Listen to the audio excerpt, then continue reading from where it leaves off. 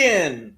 Hey, thanks for having me on, Jacob. Sure, my pleasure. It's nice to finally meet you. I listened to a couple of your videos and I read your threads, and we've been interacting a little bit. Um, in case anybody hasn't figured it out, on my channel, I use a lot of destroyed with facts and logic as a joke. This is, I don't, I never end up actually destroying anyone with facts and logic, unfortunately. But Yeah.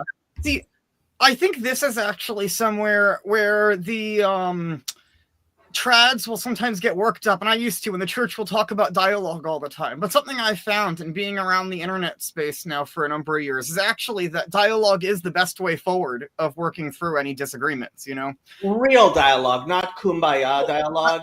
I agree entirely, yeah.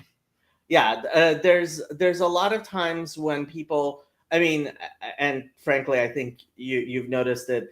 Well, Orthodox Judaism rarely gets involved in dialogue, interfaith dialogue. That's just not something we're interested in. But I mean, the type of stuff that the Vatican gets involved in, usually with Reform and conservative rabbis, oftentimes it's just cringe. I agree. I think the principle is right there. And I think if, let's say, Chabad came out and they're like, hey, we'd love to set up a commission with the Vatican, I'm sure the Vatican would love to set up a commission with Chabad. But I think that the Orthodox Jews are not interested in doing that for the most part. Yeah, I mean, the chief rabbinate has, and actually, you mentioned Cardinal Pizzaballa. I listened to him. He speaks fluent Hebrew. I listened to him speaking, and it was actually quite interesting. I had a bunch of questions. So on my Discord, we have our official, unofficial Roman Catholic priest. So I was like asking him questions about it, which was kind of difficult because he doesn't know Hebrew. Yeah, look, I believe that we are approaching a time when, especially, I mean, I put great emphasis on the Dead Sea Scrolls, and the fact is that, like, the Jews are coming back to the land of Israel. There has been a real revival within Judaism that 100 years ago would have been unthinkable. And I mean, I don't know how much you know about the Nohide movement, but that's, I mean, 70 years ago, there were 0 Noahides. Now, the best estimates are there are 100,000. And I look forward to the day that, you know, you did that thread about Maimonides. I don't agree with him necessarily on every particular that he states, but I think the general thrust is what I believe, which is Christianity exists, as does Islam, to guide the world towards Judaism. And I think that's coming to fruition. And I think we're at a time when, have you read The Disputation by Nachmanides? I have not. I need to. I've read stuff about it. This is his disputation with, I can't remember his name, but a Jew who became a Christian, right? Pablo Cristiani. Yes. Yeah, I've heard about this. I need to read it. Yeah, so there's actually 2 versions of it. There's a version that Nachmanides himself wrote, which was also made into a play that's on YouTube that isn't actually horrible, although it's not great. Yeah, Chaim Maccabee, who's another interesting figure, turned it into a play. But it's a very interesting discussion, and there's a Catholic version of it, which is, I would, in my opinion, comically bad. But I mean, a lot of these things, this discussion has been had many times. I just feel that Christians have not had an opportunity to hear out the Jewish case. And I believe, and I think the Nohide movement bears that out, that as I like to quote the Quran, there is no compulsion in religion. The truth is manifest. I think people, I trust that people can seriously take a look at things and recognize the truth, and ultimately God will be the judge of who is right and who is wrong. But we no longer have to hide like we used to. Yeah. Yeah. Well, I definitely think we're in a great time of sort of providential upheaval about the relationship between Jews and Christians. Because just like, right, you would never expect something like the Noahide movement. For much of the history of Christianity, right, the Christians have always wanted to convert the Jews. And they've been like one or two Jews who would come over every few generations, you know?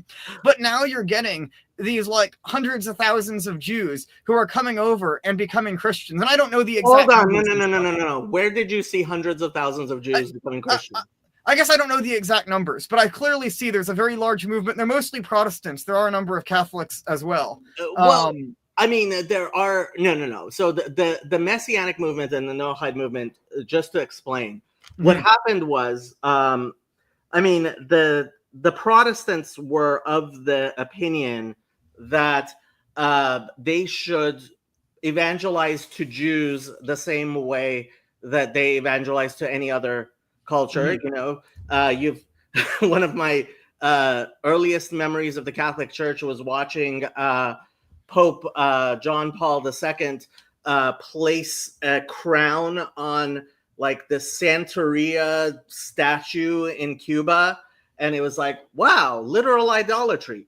It was kind of shocking, but so I mean, there is this idea within Christianity of using whatever the local culture is to evangelize, and so the Protestants decided to try the same thing with Judaism, dressing up their churches as synagogues, right? And that's really the beginning of the Messianic Christian movement. And what happened was that they set up these churches.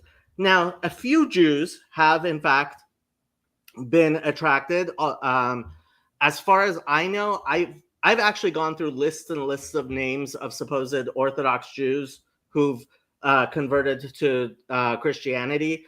I found one person who I would say genuinely qualifies as a knowledgeable Orthodox Jew, and he never got baptized. Isaac Lichtenstein is his name. He wrote a book which I read, which I didn't find so impressive. But what happened with the Noahide movement is that they set up these churches, and they got a few Jews, but they got a lot of Gentiles who started studying Judaism very seriously. And the Noahide movement is actually Gentile God-fearers, people who believe in Orthodox Judaism, but they're Gentiles, and they come from a Gentile background. Now, there's a lot of people. I mean, this is one of the things, you know, the way I came across you is people always, whenever a new Jewish apostate shows up on the internet, I mean, you've been around for a while, but like people generally, they're like, hey, Jacob, new Jewish apostate dropped, you know? And I go check, see what exactly they're saying. There's actually a few Twitter accounts which are basically, they make it their job to debunk the people who claim they were Jewish, because there's a lot of people who claim they were Jewish, and they just do it because it's gains eyes, right? No, I understand that. That's why I want to be very honest about my background. You know, like my parents are like agnostic about the existence of God. Like I had a bar mitzvah and stuff, you know, but like bar mitzvah and celebrating like the high holidays are sort of the extent of my Judaism growing up. You know, we didn't keep kosher in our home. So I don't want to be deceptive about my background. I will admit the vast majority of like converts from Judaism I've met are from secular backgrounds. And that's not always the case. There's a friend of mine who right now is an Orthodox Jew who's thinking about becoming Catholic. Interesting. And I've met a few over the years who do come from Orthodox Jewish backgrounds. We have a group chat on Twitter of some of us Jewish converts to Catholicism. We have 11 of us, and so we don't agree on anything at all. But this one account here, at TK Dillon, he grew up in a Hasidic Jewish community. TK Dillon. Okay, I did not know. Is Yeah, he I on? mean, Is he he's on on Twitter. Twitter? Yeah, he's on Twitter. He doesn't talk about it that much and stuff. And from what I understand, he doesn't have like a great relationship with his Jewish background. Like he's not like talking up Orthodox Judaism and stuff. But yeah, I mean, I'll tell you, it's generally my thing has been I prefer a truthful, like if somebody actually yes, we all know our brother Daniel. God, I'm gonna get in God have trouble here, mercy. but I've actually met him a few times. Oh wow. May God have mercy on his soul, and may he have a complete refuah shlema. And yeah, interesting guy. The thing is, for me, it's like, look, your relationship with God.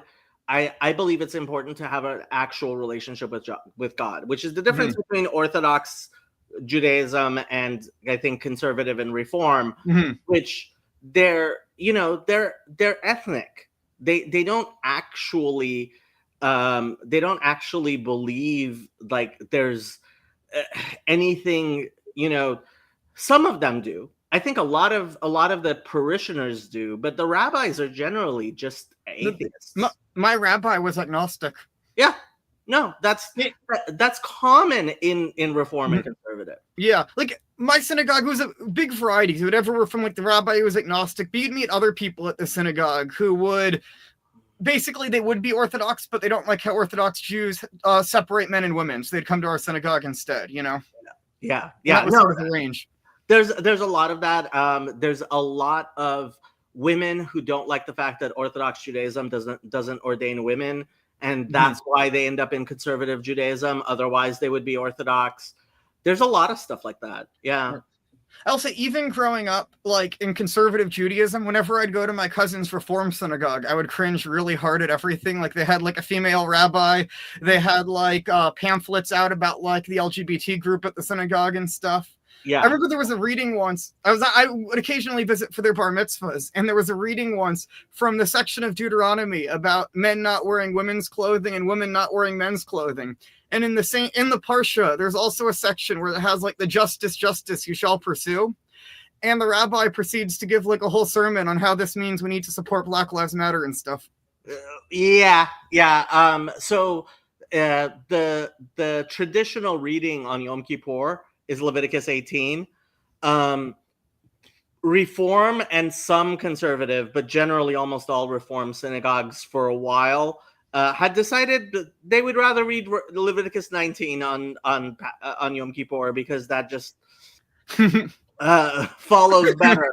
And it's like after thousands of years of this being what our religion has taught, like I have more respect for somebody who leaves the religion than I do for somebody who like takes a marker and decides which Bible verses they don't like.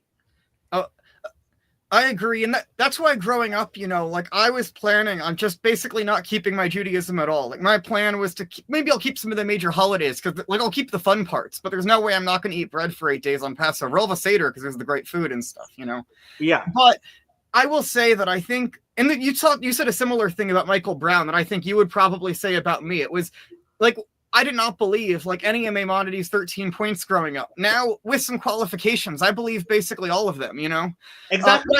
I don't believe all of them in the way Maimonides explains them. I probably believe about 9 or so in the way he explains them. I went through it once. I don't remember the exact number. But like I believe now, right, that the Torah was given by God to Moses at Sinai. And I think that that's very important. I will defend that to my death, I would rather die now than deny that. Yeah, and that this is, I mean, a lot of Reform and conservative people would get offended, and many Orthodox people would disagree for various reasons. But I actually think, being a Roman Catholic is better than a believing Roman Catholic. I mean, obviously, how Catholic the Pope is also a question. But I mean, well, Francis yesterday decided that there needs to be an investigation into the genocide in Israel, and I just noticed he's never really discussed the genocide of Christians throughout the Middle East. I heard you talking about that last night. I do want to bring some context to this. This is very important. Is that I think a lot of the church's relationship with Islam has to do with the fact that do you know about the Regensburg Address by Pope Benedict? So Pope Benedict, he gave a famous speech called the Regensburg Address, where he was basically criticizing Protestant theology. But at one point, he draws a comparison to some Islamic theologians who he critiques. And this actually led to a bunch of nuns being massacred in a Muslim country because he dared to say a single sentence against Islam. So this is the situation we have. We have millions of Catholics who live in Islamic lands who, if we say anything, the slightest bit of criticism about the religion of Islam, it ends with lots of our people being killed. Right? This is a situation, for example, in Israel with Patriarch Pizzaballa. I know he is very, very positive towards the Jewish Catholics who live there, right? But he also has parishes in Gaza. So if he were to say something negative about Hamas, it would probably lead to a bunch of Palestinians being killed in Gaza, Palestinian Catholics there. There definitely is that. At the same time, so one of the things that on my channel we've discussed a lot is the encyclical Mitbrennender Sorge. And there's a line in there which I particularly love, which now if I can remember it goes something like when losing the faith is the alternative, the only option is martyrdom. At some point, I think the church has to have a backbone, and look, I don't know if I would have the backbone, right? Yeah. But that's what we look towards our moral leaders for. I think so. And this is where, I never know what to think of Francis. So I want to first say, I want to give him the reverence. He is my spiritual father, essentially. He's the head of the church. I want to give him the due honor that I think ought to be given. Those charitable readings I can. But so I have a friend, for example, he's a convert from Islam, a Shia Muslim from Iraq. And he gets contacted all the time by Muslims in the Middle East who want to become Catholic. And they will actually go to their local Catholic priests, and the local Catholic priests are afraid to baptize them because they're worried about being killed by the Muslims if they do it. So my friend, he found a priest who is in a pontifical order, which means they're directly under the Pope. So they're basically allowed to operate anywhere in the world, even without the permission of the local bishop. And so this priest started going around to these Muslim countries and baptizing his friends for him. And then they said, all right, let's bring this issue up to the Pope. So they actually sent a letter to Pope Francis, and Pope Francis responded, invited them to the Vatican, spoke with them for a few hours and stuff, and said, first of all, no, continue doing what you're doing. Continue catechizing, continue baptizing these Catholics. There's actually a fundraiser up right now for any Catholics watching this to want to support it, to go fund. They're going to North Africa soon. They have to basically secretly bring Muslims from all over North Africa into a place where they can safely baptize them. So please, if you have some money, please support that. So Pope Francis is not, I think, he very clearly believes, in my opinion, he very clearly wants people to become Catholic, as evidenced by this.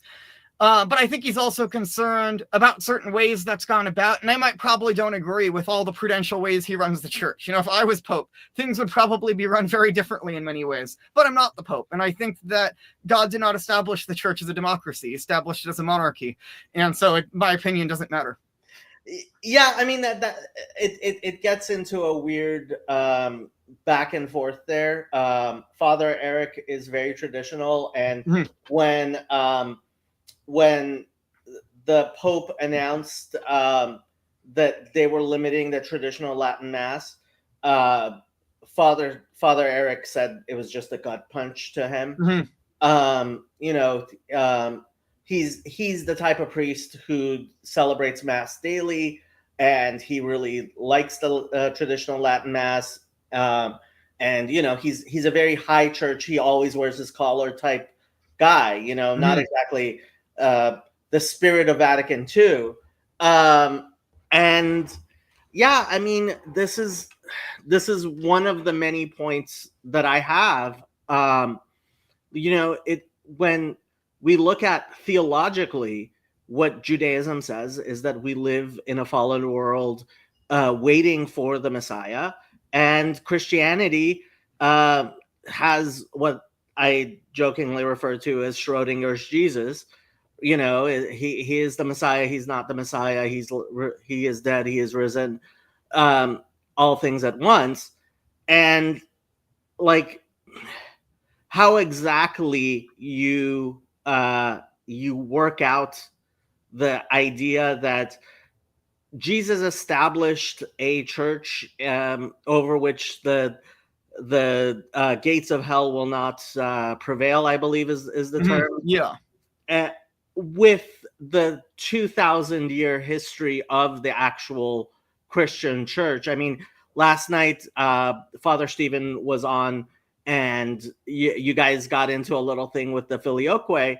And, you know, for me, when I read the Gospels for the first time for myself, right, without asking Christians, I found a very different Jesus. I found a very Jewish Jesus.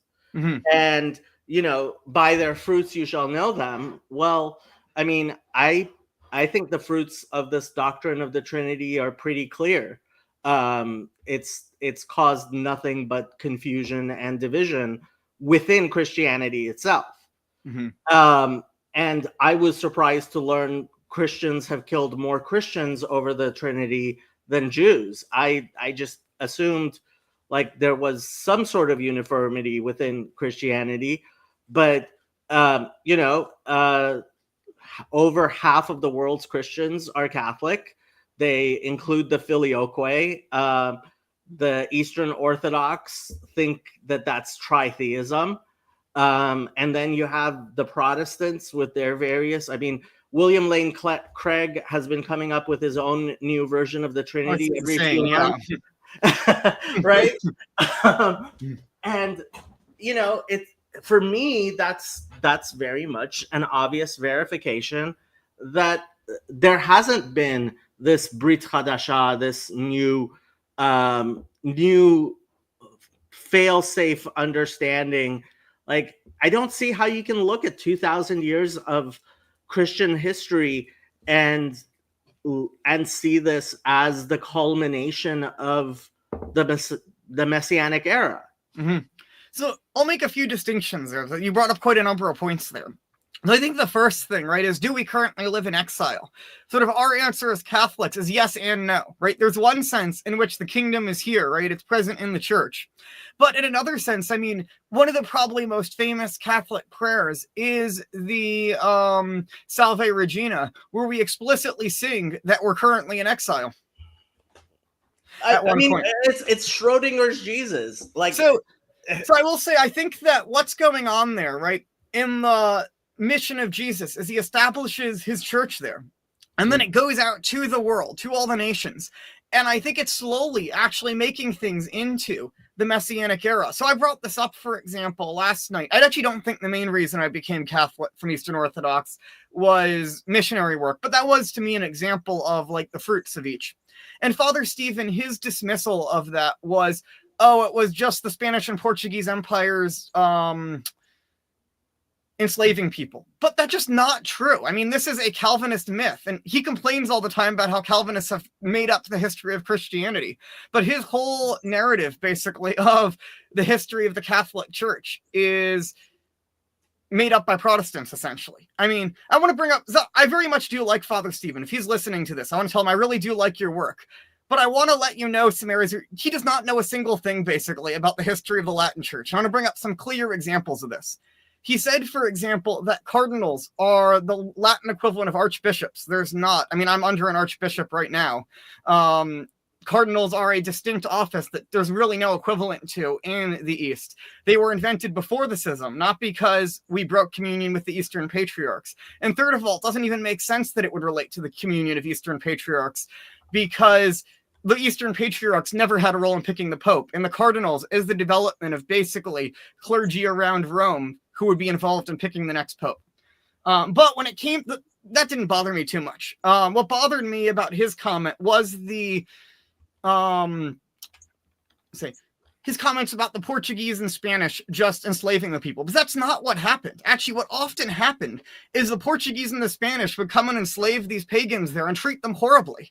And the church would complain bitterly that this was scandalizing the people. This was not actually bringing people to faith.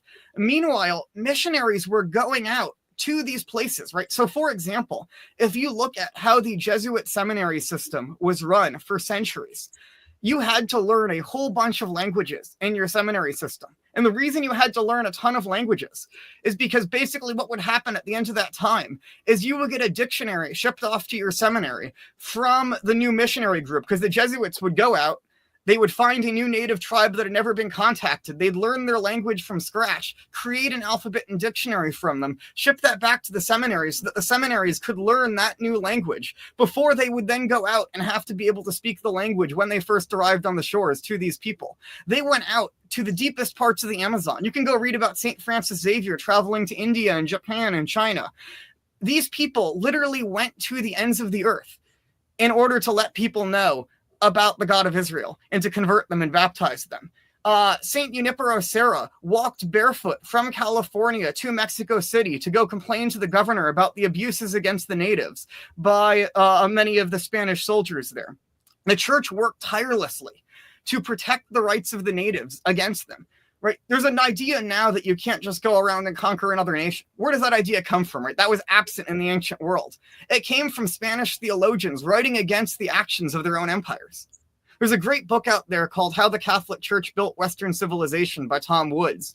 And he has a great chapter on how international law originates in theologians like Suarez and Vittoria, who are Spanish theologians criticizing what their own empire is doing. They're saying, no, you don't actually have the right to just conquer people. I mean, yeah. So around here, it's very popular to talk about the historian Tom Holland's book, Dominion. Mm-hmm. And so this is one of the things, a lot of, unfortunately, I think because of all the history, and you wrote something like we shouldn't be trapped by, historical grievances. And I agree with that. Mm-hmm.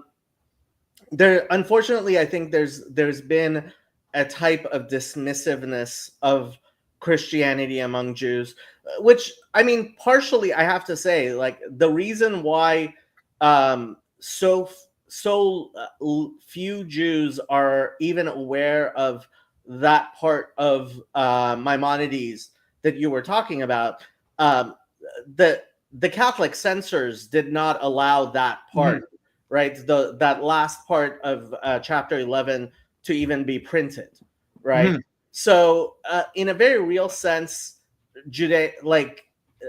we've had a problem within Judaism of not being even allowed to discuss what we believe of Christianity, and also a popular backlash and disgust for Christianity, which comes from the historical grievances, which obviously we shouldn't be captured by. Ultimately, I think the studied Jewish view of Christianity, like Islam, is that we believe there's only one God who creates all things, that everything he has created through his providence for his purposes. And Christianity, it has obviously had a huge impact on the world. And I mean, I would say the exact same thing about Hinduism, right? I am sure that there are people who, because of their devotion to Vishnu or whatever, right, have become better people. And this is, I mean, a lot of Christians wonder at the idea that it is against our religion to proselytize, right? Which it is, because they imagine that we just think the rest of the world is going to hell, whereas really the Jewish view since the beginning has always been the God of Israel is the God of the entire world. And while we are called to be a light onto the nations, that is not something we ever would impose on anyone else. And it's, we live. So what YouTube has allowed, right? And I have been trying to be very careful about this, right? When I invite someone onto my channel, I have to be very careful that I'm not in fact proselytizing, right? If someone is interested in hearing what I have to say, I love to hear myself speak. At the same time, I don't feel like God needs me to have a connection with all of his creatures, which includes certainly people who I know for a fact there are incredibly nice, good, faithful Catholics who have never heard from a rabbi or a Jew, have never met a rabbi or a Jew. And that in no way to me signifies that this person is somehow missing a capacity to have a real relationship with God. Yeah. So I'll say a few things there. First of all, having never met a Jew, this is something I have to remind myself of all the time, because I grew up in Bethesda, Maryland, which is a very, very Jewish area. And then I went to Catholic University of America for my undergrad, which is just about 25 minutes from where I grew up. And like all my friends there had never met a Jew in their life, which just shocked me, And like our area was so Jewish. I went to public school, but we got the Jewish holidays off because otherwise half the school would be out, Yeah. So I grew up in such a very Jewish area, and I always forget that a lot of people have just never met a Jew in their life, But yeah, then about the goodness in other religions. So I think we can very much recognize goodness in other religions. I know you don't like Justin Martyr, and I understand why, but one of the ideas he had is that there are goodness in all religions. And our general approach, right? I know there are times in history where there has been like censorship of Maimonides and stuff, right?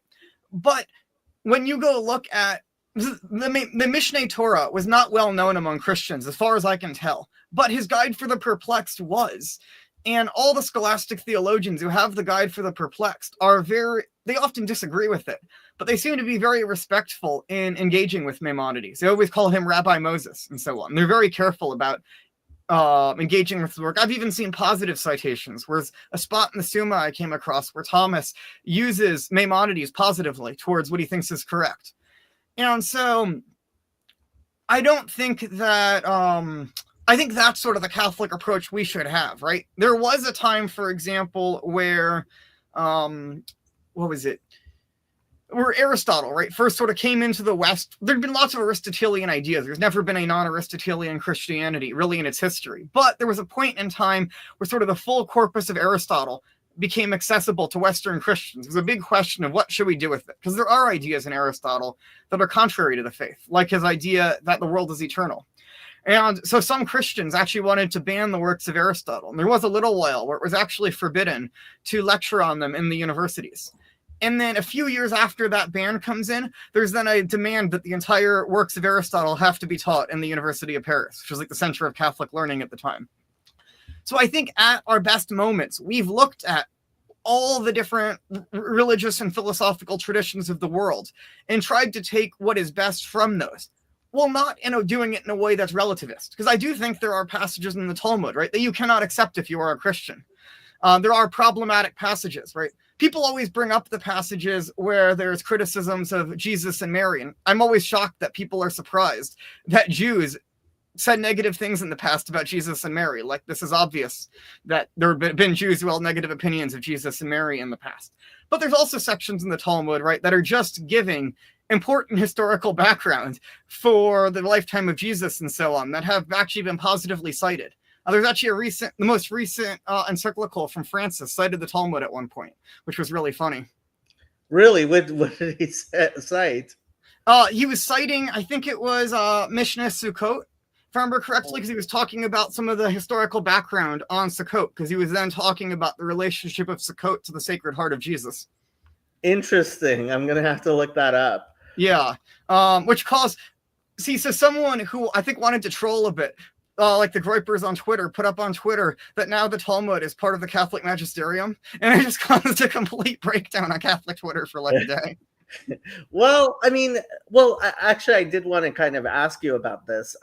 Like, obviously, the Catholic Church has 1 billion members. A very small percentage of 1 billion is still a lot of people.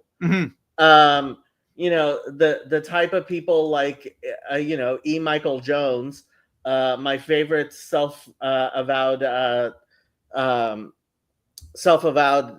anti-Semite. You know, he considers himself an actual Catholic. You know, and it's very hard to create. I mean, when you have Nancy Pelosi be publicly excommunicated by her own bishop in San Francisco, and that weekend she flies to the Vatican where she publicly receives communion, right? Like, where exactly the church ends and where it begins can be very difficult. But like, you know, for example, Father Eric, when I introduced you to him as the official Catholic priest of my Discord, his immediate clarification was official by Jacob's reckoning, not by my bishop's reckoning. Right? Because he's studying to be a canon lawyer, and, you know, being a traditional Catholic, he very much believes in jurisdiction and the magisterium and stuff like that. At the same time, I mean, I have a kind of sweet affection in my heart for our dear Pope Michael, who passed away a couple of years ago. You know, God bless his little heart. And his mom and dad were 2 of the 3 members of the conclave, which consecrated him as Pope. So, like, how exactly do you view the magisterium and your relationship? I mean, I'm guessing you're not a deacon or anything, right? So, yeah, explain all that. Yeah, so I'm just a layperson, you know, but I do definitely believe in the importance of following the canon law. You know, I think we could really use some additional provisions in canon law about the internet, because our current canon law was written in the 1980s. So there's nothing in it about the internet, which I think actually creates a huge issue of the jurisdiction on the internet. You know, what does it mean when someone teaches on the internet? Because now all of a sudden you're teaching people outside of your jurisdiction.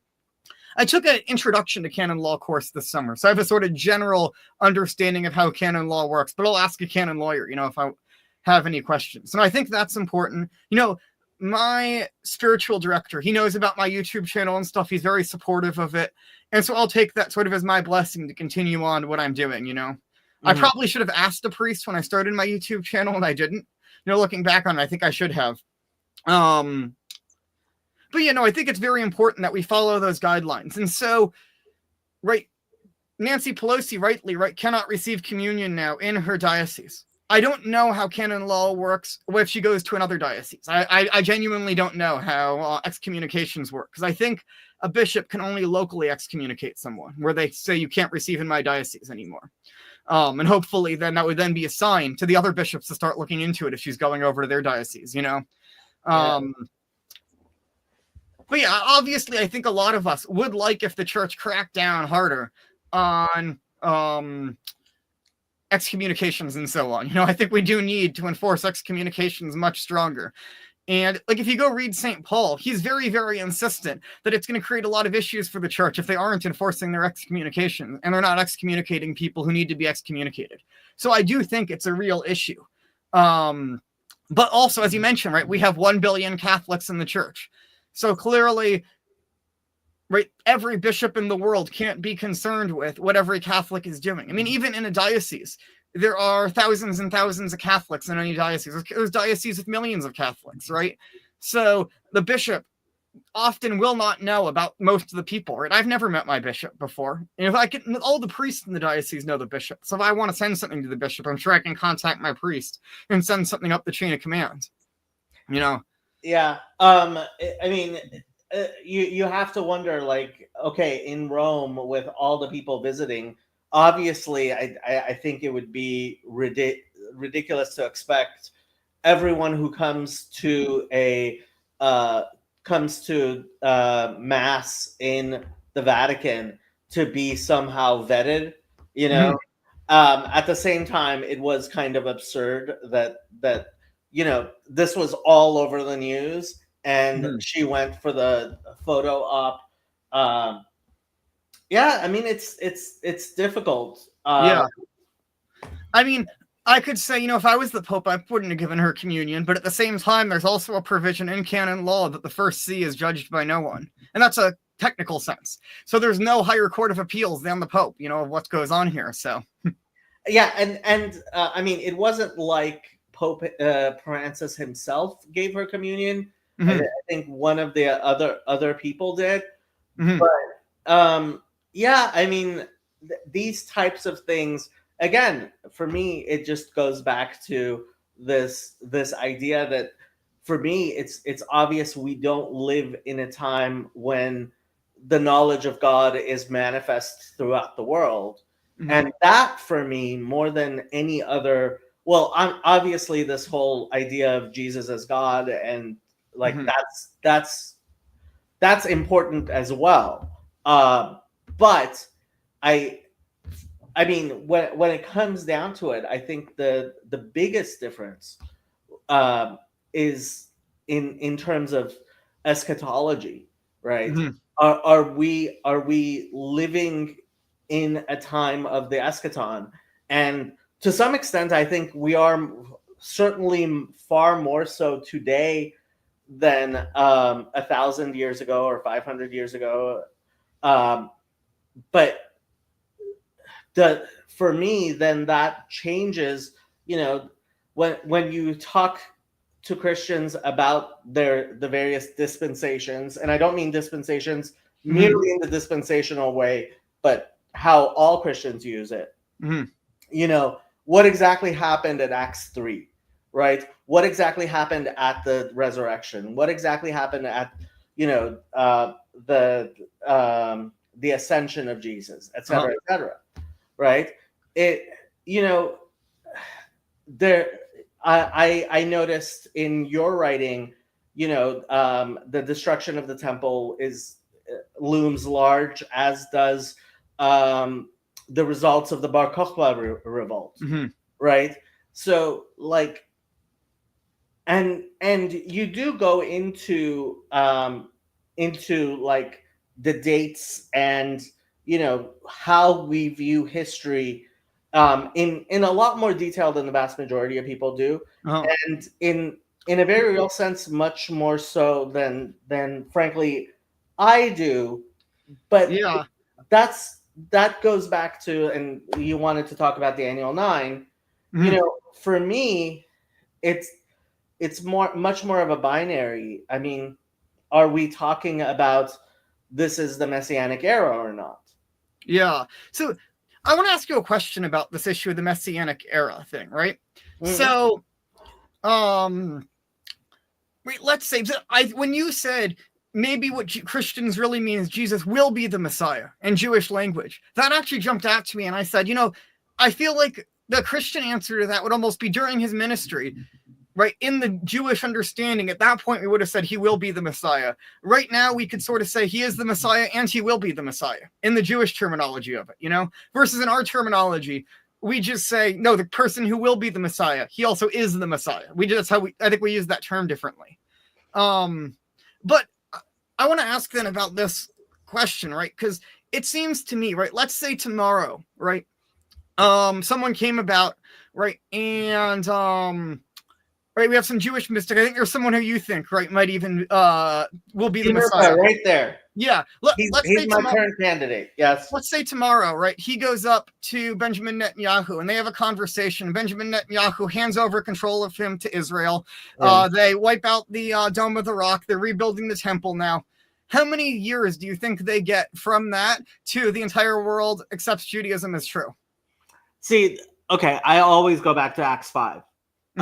Because while that thing of Gamliel the First is only attested to in Acts 5, I have yet to see an Orthodox Jew read that passage and not have the exact same response I did, which is, do the Christians know about this? Yeah.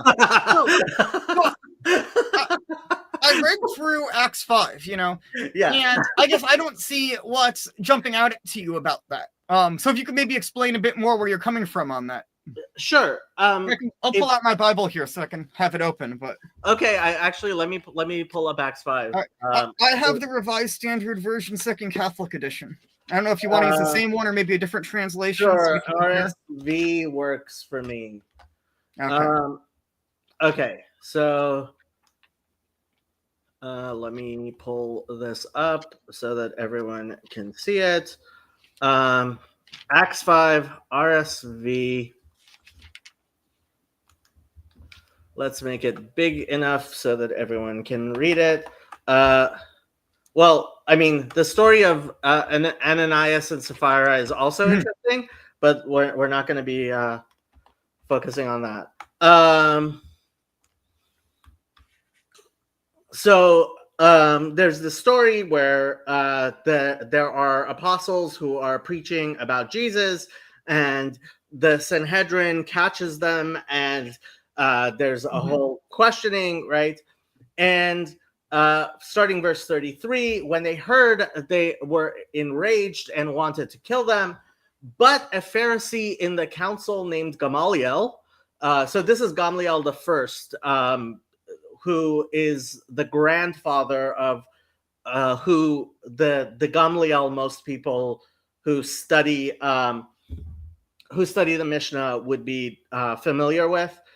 He's a very prominent rabbi in the Mishnah. Funny enough, Father Stephen recently published a book on the life of Paul, and the one thing that we kind of together came to in discussion is Gamaliel. This Gamaliel may be the last figure that Judaism and Christianity both claim. He is a saint in the I believe Catholic Church as well. I'm sure in the Orthodox Church, and he so he was a descendant of Hillel, whose teachings are obviously reflected in a lot of Christianity, and he is the great-grandfather of Rabbi Judah the Prince, who was the redactor of the Mishnah. The Mishnah is the core of the Talmud. So very, very prominent person both in Judaism, and I mean, obviously he shows up in the Christian Bible. But a Pharisee in the council named Gamaliel, a teacher of the law, held in honor by all the people, stood up and ordered the men to be put outside for a while. And he said to them, "Men of Israel, take care what you do with these men. For before these days, Theudas arose, giving himself out to be somebody, and a number of men, about 400, joined him, but he was slain, and all who followed him were dispersed and came to nothing. After him, Judas the Galilean arose in the days of the census and drew away some of the people after him. He also perished, and all who followed him were scattered. So in the present case, I tell you, keep away from these men and let them alone. For if this plan or this undertaking is of men, it will fail. But if it is of God, you will not be able to overthrow them. You might even be found opposing God. So they took his advice, and when they called in the apostles, they beat them and charged them not to speak in the name of Jesus and let them go. Now, except for that last sentence, what Gamliel seems to be saying there, as far as I'm concerned, very much reflects a studied Jewish view, which is, I mean, we're not talking about somebody coming and saying, which I hope is obvious. They were saying Jesus is the Messiah. They weren't saying Jesus is God. They were saying Jesus is the Messiah. They were not saying break the Sabbath, right? The Sanhedrin would have taken a much grimmer view of breaking the Sabbath or eating pork or, in other ways violating the law than that. Than what Gamliel was saying. If it's a question of who is the Messiah or not, right? Well, I mean, fine. You want to believe that Jesus is the Messiah? Gesundheit, right? Like that's not a huge deal. Now, preterism, which, as far as I understand it, is a heresy for Catholics as well. The idea that Jesus has completely fulfilled. Oh yeah, that would be heretical. Yeah. And that's where I think a lot of times we as Jews imagine that Christians are preterists because they speak. I mean, when I learned the word preterist, and I talk to Christians, I always, I'm like, you're not a preterist, are you? And usually they've never heard that word, which gives me an advantage. Like, as long as you're not a preterist, if you want to believe that Jesus will be the Messiah, I don't actually care that much. And I don't see why I should care that much. Yeah. And so the same thing with, like, okay, if right now, as far as I'm concerned, the Yanuka is teaching Torah in wonderful ways, and he seems to be rightly guided and a saintly man. And if he turns out to be the Messiah, yay. And if he doesn't, okay, next, and this does go back to this whole message of Daniel is, like, very emphatically, just wait, and it's like, okay, just wait. What are we arguing about? Whereas, at least for some Christians, it's very much, you must believe Jesus is the Messiah or you will go to hell. And it's like, I don't even see that clearly in Christian scriptures, although you can make that case. But certainly in Jewish scriptures, like, that's a very, like, if you believe that that's the main story of the Christian Bible, of the Jewish Bible, it's like, have you read it? I agree, yeah. So let me maybe draw a few distinctions. I'll sort of start with where you ended and then walk back from there. So the first question of going to hell or not, I think this is often, it's unfortunately, I think, seeped into even a lot of Catholic discourse. But our whole idea is that question of, right, that's sort of the starting point. The purpose of the Catholic life is to grow as close to God as you can. Now, I would say that objectively, I think God has established the Catholic Church as the ark of salvation, that the sacraments are the means of salvation, but also we have an idea, it's called invincible ignorance, which is basically you're not going to be held accountable, right, for something that you did not objectively do. So in Catholic moral theology, right, we think that in order for something to be a mortal sin, you have to have full knowledge and full intention in doing it. So ultimately, I'm not the judge of anyone. It's God who's the judge of everyone. But I will say objectively, I think, right, if someone asks me, right, where do I want to go if I want to be saved? I'd say become Catholic. But that's because that's what God has told me. But I ultimately don't know how God's going to judge each individual person. And I'll say that as sort of a starting point. I very much agree with what you say. If the sort of the message is just faith alone, or you're not going to believe, right, that's obviously going to then miss the vast majority of what's in the scriptures. So in terms of whether or not Jesus claimed to be God and the apostles were claiming it, I actually do think that he claimed to be God and that the apostles were claiming that as well. I don't know if the Gamaliel realized that at the time or not, right? So that would then be a whole question. I also think that the divinity of the Messiah seems to me to have been a much more open question in Second Temple Judaism. Because I think basically Jesus is claiming to be the Son of Man figure in the book of Daniel. And I think that's very clear that the historical Jesus, even if you want to, I think all the Gospels are historical, obviously. But if you wanted to sort of take the historical Jesus methodology, I think it's very clear that he claimed to be the Son of Man figure in the book of Daniel. And then from there, then I would argue that he's claiming to be God. There's obviously a complex discussion. And a book I'd recommend on this is Brant Petrie published a good recent book on the historical Jesus and divinity. I can't remember the name of the book. If you look up Brant Petrie, you'll find his book arguing within, because Brant Petrie is a pretty traditional Catholic. So he obviously believes all the Gospels are historical, but he tries to argue that with even in the context of historical Jesus studies, because that's what his PhD is in, that Jesus did in fact claim to be divine. But then it seems to me like Gamaliel is saying, all right, let's look and see if this works out. And your question is it going to work out in the way Orthodox Jews imagine it to work out? And obviously then the answer is no, that did not work out.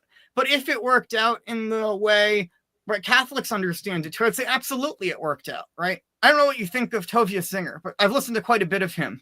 And sort of the line he always repeats is just look out your window and you'll see what things are like. Well, if you look out your window, right, the world has completely changed over the last 2,000 years. And obviously other groups have been involved in it.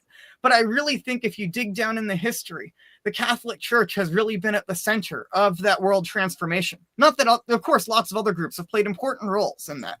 But I really think you look at any of those major changes, and it's really the Catholics who've been at the center of those. Even things like, right, people ask the question of nation will not lift up sword against nation, right? It used to be that nations went to war constantly. And that's basically what you did as the spring rolled around and you would go march out against the local cities around you. The Catholic Church, through the theory of just war, basically declared that the vast majority of wars are not just. And so this has played a major role in medieval Europe, for example, being a time, I mean, we remember the big wars that happened, but overall of a time of great peace. That the Catholic Church forbid war for lots of the year during all the fasting and feasting seasons, for example. So I think that the church has actually played a major role in transforming the world. And obviously, right, when Jesus returns in the age to come, everything will be perfected. But I do think that there has been this major transformation. And so to Gamaliel's statement there, has this worked out or not? I'd say absolutely it has. Right? If imagine, right, let's say you went to those Jews who were opposing Jesus at that time, right?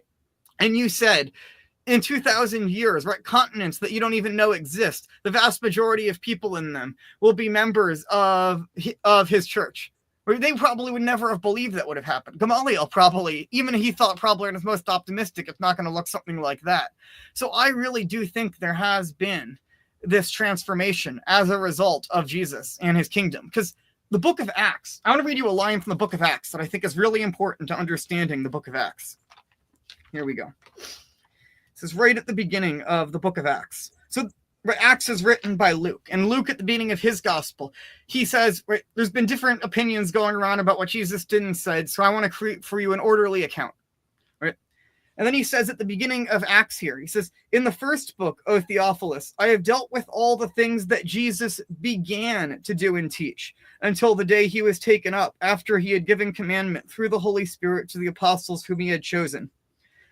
And so I think that's very important. He says what Jesus began to do and teach. So the book of Acts is not what the church did when Jesus was gone. The book of Acts is what Jesus continued to do through the church.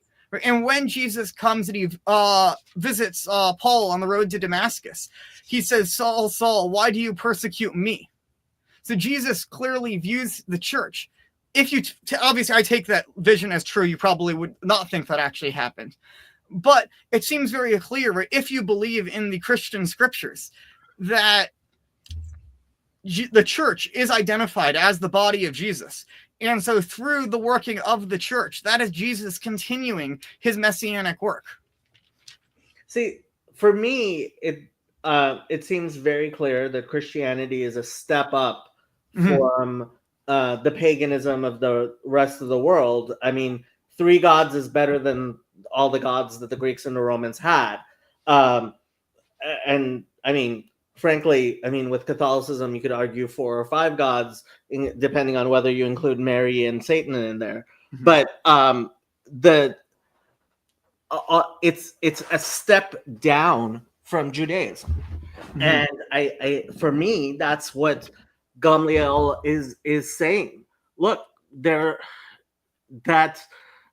so this is one of the images that I use a lot. It's Christ crucified. Mhm. It's about 400 years old, and I don't know how's your Hebrew.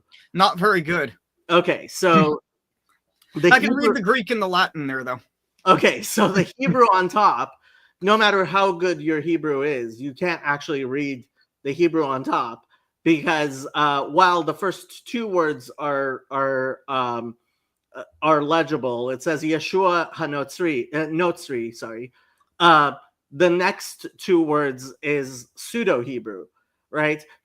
So the painter obviously got somebody who knew Hebrew to write Jesus of Nazareth, King of the Jews, and first of all, he wrote them with nekudot, with the vocalization marks, which a Jew would never put on a sign, and were invented about 1,000 years ago by the Masoretes.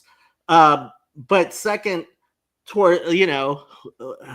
after a while, it seems he got tired of actually looking at whoever it was wrote, and just decided to fudge the rest.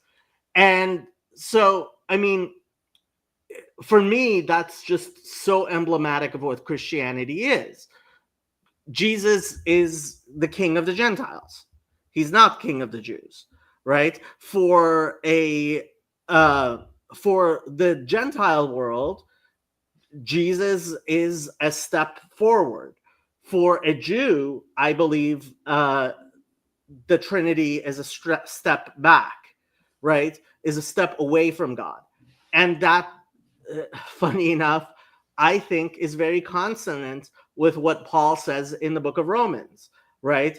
To us, who the law was given, right? For us to turn to the pagan ways that I see the Catholic Church being is a step away from God, and for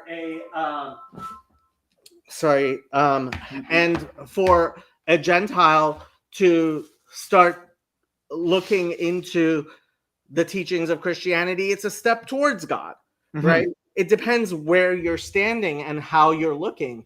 Catholic morality is deficient. I think Pope Pius IX, right? When you look at what happened with Edgardo Mortara, right? If a rabbi did the types of things that the various popes did, we would certainly denounce these people. You mentioned that Himyarite king, right? Like, okay, there was a Jewish king, once who did some stuff. There were certainly Christian kings who did some stuff, but when you come to the actual church itself, yeah, certainly better than the priests of Tenochtitlan and even Jupiter, right? But I mean, I simply don't see how somebody looks at Pope Pius IX, who was canonized by as blessed, not a saint, thank God. Like, you look at his life, you look at how he acted, like, frankly, I think that's obviously disgusting and satanic. He was a kidnapper. He took someone else's child as his own. Like, I mean, it's so obviously abhorrent to me that if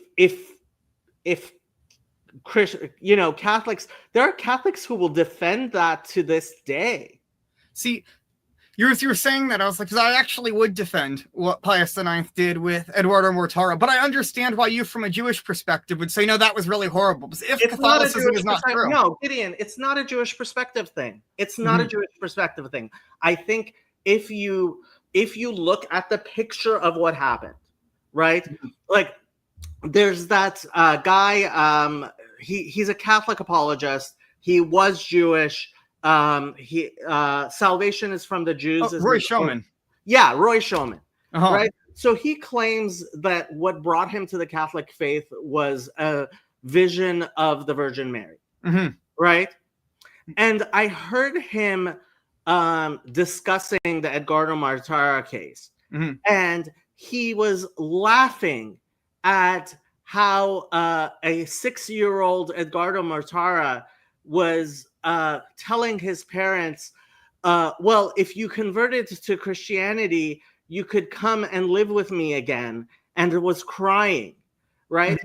And I cannot imagine anyone who seriously believes in the Virgin Mary as a mother, as a loving mother, looking and laughing at the mother of Edgardo Mortara in that situation. Right? I don't think it's a Jewish thing. I think it's a human thing. And I think if you have been perverted by something that I can only call supernatural evil, to have no sympathy for a mother whose 6-year-old was taken by literal soldiers, right? A child being taken by soldiers from his mother, right? It's not a Catholic or Jewish thing. It's whether or not you have human emotion or you belong to Satan. So I definitely think probably the situation could have been handled much better. But I think very well, right, if he's baptized, then we would say he has, and we have an obligation then to ensure that he has a Catholic religious education at that point. Because he's at that point a member of the church. Even if that were true, and there's a bunch of arguments you could make. First of all, they certainly didn't do this to Protestants, and you would think that should apply to Protestants as well as it does to a Jewish child, right? And you know, he asked, why would you judge a religion based on one person? Because he's the Pope. I will say there are things popes have done in relations to Jews that I do think are very problematic and I wouldn't support, right? But I think in this case, you could argue it could have been handled better, right? And obviously it actually worked out very bad for the Papal States in the long run. This was a big part of the downfall of the Papal States. But I also see, right, because I see then later on, right, this man, I'm very interested in reading about other historical examples of converts from Judaism to Catholicism. And I have not read his diary in full. I know you have, if I remember correctly. But I haven't read his diary. I've read a lot about it. Okay. I actually could probably read it in Spanish. It was written in Spanish. Yeah. So I've seen little bits of it and stuff. And he seems to have actually genuinely had a conversion as a result of his baptism. Yes, but part of the reason that when they reprinted recently his confessions, they decided to edit it is because he obviously had been taught grotesquely anti-Semitic things, which, you know, I mean, Stockholm syndrome being what it was, a child who at the age of 6 was stolen from his parents, taken to the house of catechumens, where a bunch of adults told him his parents don't love him. That's why he's there. I mean, this, I don't see how someone, like, honestly, this is where I would say at the day of judgment, a person has to stand before his God and say, do I side with, I mean, you've seen the pictures where there's the Hamas, there's the Hamas rapist and the woman right? Mm-hmm. And people say it's pretty simple. I'm with her, you're with him, Mm-hmm. right? And frankly, this is one of the things where I defend Catholicism against the Protestants, right? I think an image will oftentimes show you things so much more clearly because it has to encompass the situation in a way that in words we can finagle and legalese and rationalize things, right? When you see the picture of a mother, a 6-year-old, and soldiers taking him away, I don't see how you can paint that picture in a way that it's not obvious who belongs to Satan and who belongs to God.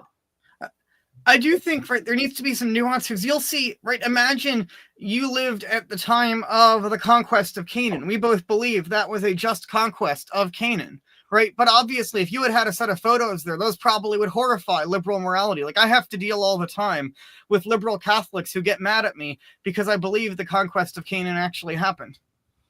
I have to say, I mean, when it comes to the conquest of Canaan, my image of it would be far more like Father Stephen's image of it, Mhm. which would be literal monsters, Mhm. right?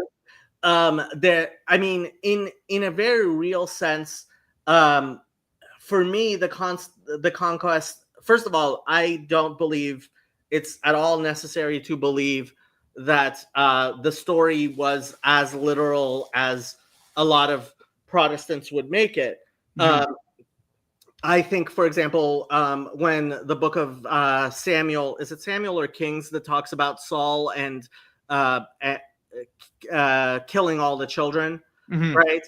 Uh, in context of that story, you're talking about he saves the king, he doesn't save the children. There's a moral there, right? Mhm. At the same time, it's like we're not talking about interpretation of a story. We're not even talking about a time of war or anything like that. We're talking about people who were supposedly under the protection of the Pope, Mhm. right? He was their monarch, and Mhm. you're absolutely right. The world was outraged and removed papal states because they saw that the Pope was immoral. And I think that's just manifest. And when you look at the papacy as a hopeful, that this is what we, a moral guide to the world, in some ways, yeah, I defend the Vatican against the they were a check on the Spanish Inquisition. There were in many ways which the Catholic Church was a beacon of morality against less moral people. But when you look at it in a more objective way of does this meet the basic levels of morality that are taught in the Bible, right? And again, with Edgardo Mortara, like, they weren't doing that to Protestant children. Certainly, those Protestant kids were being baptized and not being given a Catholic education, Mhm. right? Or even, with people who gave poor Catholic educations to their children, or even if it was a requirement that Edgardo be brought to school, but no, they took him away from his parents. They wouldn't let him sleep in his own bed. Like, this is purely nasty. And the image of a man who did not have his own children. I mean, I have to say, voluntary celibacy in Jewish view is completely anti-biblical, right? So when you look at this man who had no children of his own, stealing someone else's child to raise as his own, I mean, it this is one of the 10 commandments. Thou shalt not kidnap. Mm-hmm. It's just so obvious to me that, like, when people try to defend it, I just, like, all I can say is let God be the judge between you and me, because I honestly, it's like, if this is something, you're a father. Mm-hmm. In what situation would you feel it was justified for someone to come and take your children away? Yeah, no, I do understand the very strong emotional reaction. I very much sympathize, right, with a lot of what you say. And even when the church is putting out a response at the time, part of their response is that we can't do any other, that they felt like this is what they had to do in the situation. They're explaining, hey, we don't want Catholics working in the Jewish ghettos, especially as like nurses and stuff, for specifically this reason, that they would then feel an obligation to baptize, right, a child who is on their deathbed. And then that's going to and then that child then would have to have a Catholic education. As far as Protestants go, I do think that this was historically a very difficult issue, right? Because when someone is baptized, even if they're baptized as not by a Catholic, right? In Catholic theology at that point, they are at least to some degree bound to the church.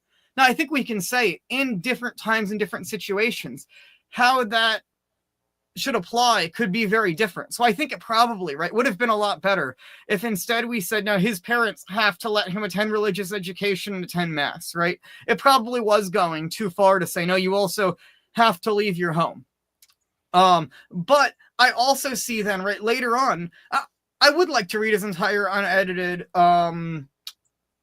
his autobiography and so on, right? And I'm sure, right, he believed things that I probably would not agree with and so on, right? But I also think that I can understand very much where the Pope is coming from. And I think that if you view it from the lens of Catholic theology is true, that it makes a lot of sense what happened there. And I could very much agree with the emotional reaction against it. But we're all going to have situations, right, where there's things that what we think is doing is right or following God might not align with what our emotions are on the subject. And as to give the example of the conquest of Canaan, right, where I agree with you, I think we have to read those books within their literary genre. So I don't know exactly how literal certain things were to be. But at the very least, it seems clear, right, if the kids were not to be killed, let's say you take that as an exaggeration, that means they still would have had to have been raised in the covenant, that the land would not allow paganism.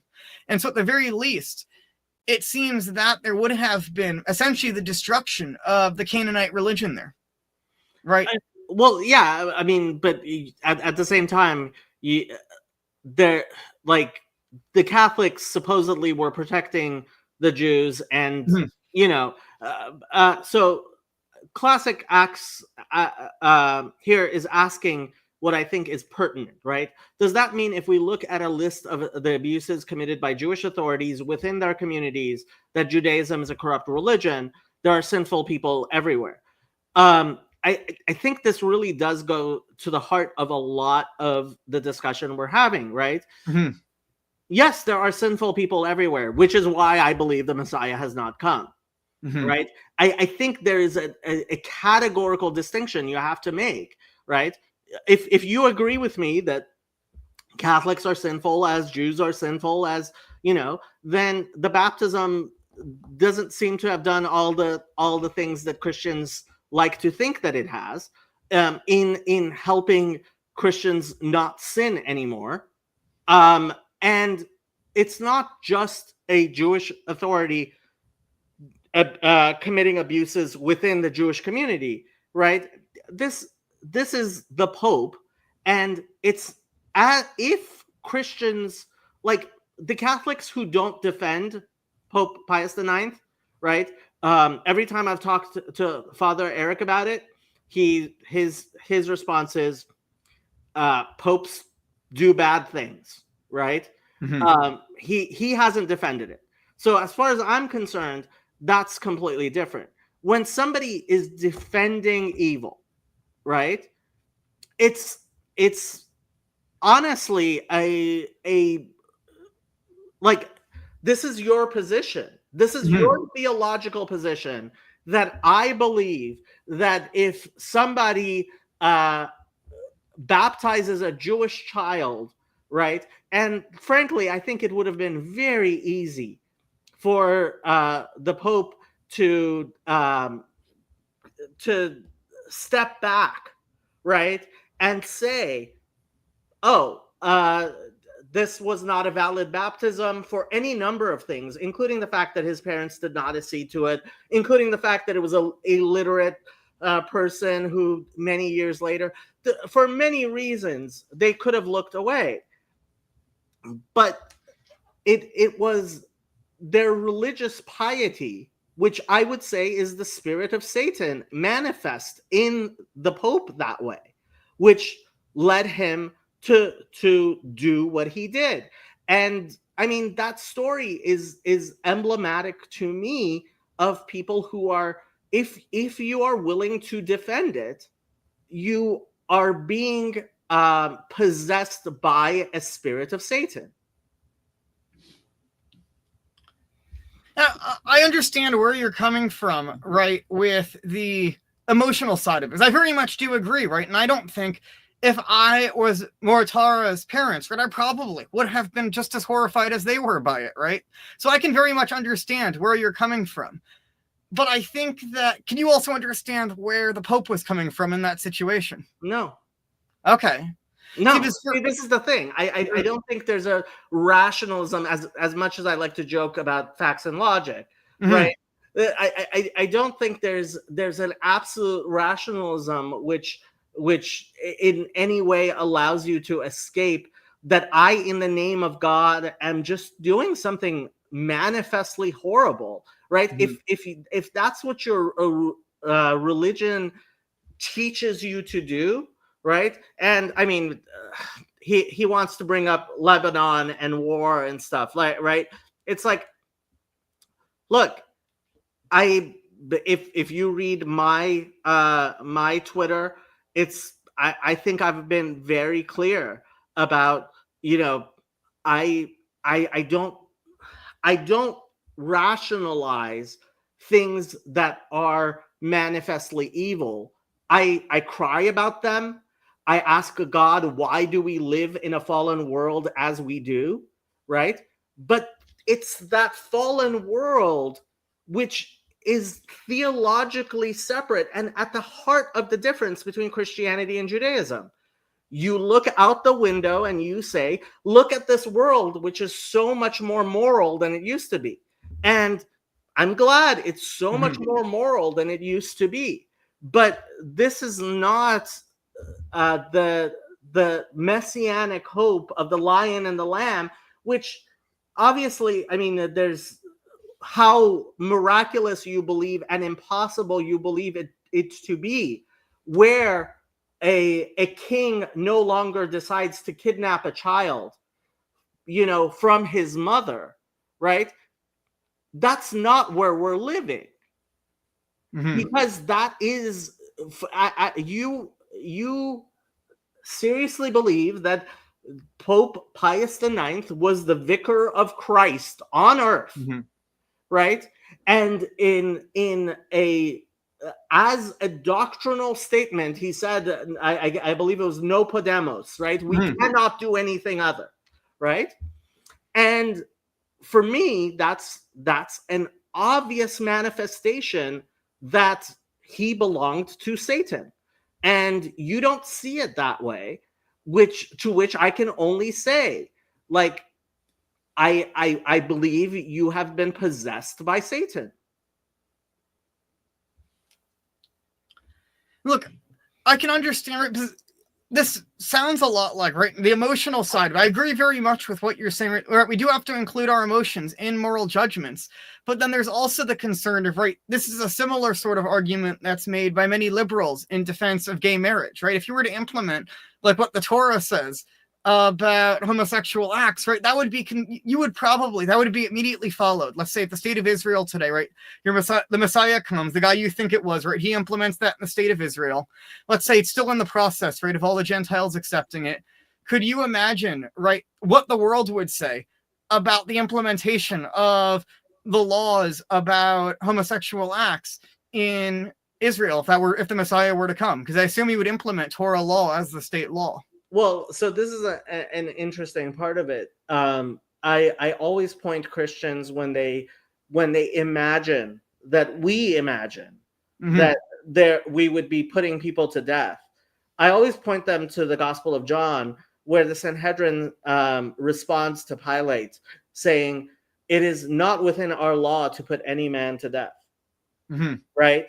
Our understanding of the law is fundamentally different from, I think, how Christians view Judaism.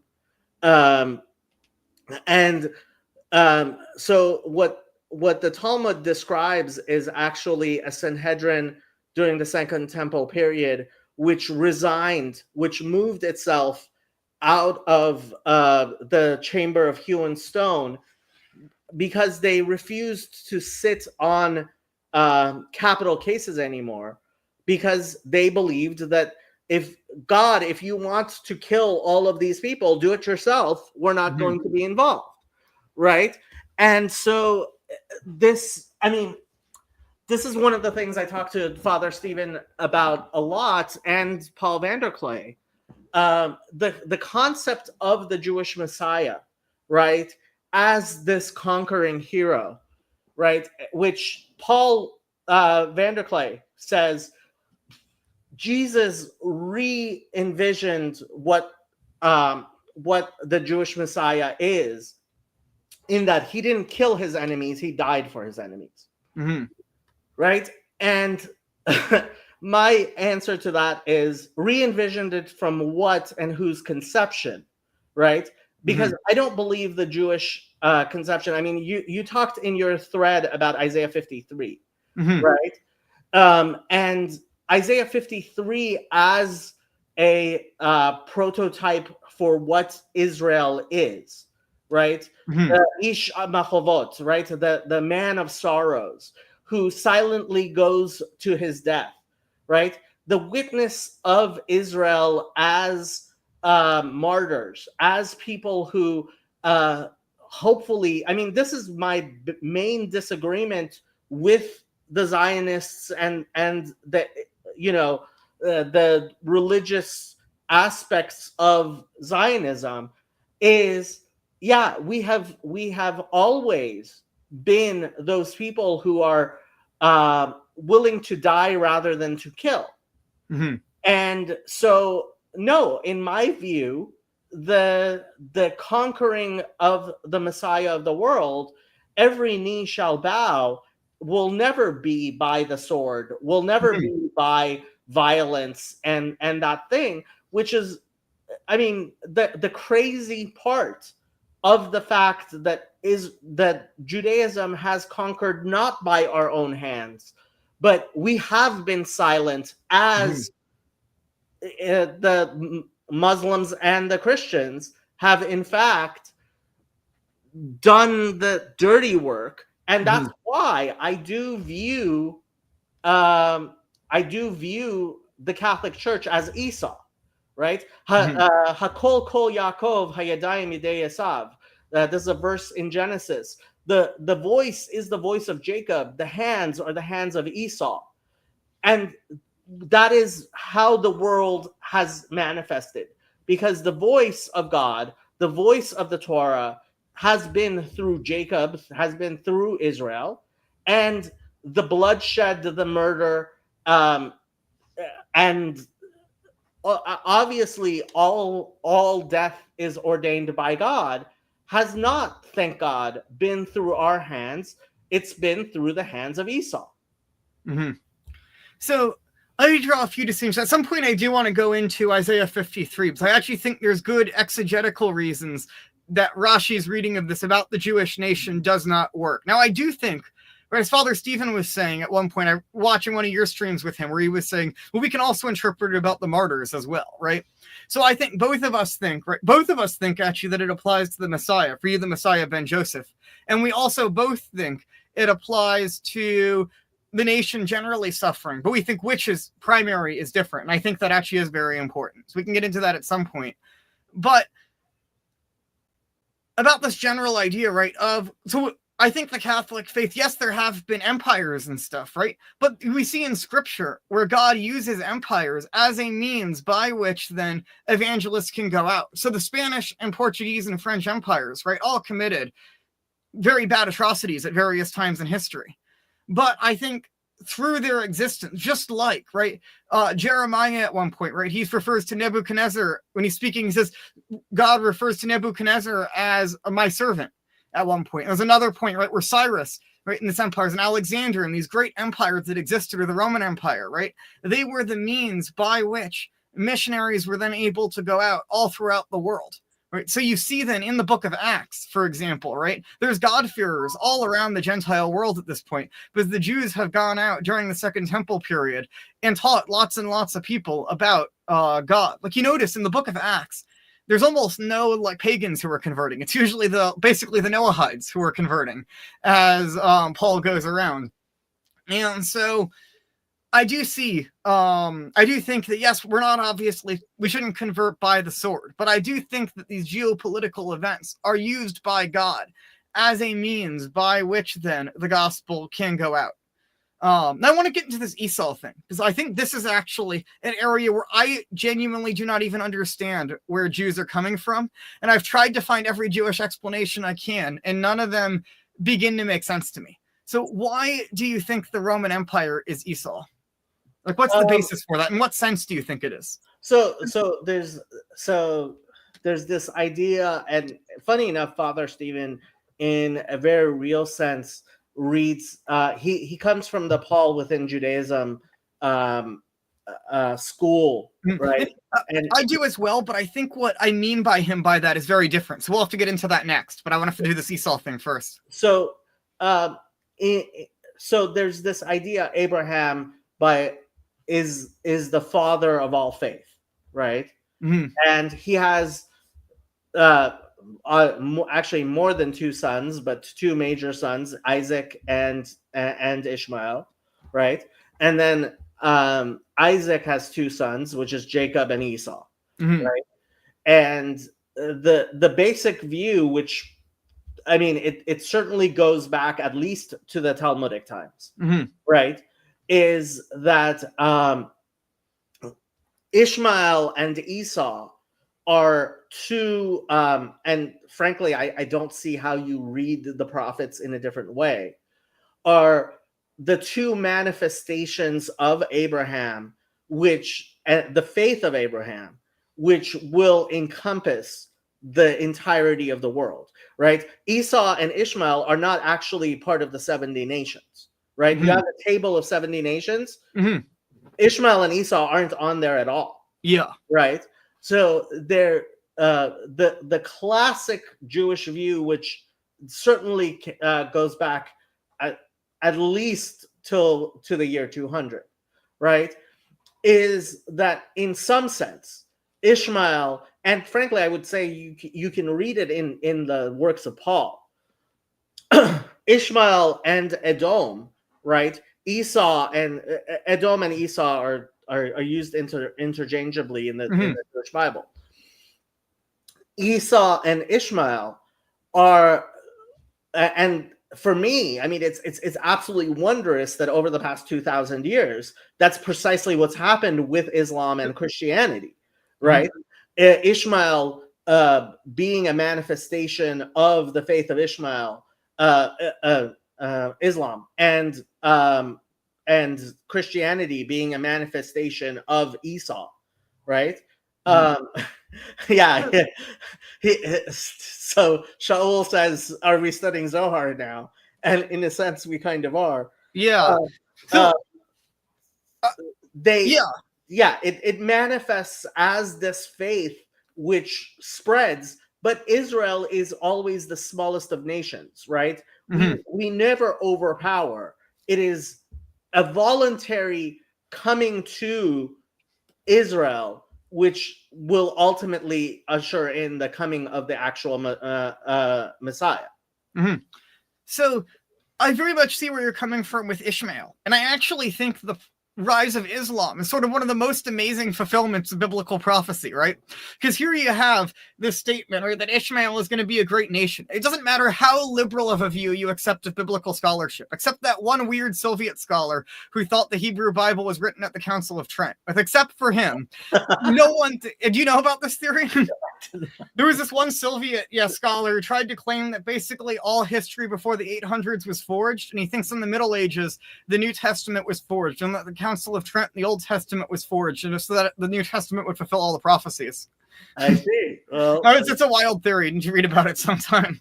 But by anyone else, basically, the most liberal views of the writing of the Old Testament I've possibly seen is that it was written in the 300s at the latest you could possibly push, and I think that's ridiculous. But let's say you wanted to push it to the Dead Sea Scrolls, that is the original Torah, right? That's still hundreds of years before Ishmael matters at all to human history.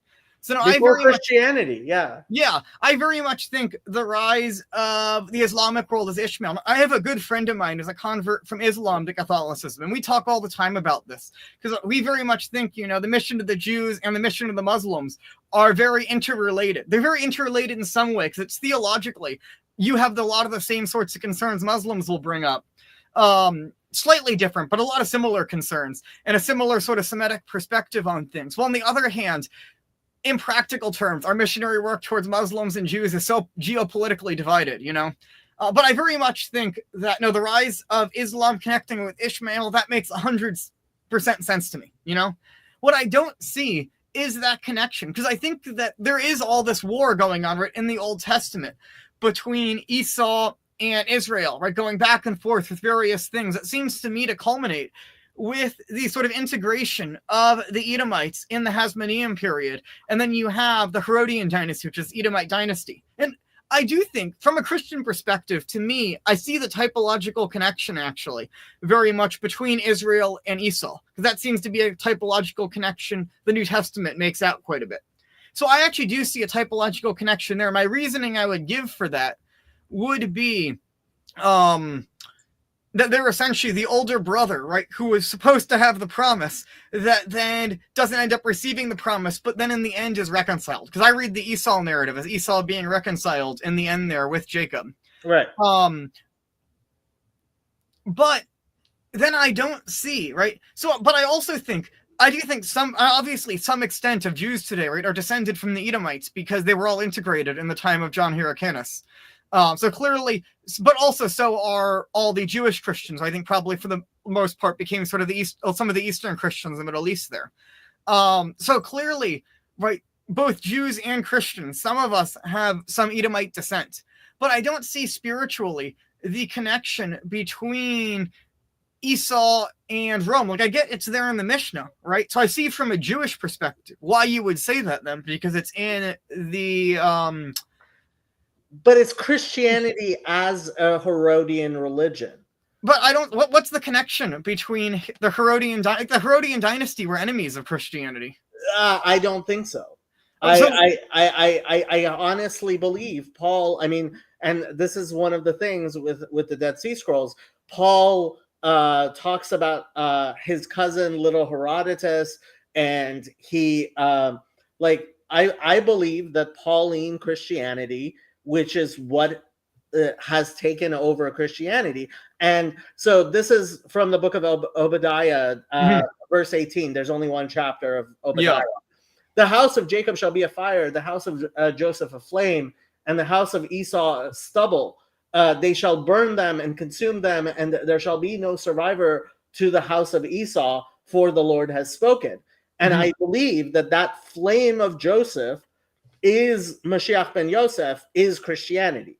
Christianity has completely burnt up the Roman Empire, taken it over, and you're a Roman Catholic, right? And that is the house of Esau that has been burnt up into being Christianity. And I do see this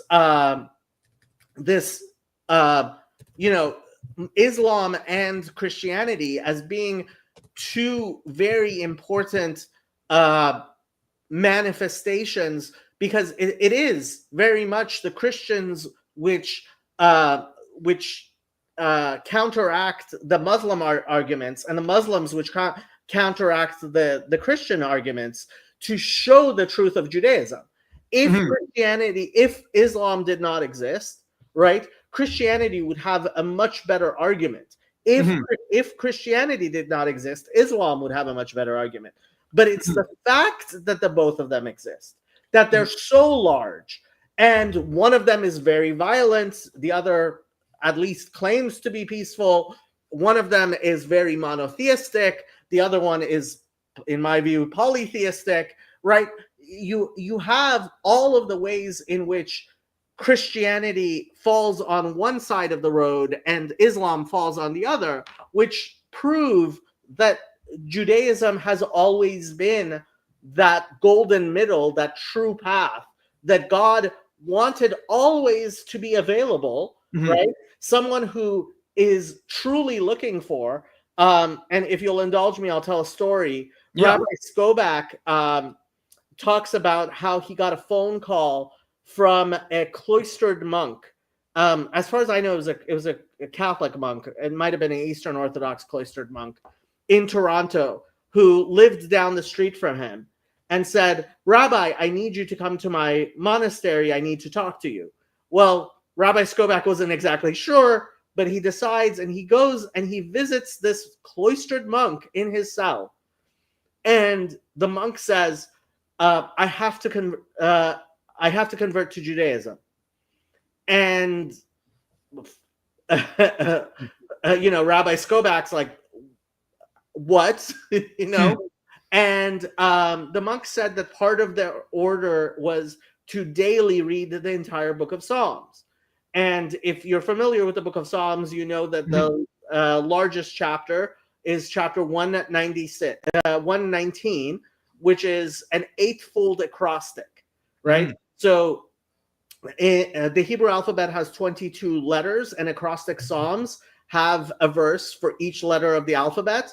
This is an eightfold acrostic, so it has 8 times 22. It has 176 verses. It's by far the largest chapter of the Bible, and so every day he was reading this psalm, and the psalm is purely about the greatness of the law of God. That it in every way sanctifies and purifies and does all of the things that at least Father Stephen argues only the Protestants say Christianity says, although I think Paul really did hate Moses and the law. But that's a whole other discussion. So he was brought to faith, to Judaism, in his cloistered monastery, right? That for me, like, I believe that Judaism has always been available, if not to every human being, at least to a large portion of humanity, through the witness of Israel, right? Today, I believe it's become so manifest. That's why we have the Nohide movement. And I am very hopeful that because we are approaching the time of the Messiah, when all the Christians and the Muslims will have to interact with each other and recognize, you got to put that Trinity thing away. You gotta put that murder thing away, right? 2 of the big ones, idolatry and murder, right? And they will come together under the true religion, which was revealed to Moses at Mount Sinai from the very beginning. So I can make sort of a few comments.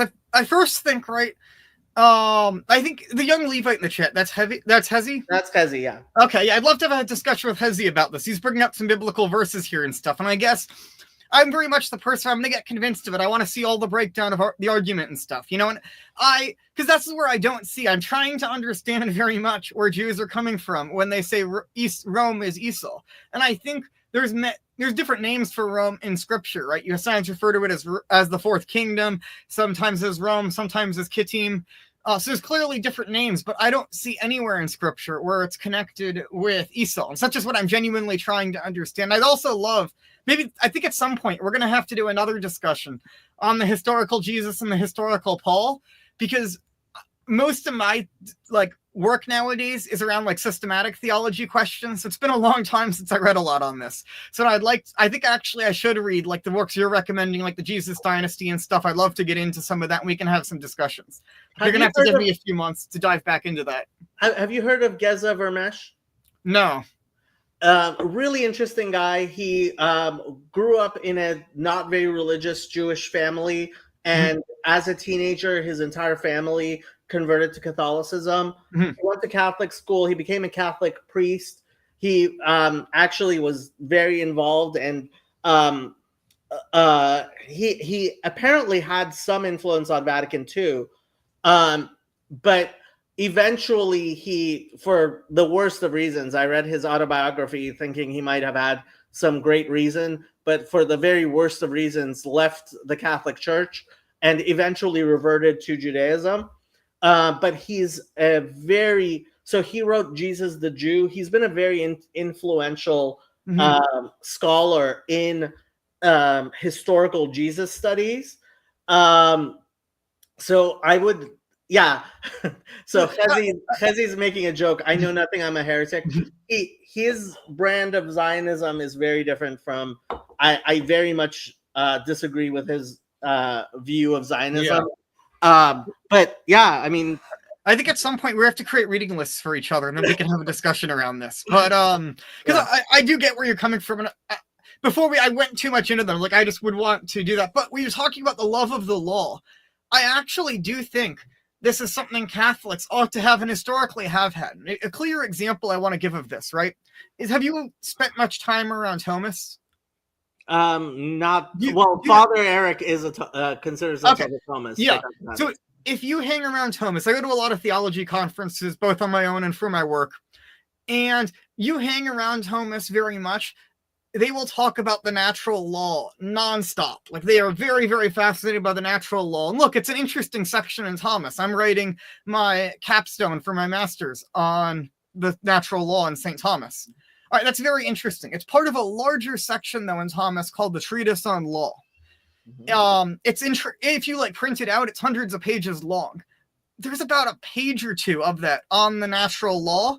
There is over 100 pages of that on the ceremonial law of Moses. He goes through basically every single law in Moses, or maybe not every single, but he goes through a large number of them to try to talk about what they mean. There's even a section he has, because part of what he's trying to do in this whole treatise on law is synthesize sort of a scriptural approach to law and this philosophical approach to law that he's getting out of Roman law and Aristotle, and sort of create a great synthesis of a theology of law. It's a fascinating section. And one of the things he was a very strong proponent of Aristotle. So he sort of sees Aristotle's politics lays out what is the best regime at one point, right?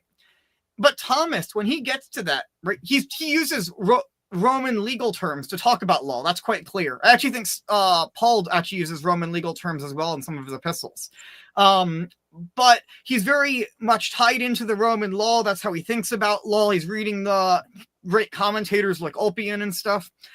But when he gets to the ideal regime, he does not turn to Aristotle or to Rome. He turns to the law of Moses, and he lays that out as the greatest law that was ever given to mankind. And he says every ruler ought to look back to the law of Moses as their ideal for what a law should be. Now, he does think it's suited to a particular time and place.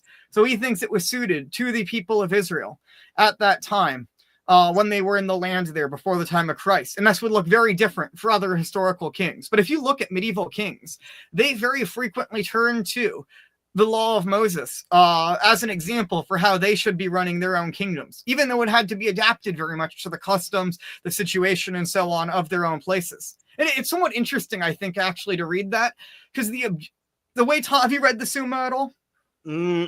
Bits and pieces. Right, very so the way Thomas does it basically is he asks a question, and then he'll lay out objections to what he thinks is the correct position, because he would teach this to his students, and his students probably came up with a lot of these objections in class. So he'd write them down, and then he'd write out his own opinion, and then he'd answer all the objections.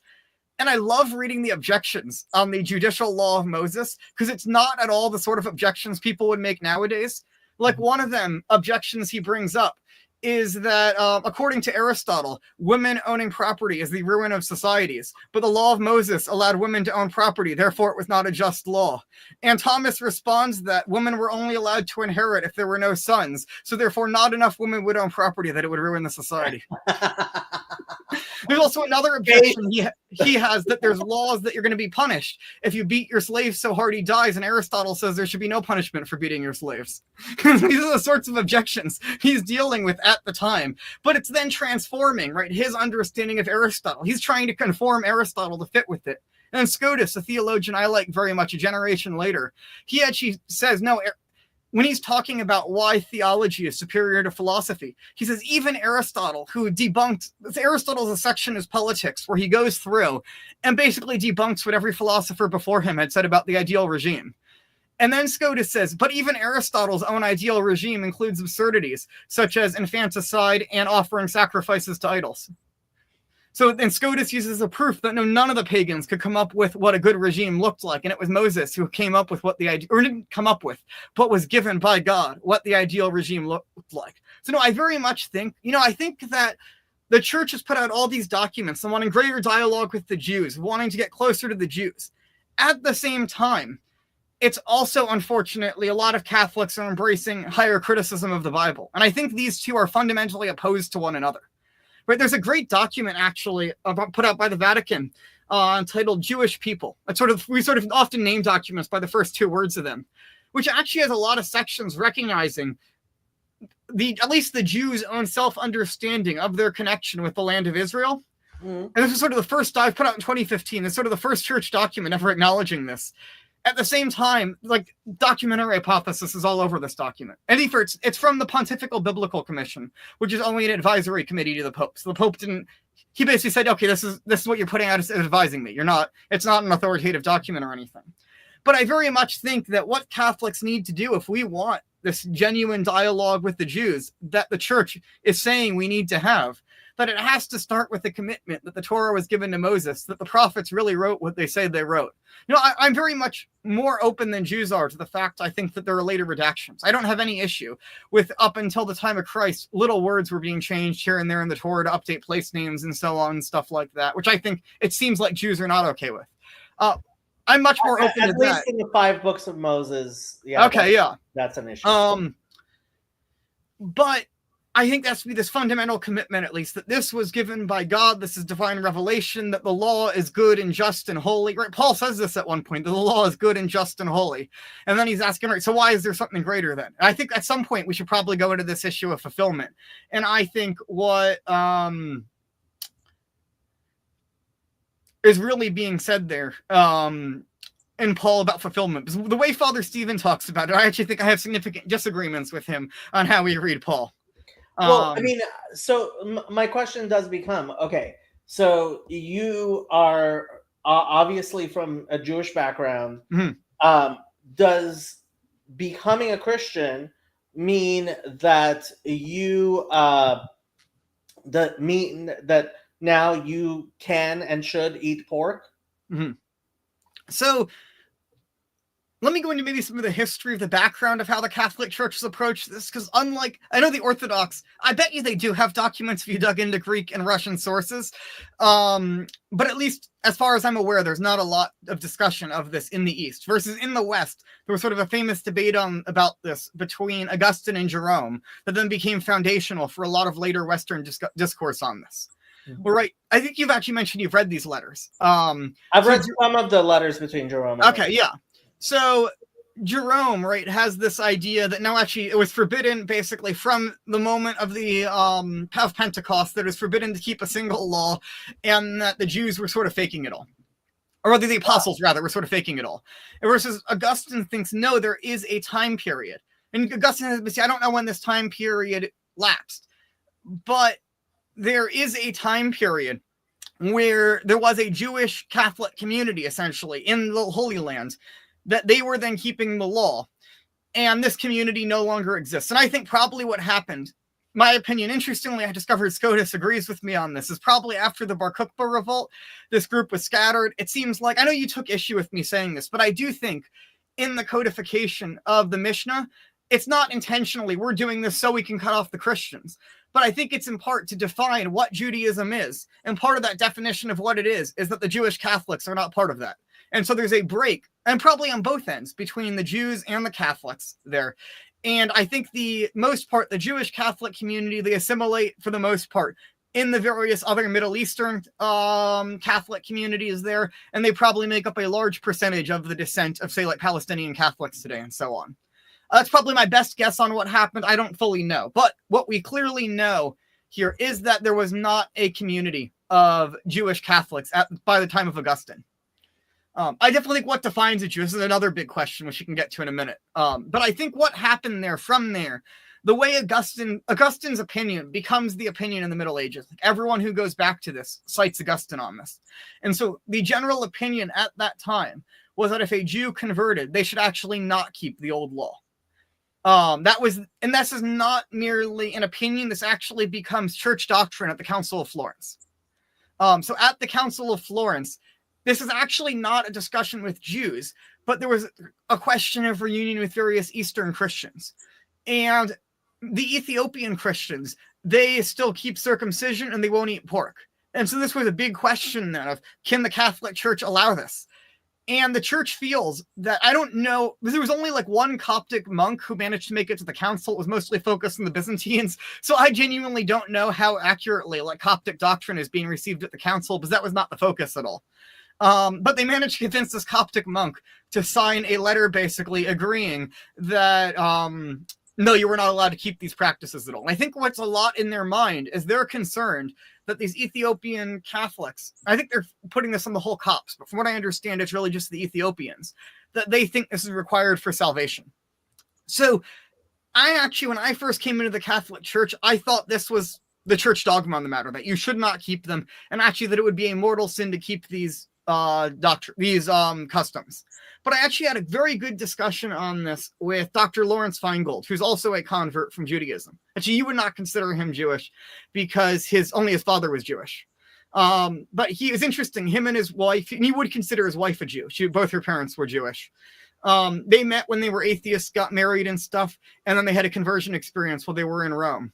And so they both are now very devout Catholics and stuff. And he's done a lot of work to try to promote, actually, Catholics keeping Jewish customs, if they are from a Jewish background. And and this is not a liberal, like he is a staunch conservative. You will see his works cited all over the place by conservatives.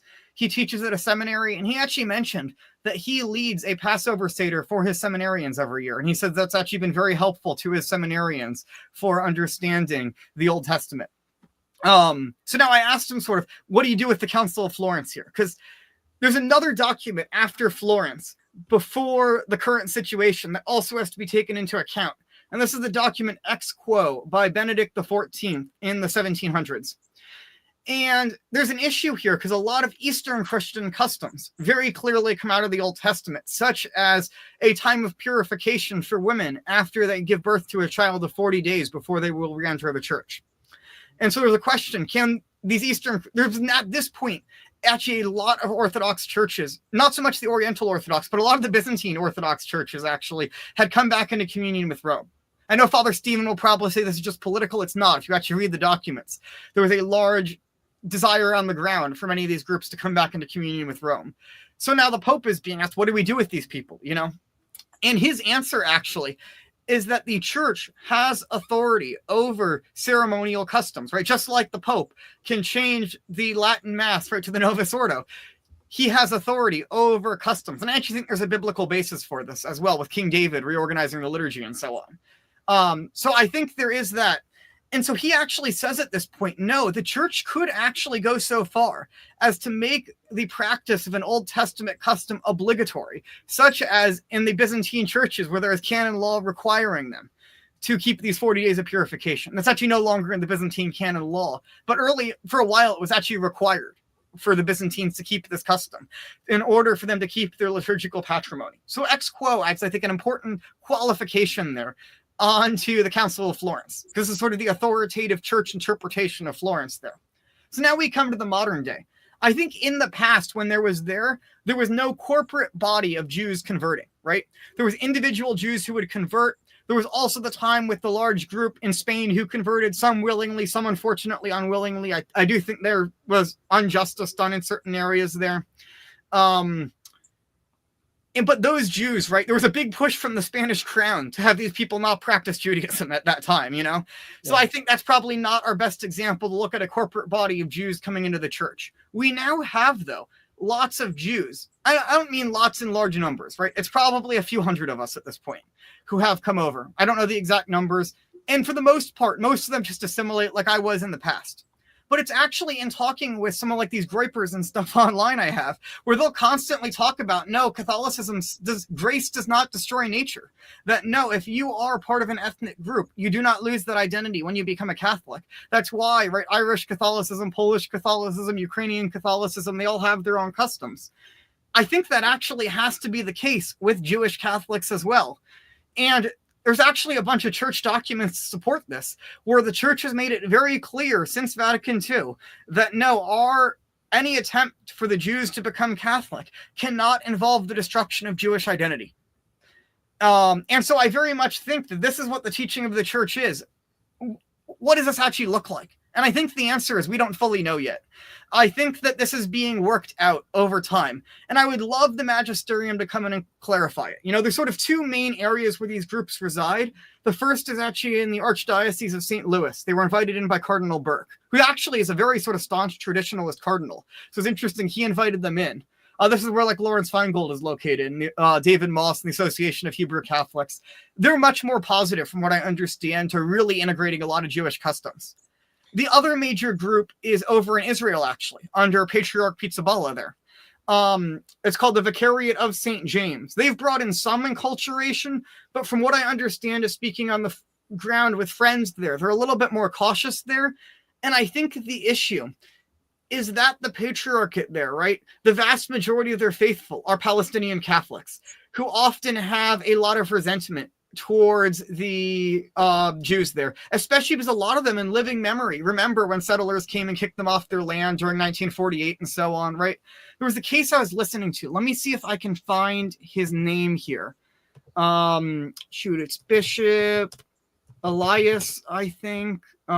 Bishop Elias Charcour. He's a very fascinating case. He's a Melkite Catholic bishop who, when he was a kid in the 48 war, Jews came and kicked his people off the land there, out of his town there in the north of Israel. They told them, actually, hey, go over to Lebanon and you can come back after the war. And thank God they didn't go over to Lebanon. They would not be allowed back in their home this day. They moved basically over to a nearby town and insisted on staying there. Now, the Israeli Supreme Court actually said they had the right to return there, to which some IDF soldiers basically blew up the whole town so that they could not be able to return there. And basically police have refused to ever enforce that order there. But I think he's a very holy man. He's responded to all of that by insisting on calling for peace and not trying to seek revenge against the Jews for what happened there, you know? So I think this is within the living memory of a lot of these Palestinian Catholics. And so a lot of them probably would not like there to be this large Israeli Catholic community. Because I speak to my Israeli Catholic friends, and a lot of them very much love the Israeli government. Some of them serve in the IDF and stuff. Unfortunately, this is what saddens me so much, is that, right, the church, right, we're supposed to be this light to the nations. We're supposed to bring people together. We have now a large Israeli Catholic community and a large Palestinian Catholic community. We need to be coming together and healing those divisions together as a church together. And I think this will involve Palestinian Catholic leaders and Jewish Catholic leaders coming together and talking with one another. Now, this has happened in some cases. For example, Father David Neuhaus, who's a convert from Judaism to the Catholic faith. I don't know how devout he was before. I just know he's a convert. He's a Jesuit priest over there in Israel. Does a lot of work to minister to Palestinian Catholics there. So I do think there is a healing there. And I think Patriarch Pizzaballa, I think he's a living saint genuinely. And I think he very much wants to heal those divides. You know, I was listening to a talk he gave in English where he was saying it's gotten so bad, he has to be careful what street name he uses to talking to people when he wants to meet with someone in Jerusalem, whether he uses the Arabic name or the Hebrew name, depending on what he's talking to. I think this really pains him. You know, he even offered himself in exchange for all the hostages there.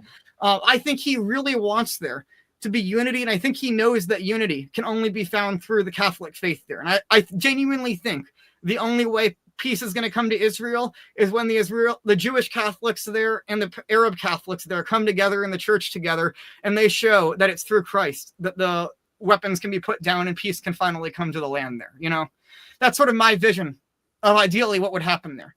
I don't want to get too much into politics there because I'm not there.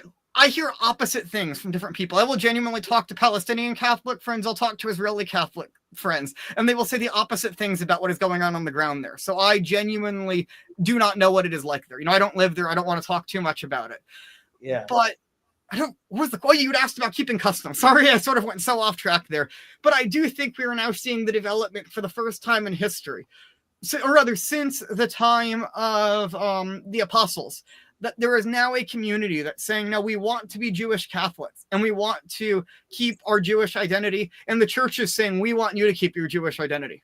All right, what do we do now about this? I think this is a very open question, and I really want the church to take it up. And I also really understand why the church is not taking it up because of how politically hard it is, right? So you have the issue with the Palestinian Catholics there. Actually, if you read, I read a great book about the writing of Nostra Aetate, and a lot of the pushback to saying the Jews did not kill Jesus in that document was from Eastern Christians, and they were really worried about saying this would hurt their dialogue with fellow Eastern Christians. Actually, the Oriental Orthodox Patriarch of Antioch said that the Catholic Church has invented a new heresy with this document.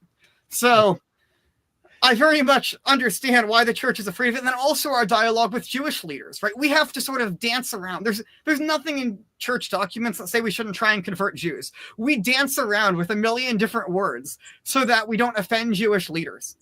Really. And I think that's really what's happening there, you know, because it is church teaching that we want the Jews to become Catholics, right? I very much want you. No, my ideal after this conversation is that you would become a Catholic. You know, I'm not going to sit here and say, no, I don't want you to convert. No, I do.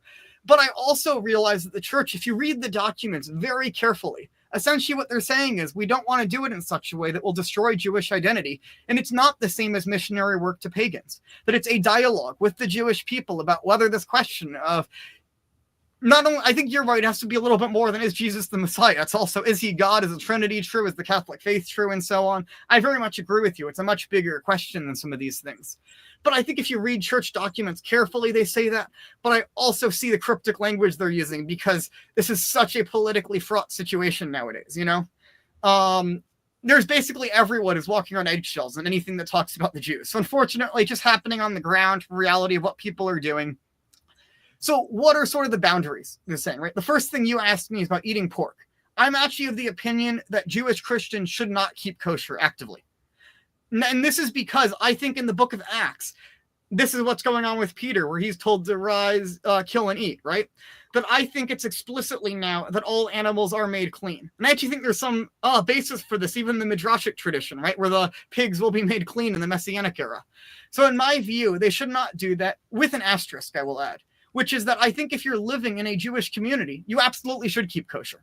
When you're at least at home or living in that community, right? Because then Jews cannot come over to your house. And it's not a sin to keep kosher practices. So I think if I were living in Israel, right, I think I might actually keep kosher because I would want to be able to invite the lots of Jews around me to my home to be able to talk with them and so on.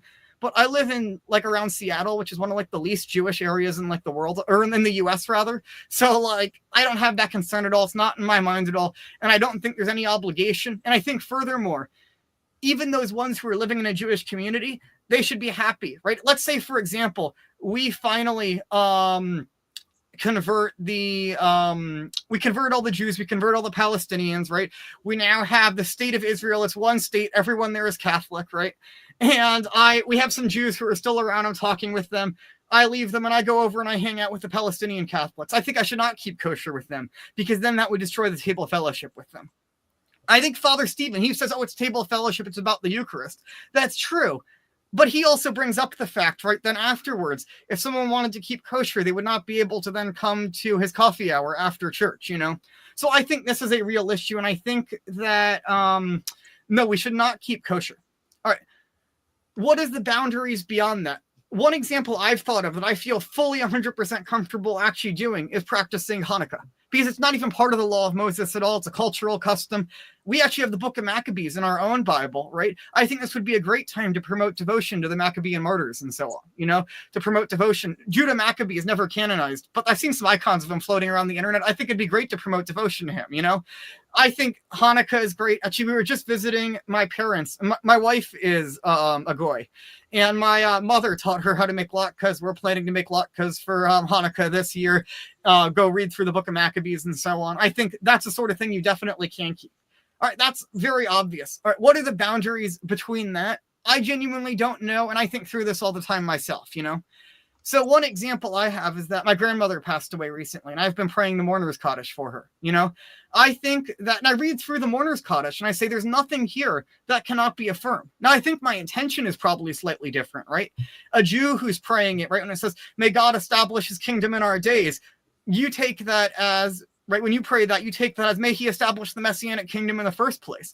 I take that as, in the sense of the Lord's Prayer, his kingdom come, as will be done on earth as it is in heaven. May he enlarge his kingdom, may it be brought in. And then I read the next line, right?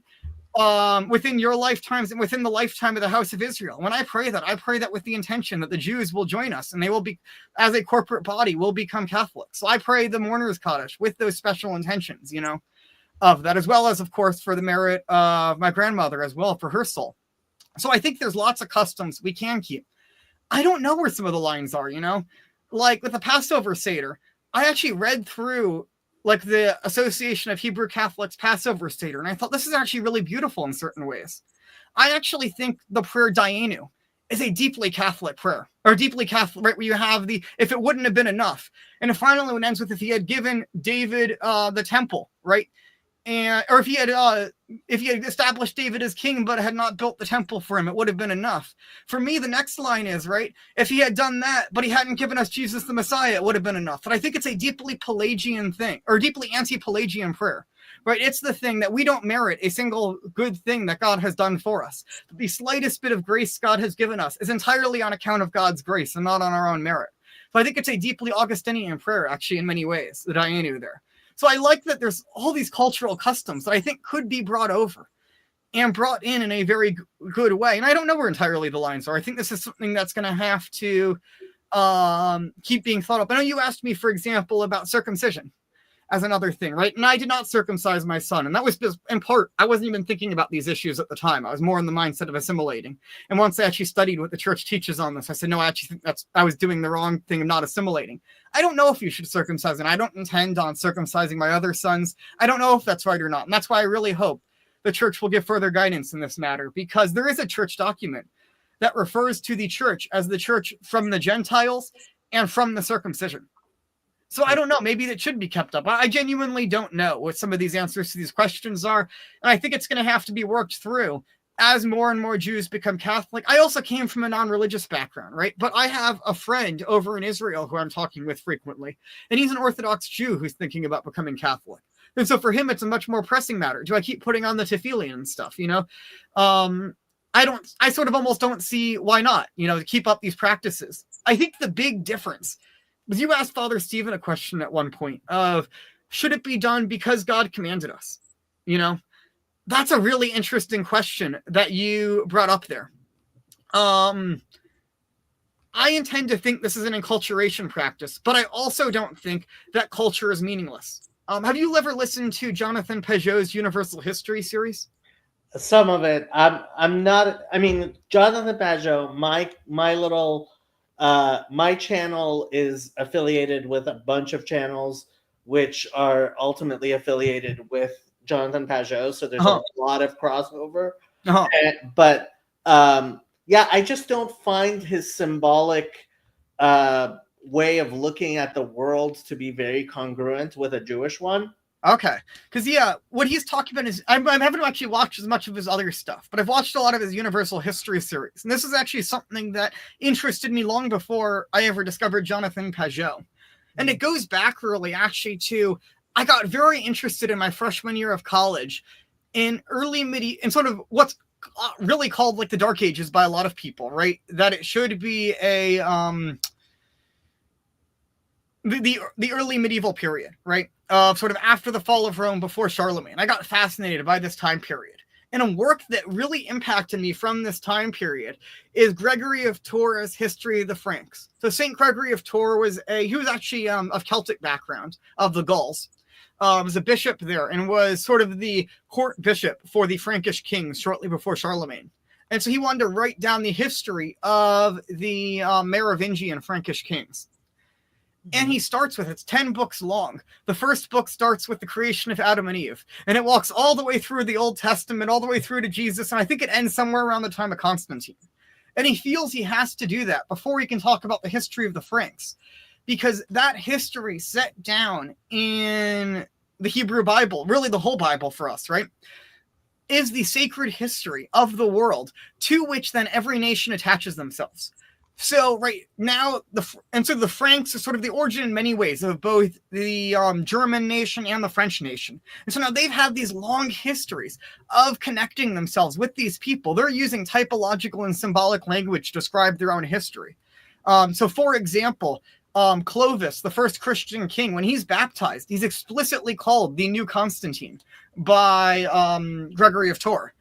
When you read the letters of Charlemagne, he sees himself as a new King David who's arranging his court in the style of King David's court, as well as actually Louis IX of France is doing that as well.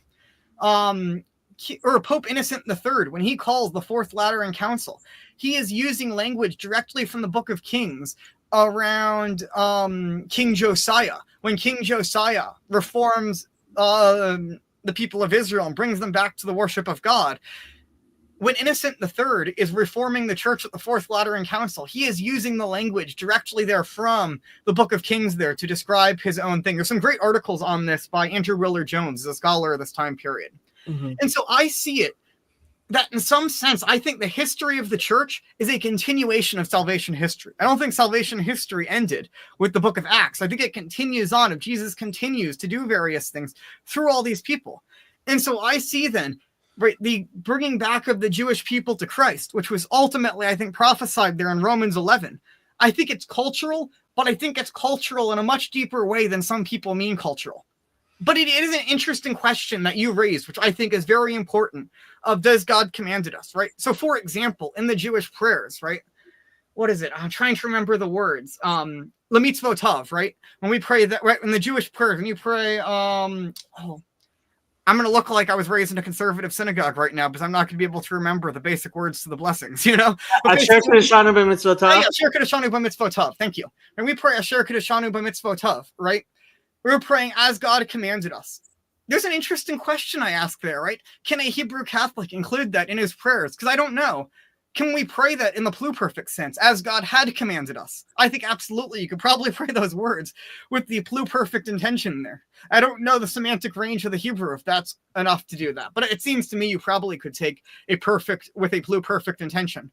But I don't know. It's an interesting question. I think that this will have to be taken up in the future by future generations of Hebrew Catholics and ultimately with the guidance of the magisterium. Because look, I mentioned I'm in this group chat, right, of 11 Jewish Catholics here. We have opinions everywhere here from, like, we should basically look almost the same as Orthodox Jews, but in the Catholic Church, to maybe 6 million didn't die. That's basically the range of opinions that is within this chat of 11 people, you know? So Hebrew Catholics do not at all agree among ourselves of what it looks like as an identity, you know? There's some people who would very much like to be, let's assimilate basically and look entirely like Gentiles. There's some people, there's this one guy online, you can look him up, Brother Joseph Gilbert, I think is his name, or Gilbert Joseph or something, who he wants to integrate like Kabbalistic practices into Catholicism. And actually, he has some interesting articles on this and stuff. I don't think I agree with him. But he's trying to look at like Kabbalistic prophecies of Jesus and Mary and so on. So there's a wide range. Association of Hebrew Catholics? Yeah. Uh-huh. Yeah, it's very much, I think, 2 Jews, 3 opinions here that's going on here. And so this is where I hope in future generations that the magisterium takes this up, but I think it will probably require enough Jews coming in that it becomes a question. But I will say, I mentioned earlier that friend, right, who spoke with Pope Francis, or at least his priest spoke with Pope Francis about Islamic things. And one of the questions they add is, should Islamic female converts to Catholicism keep the hijab? And Pope Francis actually told them, yes, they should keep the hijab. Because there's no, because in many Christian cultures, right, women have worn head coverings. There's nothing in our faith against wearing head coverings. It would be considered immodest in their culture to not wear the head covering. And it's honestly, I think, a bad sign to the Muslims if the woman, right, if within a lot of Muslim countries nowadays, taking off, or the Christian women not wearing the hijab is seen as, oh, the Christians are sexually licentious, versus us Muslim women, we're very pious, we're very modest, and so on. I actually don't think that's what it looks like behind the scenes in Islamic culture. But I understand where they're coming from, of that becoming a Catholic should not mean that you suddenly start dressing less modestly according to the standards of their culture, you know? So I think that it's a similar thing, right? In Jewish culture, what should we look like? And I'd actually love to have a conversation with Pope Francis about it. I don't think I ever will. If Patriarch Pizzaballa becomes the Pope, which many people think he might. Interesting. This will happen because he's very friendly with the Hebrew Catholics over in Israel, you know? So I think if he's very young. Yeah, if he became the Pope, this would absolutely, I think we'd finally get a statement from the church out of it. Now, it might be more of an underground hush-hush statement of sort of, because I mean, like this whole thing with converting Muslims, right? Pope Francis, he didn't write a public letter about it, but he said, yeah, you can show people this letter I wrote, you know, but he didn't like put it publicly on the Vatican website and stuff. Mm. So I think it might be a similar sort of thing, just because of all the political concerns around it. But no, I do hope there's future guidance from the magisterium, and I understand where your concerns are coming from. Because it's a different question, I think, when you get asked this question from an Orthodox Jew who's thinking about becoming Catholic, and you get asked it from a secular Jew who's thinking about becoming Catholic, you know? Well, I mean, you touched on so many different things. Sorry to go on a long discussion rant there, but yeah, or discourse. But it's fine. You're my guest. I've more than beaten up on you a few times. So, Patriarch Pizzaballa is only 59 years old. Mm-hmm. So, I mean, he's pretty young for a prominent cardinal. I would actually love to kind of have you engage with Father Eric about this type of stuff from a Catholic point of view. Mm-hmm. There was so much there, but like what kept on buzzing in the back of my mind is I think it's Galatians 3 that says there's neither Jew nor Greek, male or female, slave or free in Christ Jesus, right? And for me, so you know this whole thing with the trans debate and what is a woman, like, so I view I believe all things exist ultimately for the glory of God, exist to point us towards the truth. And so this what is a woman question, and you reminded me that when you said the groypers are the one who are telling you, oh, you know, your Christianity doesn't completely wipe away your ethnic identity. You know, I think what this whole what is a woman discussion has done is at the very least show that if you are understanding that verse in the Christian Bible, how a lot of people understand there's neither Jew nor Greek in Christ Jesus, then you're doing something wrong there, right? Yeah. And so I think ultimately Christianity has within it the seeds of showing where I think it's wrong. Yeah. And so for me, yeah. So I had a discussion with a Protestant who works at Chosen People Ministries.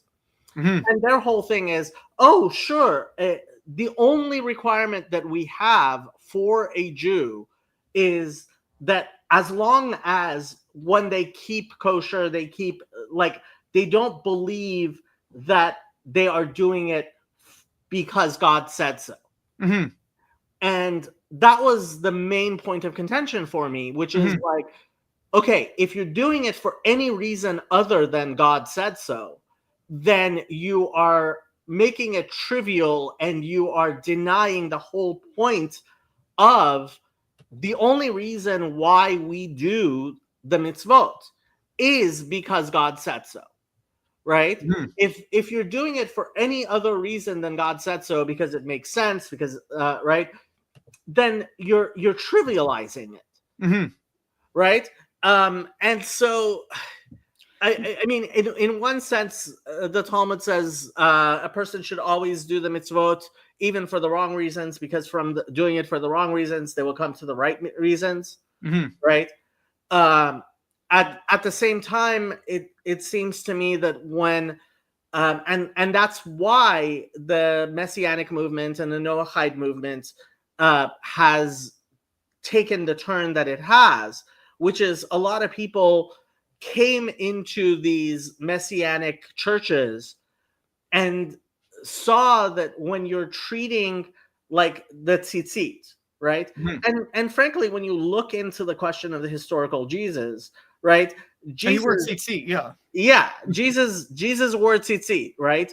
And he criticizes people for elongating their tzitzit and broadening their phylacteries. Uh-huh. But it seems to me that the historical Jesus was teaching Judaism and that's my understanding of Acts 5 and Gamliel, and I don't think, and Rabbi Skobach talks about this stuff much more eloquently and knowledgeably than I do, but it just seems to me that the Christianity, like I often say, if you define Christian as someone who follows the teachings of Jesus, then the only Christians I know are Orthodox Jews. Yeah. So you brought this point up a number of times in your stream, so I wanted to sort of respond a bit to it, because I think this is an important point you bring up, right? So I think you spend a lot of time interacting with Christians on sort of theology YouTube, which is very much sort of debates between various Christians because of the Protestant Reformation on readings of certain passages of Paul. So that becomes sort of the overwhelming point of it, right? Just like when Jews and Christians come together, we spend a lot more of our time often discussing the meanings in the prophetic books, because that's where our points of disagreement and interpretation are very often on the prophetic books, more so than the Torah. So I think that's where the focus comes. But just like you say, right, you read the Torah, then there's a Haftorah reading after it to point back to the Torah. So if we do it in the other order with the New Testament, but the same principle, that we will read the epistle, actually in the Byzantine churches, you stay on the whole liturgy, but in the Latin churches, right, there's pews. So you actually sit when the epistle is read, and you stand when the gospel is read, because the gospel is the words of Christ, and the purpose of the epistles is to point us back to the gospels. Now, I wanted to try and get in on a big own on you, and I did not succeed on this point, which is I wanted to look up how many times the Gospels versus Paul are cited in the Summa Theologiae. So I found basically a list of biblical citations in the Summa. I copied the sections in the Gospels, the sections on Paul. I put them into Word to count the number. So I don't know if this is entirely right, but I came out with 2,141 gospel citations and 2,895 Paul citations. So slightly more Paul, but not by a significant margin there. But you notice, right, if you go into the sections on the Summa, the way it's set up is it's 3 parts essentially. The first part is on God and creation. The second part is on moral theology. And the third part is on Jesus and the sacraments and the age to come. And so in the second part, on the moral teaching, Thomas is always turning to the words of Jesus to look at the moral teaching of the church. If you spend much time in moral theology, the Gospels come up much more frequently than do the epistles of Paul. Now, there are moral teachings in the epistles of Paul as well, but a central teaching in Catholicism is what we call the universal call to holiness, which is the idea that every Catholic is basically called to be like the greatest saints. And so we view then things like the Beatitudes as sort of the ideal, or with Jesus's call to give up everything you have. We view that as the ideal. The ideal is that every Catholic should be essentially living in poverty. Now, many of us, because of our station in life, cannot live in poverty, and we should not, right? It would actually be in many ways a sin for me to give up all my property because then I couldn't feed my family. But the ideal is I should live as though I'm in poverty, right? I should not be living excessively, living a fancy life. And I'm not saying I'm good at that. But that's the ideal we're all called to, is these moral standards that Jesus raises up, which we call the evangelical counsels. And actually, so basically my capstone project for my master's is I'm actually looking at how Jesus fulfills the natural law as well. But in St. Thomas Aquinas. But I want to look at really, how does Jesus fulfill the law of Moses as my standard for what I'm saying is. So I've actually been analyzing closely recently Thomas's discussion on how the old law is fulfilled. So I thought maybe I could pull it up and we could go through it together.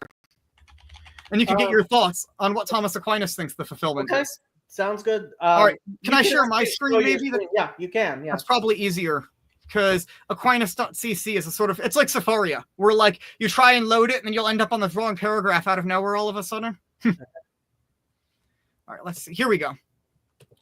So he has various objections here. We could go through those later. I think it's most helpful usually, especially if you're not familiar to reading the Summa, to read the I Answer That, which is where he really gives like his own opinion. Okay. But on the contrary is basically where he gives a scriptural statement to make the case.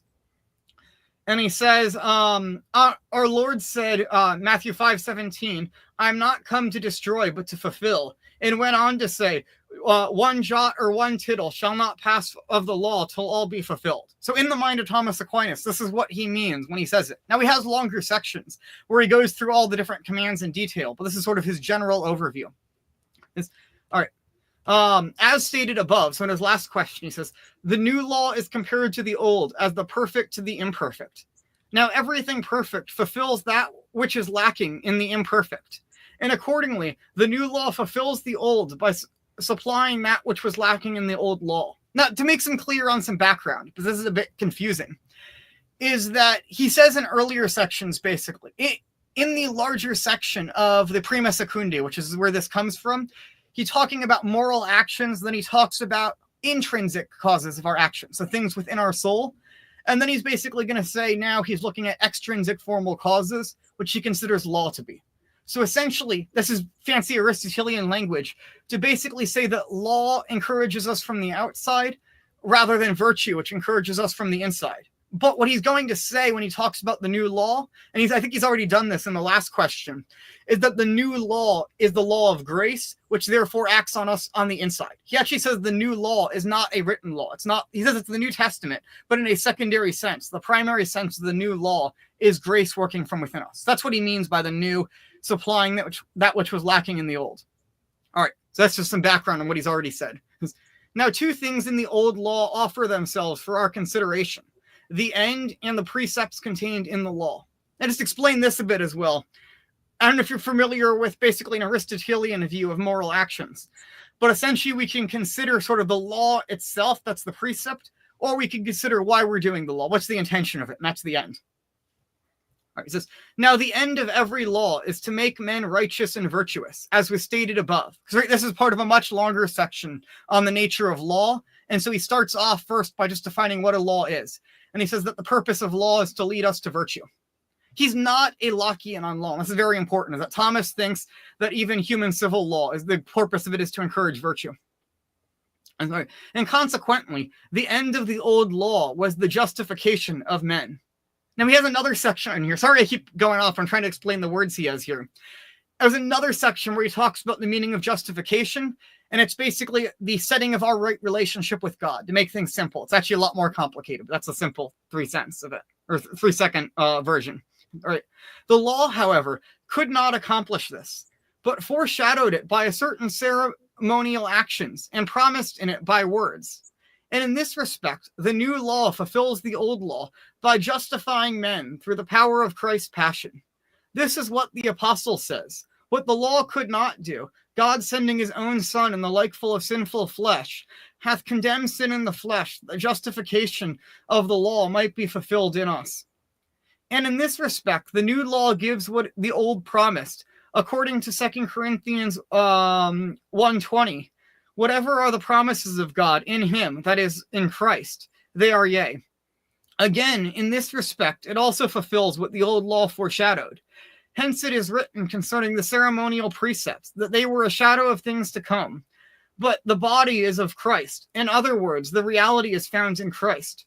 Wherefore, the new law is called the law of reality, whereas the old law is called the law of shadow or a figure. Sounds very Gnostic to me. Okay, let me go on through the whole thing, then we can talk about each section here. All right, now Christ fulfilled the precepts of the old law, both in his works and in his doctrine. In his works, because he was willing to be circumcised and to fulfill the other legal observances, which were binding for the time being, according to Galatians 4:4, made under the law. In his doctrine, he fulfilled the precepts of the law in 3 ways. First, by explaining the true sense of the law. This is clear in the case of murder and adultery, the prohibition of which the scribes and Pharisees thought only to refer to the exterior act. Wherefore our Lord fulfilled the law by showing that the prohibition extended also to the interior acts of sin. Secondly, our Lord fulfilled the precepts of the law by prescribing the safest way of complying with the statutes of the old law. Thus, the old law forbade perjury, and this is more safely avoided by abstaining altogether from swearing, save in cases of urgency. And he's going to go on later to say similar things in the replies about divorce and about the lending of money. Third, our Lord fulfilled the precepts of the law by adding some counsels of perfection. And this is clearly seen in Matthew 19:21, where our Lord said to the man who affirmed that he had kept all the precepts of the old law, "One thing is wanting to thee. If that wilt be perfect, go and sell whatsoever thou hast." So I think here, as I was breaking it down for myself, and I'm working on this for my capstone, as there's sort of 3 aspects that Thomas sees to the law that Christ is fulfilling. There's the intention of it, which is to make us in a right relationship with God. There is the second aspect, which is Christ actually keeping all the laws of the Old Testament. And then the third aspect of it, which is Christ essentially through his doctrine fulfilling and giving a superior law. And so that to me seems how Thomas understands it. So I think when you said it was Gnostic, right, I think you're right. If it was just the end, that's right. But I don't think that's the case because he has a very physical he sense. even says Jesus was in the likeness of sinful flesh. Uh-huh. Right? Like that's Gnosticism 101. It's almost prosthetic. So that's actually a direct quote of Romans. And actually, this was the verse that Marcion would always pull out to try to argue for his position. So no, what we mean by the likeness of sinful flesh is so human nature for us is not inherently sinful. We actually think human nature is the original nature. It was made in the garden. It is good. But our flesh has then become infected by sin. This is concupiscence. And I could go into, I actually think Thomas's doctrine of original sin is very complex and connects quite a bit to what he's saying here. But part of the doctrine of original sin is concupiscence, that our flesh, and Thomas has a very physical view of what a human is to be, that actually the soul is the cause of matter being the body. A very different view from the substance dualism that you have in Kabbalistic thought of the soul. But you have this concupiscence in our body, which is pulling us away from doing what is right. The Gnosticism. So Christ does not have concupiscence, but he has a human nature. So he's not in the it doesn't say in the likeness of flesh. It says in the likeness of sinful flesh. So Christ had real flesh, but he wasn't actually, or he accepted willingly all the sufferings of original sin to outwardly redeem us from that. But he himself, we say he was externally tempted, right? The devil brings him up, he tempts him out externally, but we say Christ was never internally tempted. Like he never actually stopped and thought about like, all right, maybe I'm going to accept what the devil's saying here. No, he internally had perfect control over his passions. I mean, so there's a lot of Eastern Orthodox in this space, what we sometimes refer to as the Jordan Peterson sphere. And they like to tell me that they believe in ancestral sin, not original sin, right? I actually have a paper debunking this if anyone's interested. I'm so tired of talking with people about this. I have a paper on it if anyone is interested, where I go through all the Eastern Fathers and I go through Augustine and I show how they're saying the exact same thing and it's really obvious they are. I mean, as far as I'm concerned, it doesn't matter because the idea of inherited sin from Adam and Eve is just violently against everything that the Jewish Bible teaches.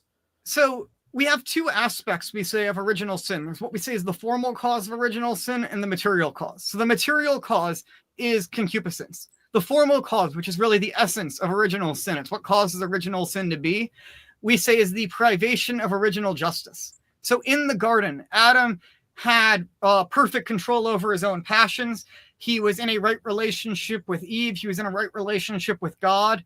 He had a right relationship with everyone. So that was original justice. That was the right ordering of things given to Adam. This is actually, we say, not merited by human sin. There was nothing necessary that made Adam this way. But God freely gave it to him as a gift, and he promised this to be passed down to future generations. And so the privation, it's not anything owing to our original sin. There's nothing in our human nature.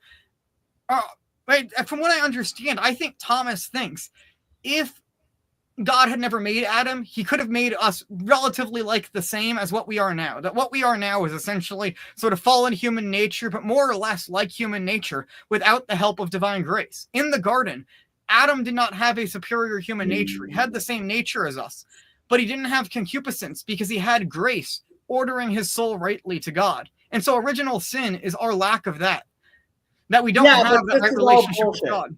I'm sorry, Gideon, but this is all complete bullshit. This is like Genesis 4:7. God says to Cain, if thou doest well, shalt thou not be accepted. And if thou dost not well, sin crouches at the door, and to thee shall be his desire. Yet thou mayest rule over him. Like, this is Cain, first generation after Adam and Eve. Immediately after, like, the idea that Cain inherited his sin from his parents is explicitly denied right here. So the entirety of the Christian presumption is complete and utter bullshit. So I think that's because you're thinking, and Augustine is actually at pains to deny this, that many people think what Augustine is saying in his lifetime is that we have the personal liability of Adam's sin, that we have, what's going to later in scholastic terms be called the sin of person. And no, Augustine is very clear that's not the case. What he's saying is we are liable to a judgment. And what is that? The liability to the judgment. This is the Latin term using reatus. What it means there is that there is some inheritance that we should have received from Adam, which we do not receive from Adam because of his sin. That's the sense of what we mean by original sin. We're not saying we are personally culpable. Ezekiel 18, like the very idea of inherited sin, which is a very Christian idea and is the root of Christian anti-Semitism and is the root of what is so wrong with Christianity. Like this idea that anyone receives their sin from their parents is like, it is a blasphemy that in Ezekiel God says, and is repeated in Jeremiah and other places, should never even be spoken in Israel. Yet it is the foundation of the Christian belief in atonement. But like it is just so utterly, violently opposed to everything the Hebrew Bible teaches. But you're bringing in cannot like. I don't even understand where you start with the idea that the sin of Adam and Eve in any way relates to me. But you think that's because you're bringing in a Catholic conception of what we mean when we say we inherit the sin, or a Calvinist conception, right? I don't think it's a Calvinist conception of what we mean by we inherit the sin of Adam. We do not think humans are personally guilty of the sin of Adam. Right? We think that in addition, so I think this is a thing a lot of Jews, I think we have a hard time discussing, is that we as Catholics, we have a distinction between nature and grace. Now, both of them are given to us by God, but we insist very much on the distinction of nature and grace. And so by our human nature, right, we naturally are going to fall into all sorts of disordered desires that naturally our intellect and our will are not strong enough to overcome the passions of our soul. So God gave to Adam the grace that he needed to resist those passions. But because Adam did not keep the commandment of God, we now have lost that grace that was given to Adam. Did Cain lose that grace? Yes, but we don't say that therefore there was no grace. We don't believe in total depravity. We think that God accepted the sacrifices in the Old Testament as meritorious on account of the foreseen merit. Let's talk about Yeah. Cain, Uh-huh. right? When God says to him, right, im tetev halo set, right, it will be accepted. Yeah. Right, like where is the what did Cain, how is Cain different from Adam in his capacity to resist sin? Yeah, so we would say that the serpent tempted Adam externally. So Adam did not have this disordered desire in his heart to do evil, whereas Cain did. Now, Cain, right, it's not so strong that you cannot do good. We believe that God continues to give grace to people, that our human nature is not destroyed. We believe in the goodness of human nature. We insist very much our natures are inherently good. But sin ends up corrupting us and leading us in the wrong direction because of the weakness of our flesh. If there was the type of fall which Paul, I mean, I realize as a Christian you have to defend what Paul says, but I think it just shows what I think is obviously true, which Paul had no knowledge of Jewish scriptures, because like it's right there in Genesis 4 where Cain, who is the next generation, right, does not actually in any way inherit this sinful nature of which Paul speaks. And it just shows to me that he didn't even have a child's understanding of Genesis. I guess I don't see where you're saying is different. I think you could argue, I'm not actually sure there is, but you could argue that this refutes the Calvinist view. But I don't see how it actually refutes a Catholic understanding of this, because we don't believe that human nature is destroyed. You believe that there was a fundamental difference in Cain from Adam in his capacity to not sin. Yes, but I don't see that. I don't see where it's saying here, right, that Cain, it doesn't say you have no sinful desires until you killed Abel, right? There's obviously, he had sinful desires which led him to kill Abel. As Adam had sinful desires which led him to eat of the fruit of the tree. They're like from generation to generation, and this is one of the 13 principles of faith, right? Mm-hmm. We believe that God tests each person and gives people according to their righteousness or their sin. So like this idea that somehow something happened where, I mean, I could read the entirety of Ezekiel 18 to you, and I have several times on this channel, right? It says this type of blasphemy should not even be spoken.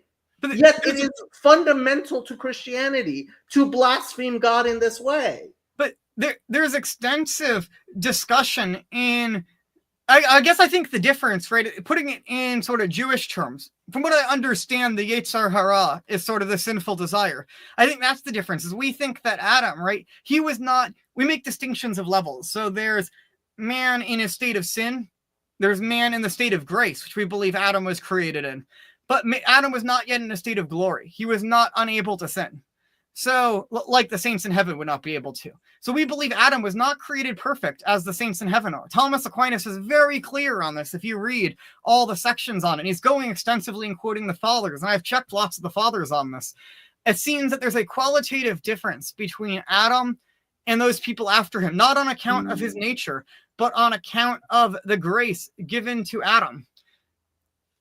That makes him, right, he was not tempted internally. He then internalized. When the serpent tempted him, he then internalized that. He accepted that, right? But it was not inherently there in him in the way that it was for Cain. But Cain still had the capability to do good, and Adam still had the capability to do evil. There's nothing in Catholic teaching that says that after the fall, no one is able to do good. And there's nothing in Catholic teaching before the fall. What is, I mean, so you're saying the only difference between Cain and Adam is that the propensity to do evil within Cain was an internal one and one and for Adam, it was an external one. And then, so you believe that Jesus came and reversed that somehow? No, I think that what happened, where we had original justice, which put us in right relationship with God, and then we also had on top of that the preternatural gifts. So the preternatural gifts were those gifts given in the garden to Adam to help him resist sin, so that he would have basically not had any of this internal temptation. So we believe Christ, when he's justification, is the restoration of justice. So we think Christ puts us in right relationship with God, and then he also gives us grace so that we're now able to better resist sin. But we don't believe that we now are in the state, again, that Adam was like before the fall. So what did Jesus accomplish? Well, Jesus put us back in that right relationship. That as I understand it, right, the purpose of the calling of the mission of Israel was to bring the knowledge of God to the nations and to essentially restore the world to what it was like, to restore us to that right relationship with God. And I think that's what Christ did. He restored us to that right relationship. Now it's still, there's lots of work to be done, right, in healing ourselves fully of this, of healing ourselves fully of these desires. And I then point to the examples of the saints, of people who really did grow in these things.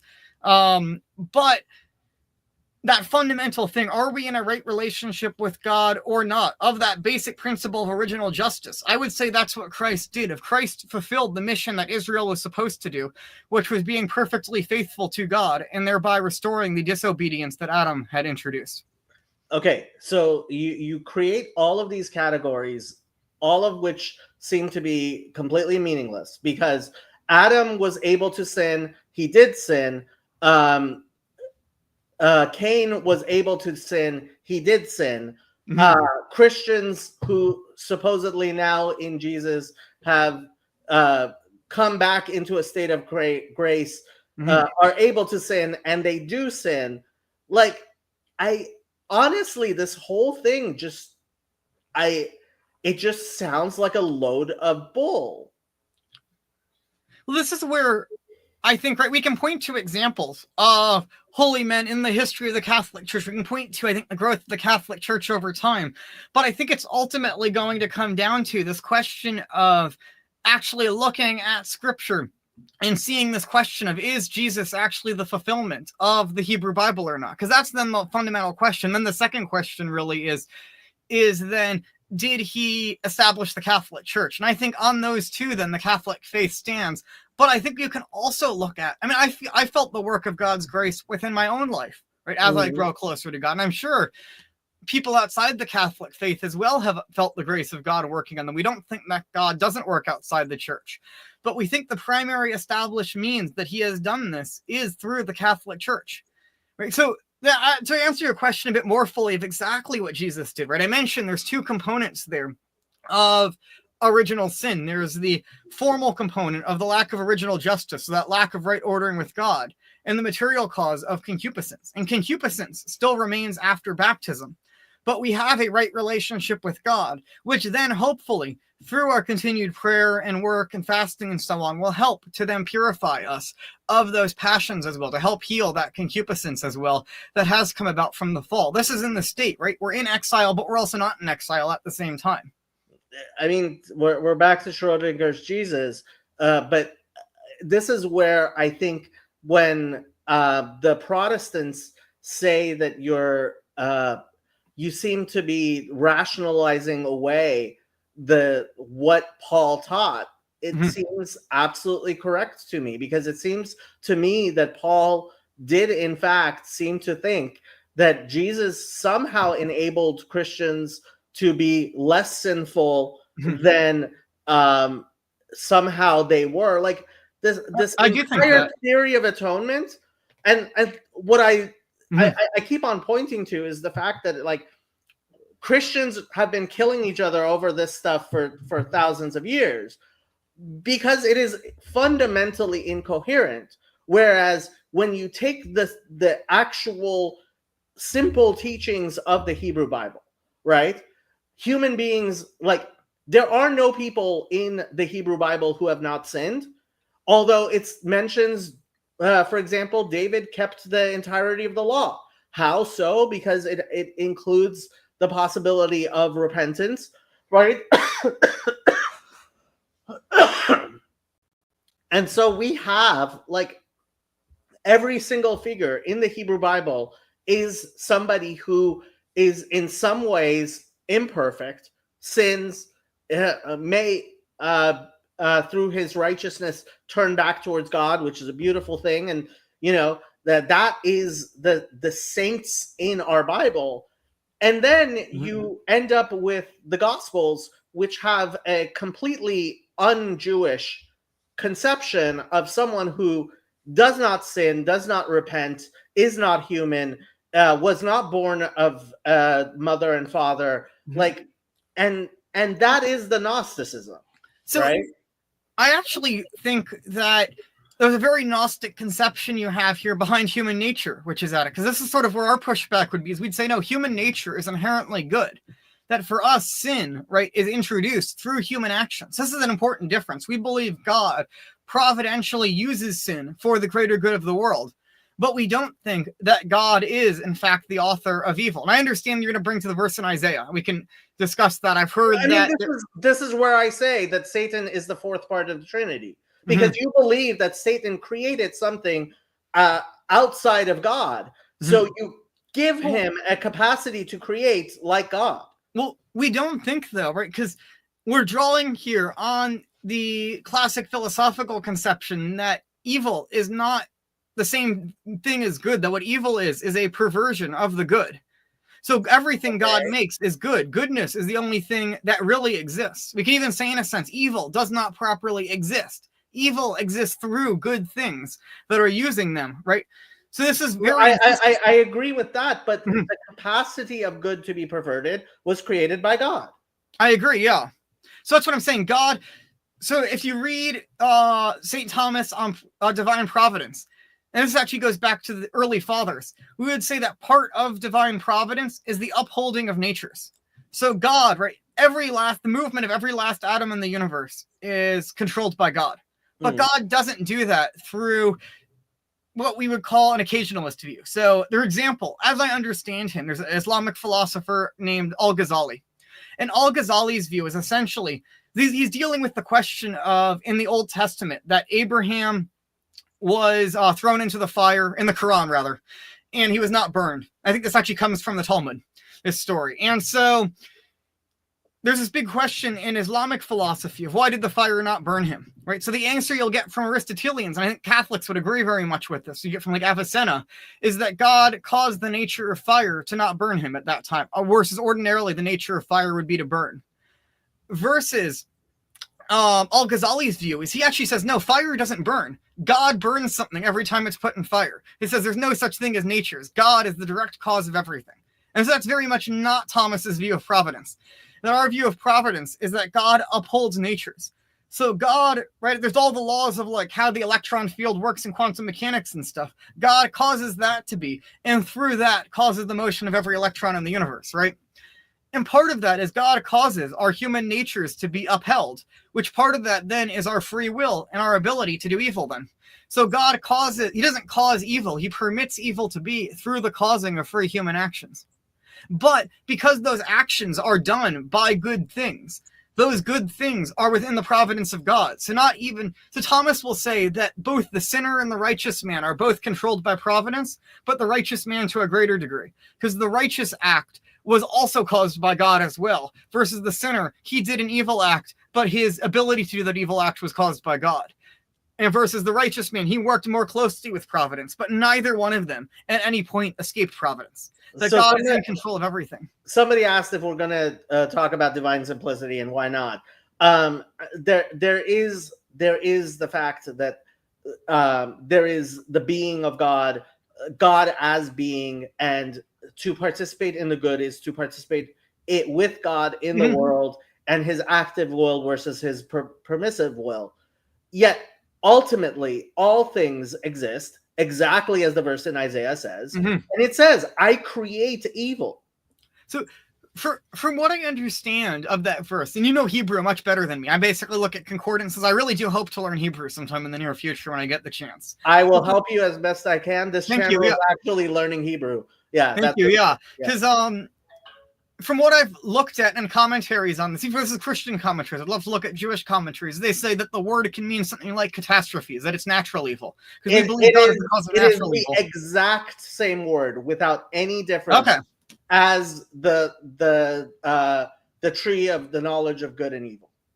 Yeah.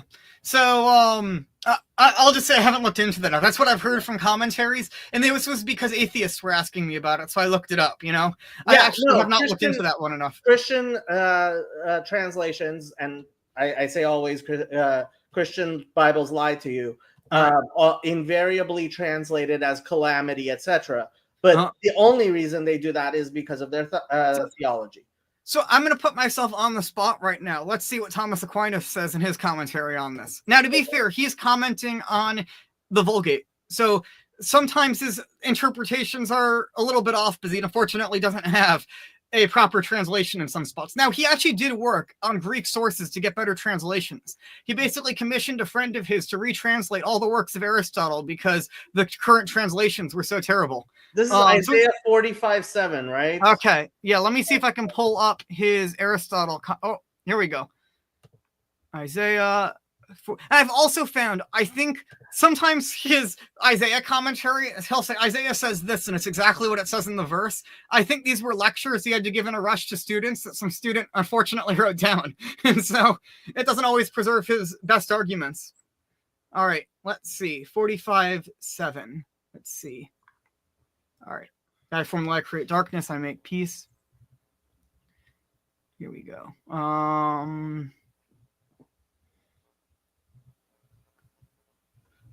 Here we go. Second, he sets out a proof of his divinity, which can be known from the fact that he can afflict and liberate. I am the Lord, etc. I form light, the day or consolation. I create evil of punishment. So that's how he interprets it, is that he creates punishment. I mean, I in some ways actually agree with him. Okay, because the Hebrew, the Latin word he has here in his translation is malum, which includes moral evil. It's okay. It's really hilarious when people start attacking the Masoretic text, because that is not the position of the Catholic Church. No, I actually think I in many cases do think there's many cases where the Septuagint might preserve a more accurate reading than the Masoretic, but you can't. Even in those cases, the reason I think that is because then you compare it with the Hebrew and you try and figure out what the Hebrew properly originally said in a space, That, well, I mean, we could get into the and stuff, but no, I very much agree. The Catholic Church encourages the study of the translations in the Bible in its original languages, and our standard text that we often use is the Vulgate, which was translated from something that looked pretty close to the Masoretic. So the Catholic Church, as I understand it, doctrinally places the Masoretic text as the best text we have available, which frankly, I think that's pretty much right. You will see, like, all the Catholic Bibles I've looked at will have critical footnotes. So I think a Catholic is completely allowed to say that they think in some particular this or that word, the Septuagint. I don't think we believe any one manuscript is perfect, but we do believe the Masoretic text ought to be used, that you ought to learn Hebrew. A lot of things just don't translate to other languages. Like, you can tell the Septuagint in some places is almost giving a midrashic translation because a certain idiom doesn't translate well and stuff, Well, my favorite is actually Psalm 22 in the Septuagint. It's really, really obvious. Here, let me pull it up, actually. Psalm 22:1. Where's Psalms? So this psalm is sometimes referred to as the crucifixion psalm or the Jesus psalm, because it is the psalm that Jesus recited on the cross. Right. So this Shagati, right, is you could translate my groaning, my roar. In the Septuagint, it gets translated. Hold on, where's the Septuagint translation? Yeah, I did take Greek in college for a number of years, but it's been a number of years since I looked closely at Greek, so my Greek's very bad. So it's the Septuagint, which I must have it somewhere around here. Here, the Douay Rheims, which is a Christian. Yes, that's from the Vulgate. Yeah, far from my salvation are the words of my sins. Right. So, and if you know Hebrew, you understand that it's whoever was translating it read Shagati as Shagagti, right? Which is one letter difference. And Shogeg is far, like Shogeg as sin shows up all over the Bible. It's very common. Shaga is much less common, right? So, but theologically, from a Christian point of view, right? For Jesus to be saying, you are far from my sins, right, does not make a lot of theological sense, which is why Christians theologically have a much harder time with the Septuagint than they do with the Masoretic text. Oh, I very much agree there. Yeah, no, I haven't brought up that example. There's some other examples I used to know. I used to get into these debates when I was Orthodox for a little bit, because a lot of the Orthodox will hate on using Hebrew at all. Yeah. But since I've been Catholic, you'll occasionally. How long have you been Catholic? I've been Catholic for over 5 years now. Okay. Yeah. Basically, to put a timeline, is in high school, I wanted to become Orthodox. I sort of spent 2 years as a catechumen because the priest, I think, because I was still in high school, he was a little bit afraid of baptizing me, I think. But once I was in college, he baptized me. I spent a little over a year in the Orthodox Church before I eventually became Catholic. Okay. That's sort of the timeline of that. But I've been Catholic for most of the time. I've been Christian at this point. Well, did your wife go through the whole thing with you, or did you meet her after you? So I actually met her about a month after I was received into the Catholic Church, which started internet rumors that still exist to this day that she, the one who made me Catholic, that I only converted for her. We literally did not know each other until a month after, Okay. Well, it's always fun to be the talk of internet rumors. I recently had a video made by someone that was just like an attack video, which I was very honored. Like, I want to say right now, because I know I'm sure there's some groypers who are going to be watching this. Yeah. I want to tell them, I know there's a part earlier where you said I have a satanic spirit at one point. I'm asking you, please, guys, do not clip that and attack Jacob with this. Jacob has been very nice and putting me on this channel and having time and stuff. Please do not attack them from this stream. Hold on. Let me just say to the groypers, if you want to attack me, please do. Nothing would make me happier than to have Nick Fuentes doing a rant, losing his mind, listening to this. That would make my day, my week, and my year. But no, I dish it out, and I can take it. And part of the reason, so Hazy likes to call this a brave space. I don't want to have kumbaya discussions, right? And if the two of us were just in a room having discussions, I probably would not say such things as "you are possessed by Satan." But this is on the internet, and when it comes down to it, ultimately, in order to make things clear, right? So if the two of us are sitting and talking to each other, I think you can understand that I think the case of Edgardo Mortara shows that as a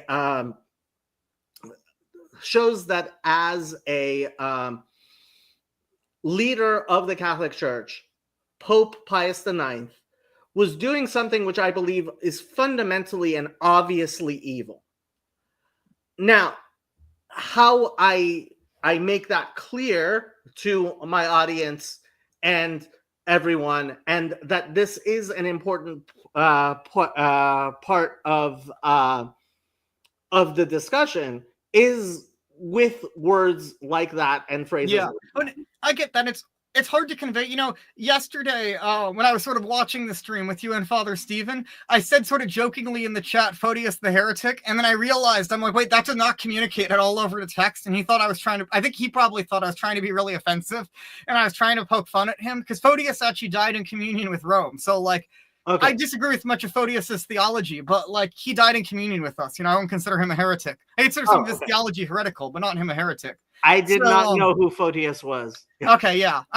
If Father Stephen is on, I'd also have to prepare a bunch. Yeah. And I have to say, please send as many clips of my channel as you like to Nick Fuentes. I will say that it's really funny. I think I saved a screenshot of it that I have right next to it. You and PineZap retweeting the same stream, which is this one. Okay, who's PineZap? PineZap, he's a big groiper guy online. I think he's actually a good guy. A lot of people will come after him, I sort of just thinking now, I'm like, we're like Peter and Paul. I'm the apostle to the Jews. He's the apostle to the Gentiles. So he follows like some groiper accounts. They're just like horrible people and stuff. But I've also been in private chats where he's talking with these people. He's trying to reach out to people, bring them Catholic. I know he's actually brought a lot of people to the Catholic faith. I don't agree with everything he says, but I think he's a good guy with good intentions and stuff. There's a certain percentage of the groipers who really think that it's just a joke, haha, 6 million cookies type thing, right? And I mean, I think they fail to understand how things from the internet manifest into the real world, right?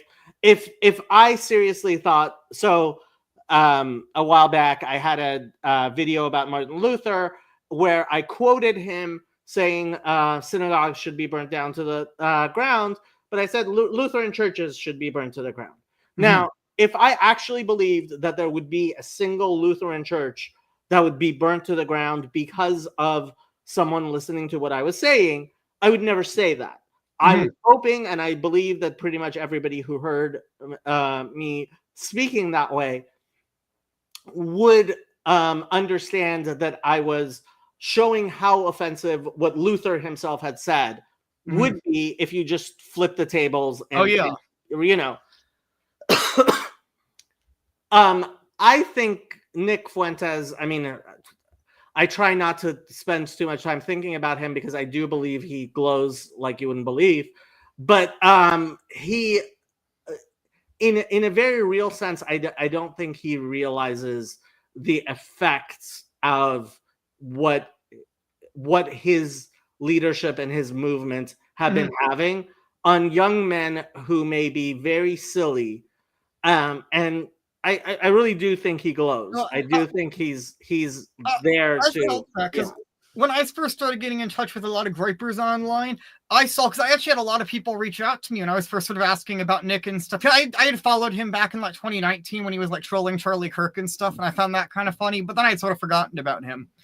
And I had some people reach out to me. I was talking with them, and they were saying, like, look, Nick Fuentes actually helped me to become Catholic. And I was thinking, this is great. I got added to a group chat of a bunch of groipers. They're these guys. They're starting to go to church now. They're fixing around their lives. And I'm thinking, maybe I don't agree with everything this says, but this seems like a good movement.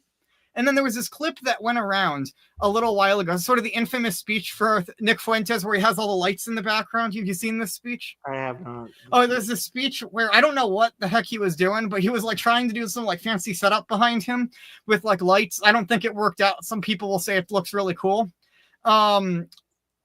But at one point, he's saying this line where he's like, look, there's these people who they hate the Catholic Church. They hate Christianity. They're running our government. They want to destroy us. What are we going to do when they control all the institutions? And I'm thinking, yes, I agree with 100% with what you're saying there. And then Nick immediately follows that up with, basically what I'm trying to say here is I love Hitler.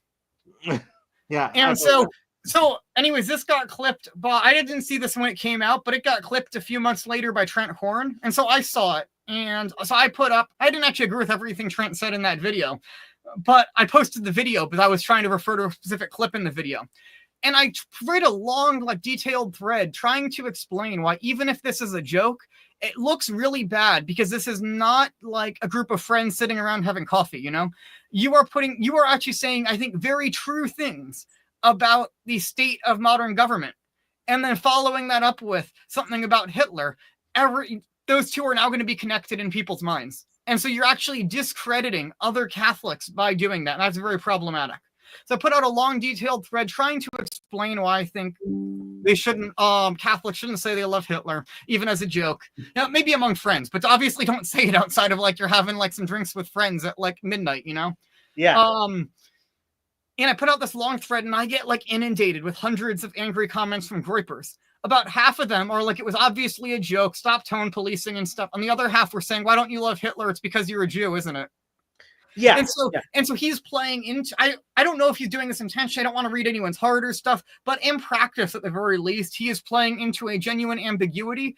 So that way some people can be faithful Catholics and call themselves Groypers, and other people can be genuinely really problematic people and refer to themselves as Groypers. And so now when I get a comment from a Groyper, I don't know if this is a Catholic who's trying to come from a genuine place who I can have a dialogue with, even if I don't agree with everything, because I want to extend the most possible charity I can to anyone who will call themselves a Catholic, because I believe they're my brother in Christ, even if I don't agree with them on anything.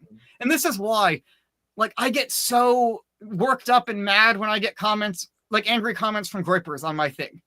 And people will wonder, like, why are you getting so worked up about it? To me, right? If you called me like a demoniac, right? I've seen videos from like Rabbi Yosef Mizrahi saying all Christians should be executed. Look, I expect to get comments like that. On my channel, he doesn't count as a rabbi. Okay, fair enough. We'll have to talk about him sometime, maybe in private. I'm just curious. I've seen some. No. I have made several videos saying that, that he does not count as a. Okay, yeah. So, anyways, I'm not bothered if Jews are going to make very negative comments about me. Obviously, I left the Jewish faith, and now I'm going back to the Jews, and I want Jews to become Catholics. I understand why Jews would say very negative things about me as a result. It doesn't bother me at all, you know?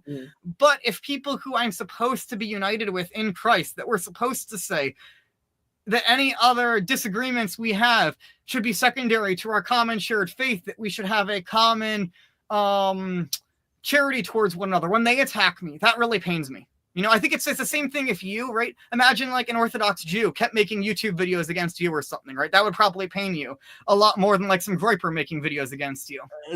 Honestly, it would depend who it was. Okay. Like if Yaron Reuven or Yosef Mizrahi made videos against me, I would feel very proud. I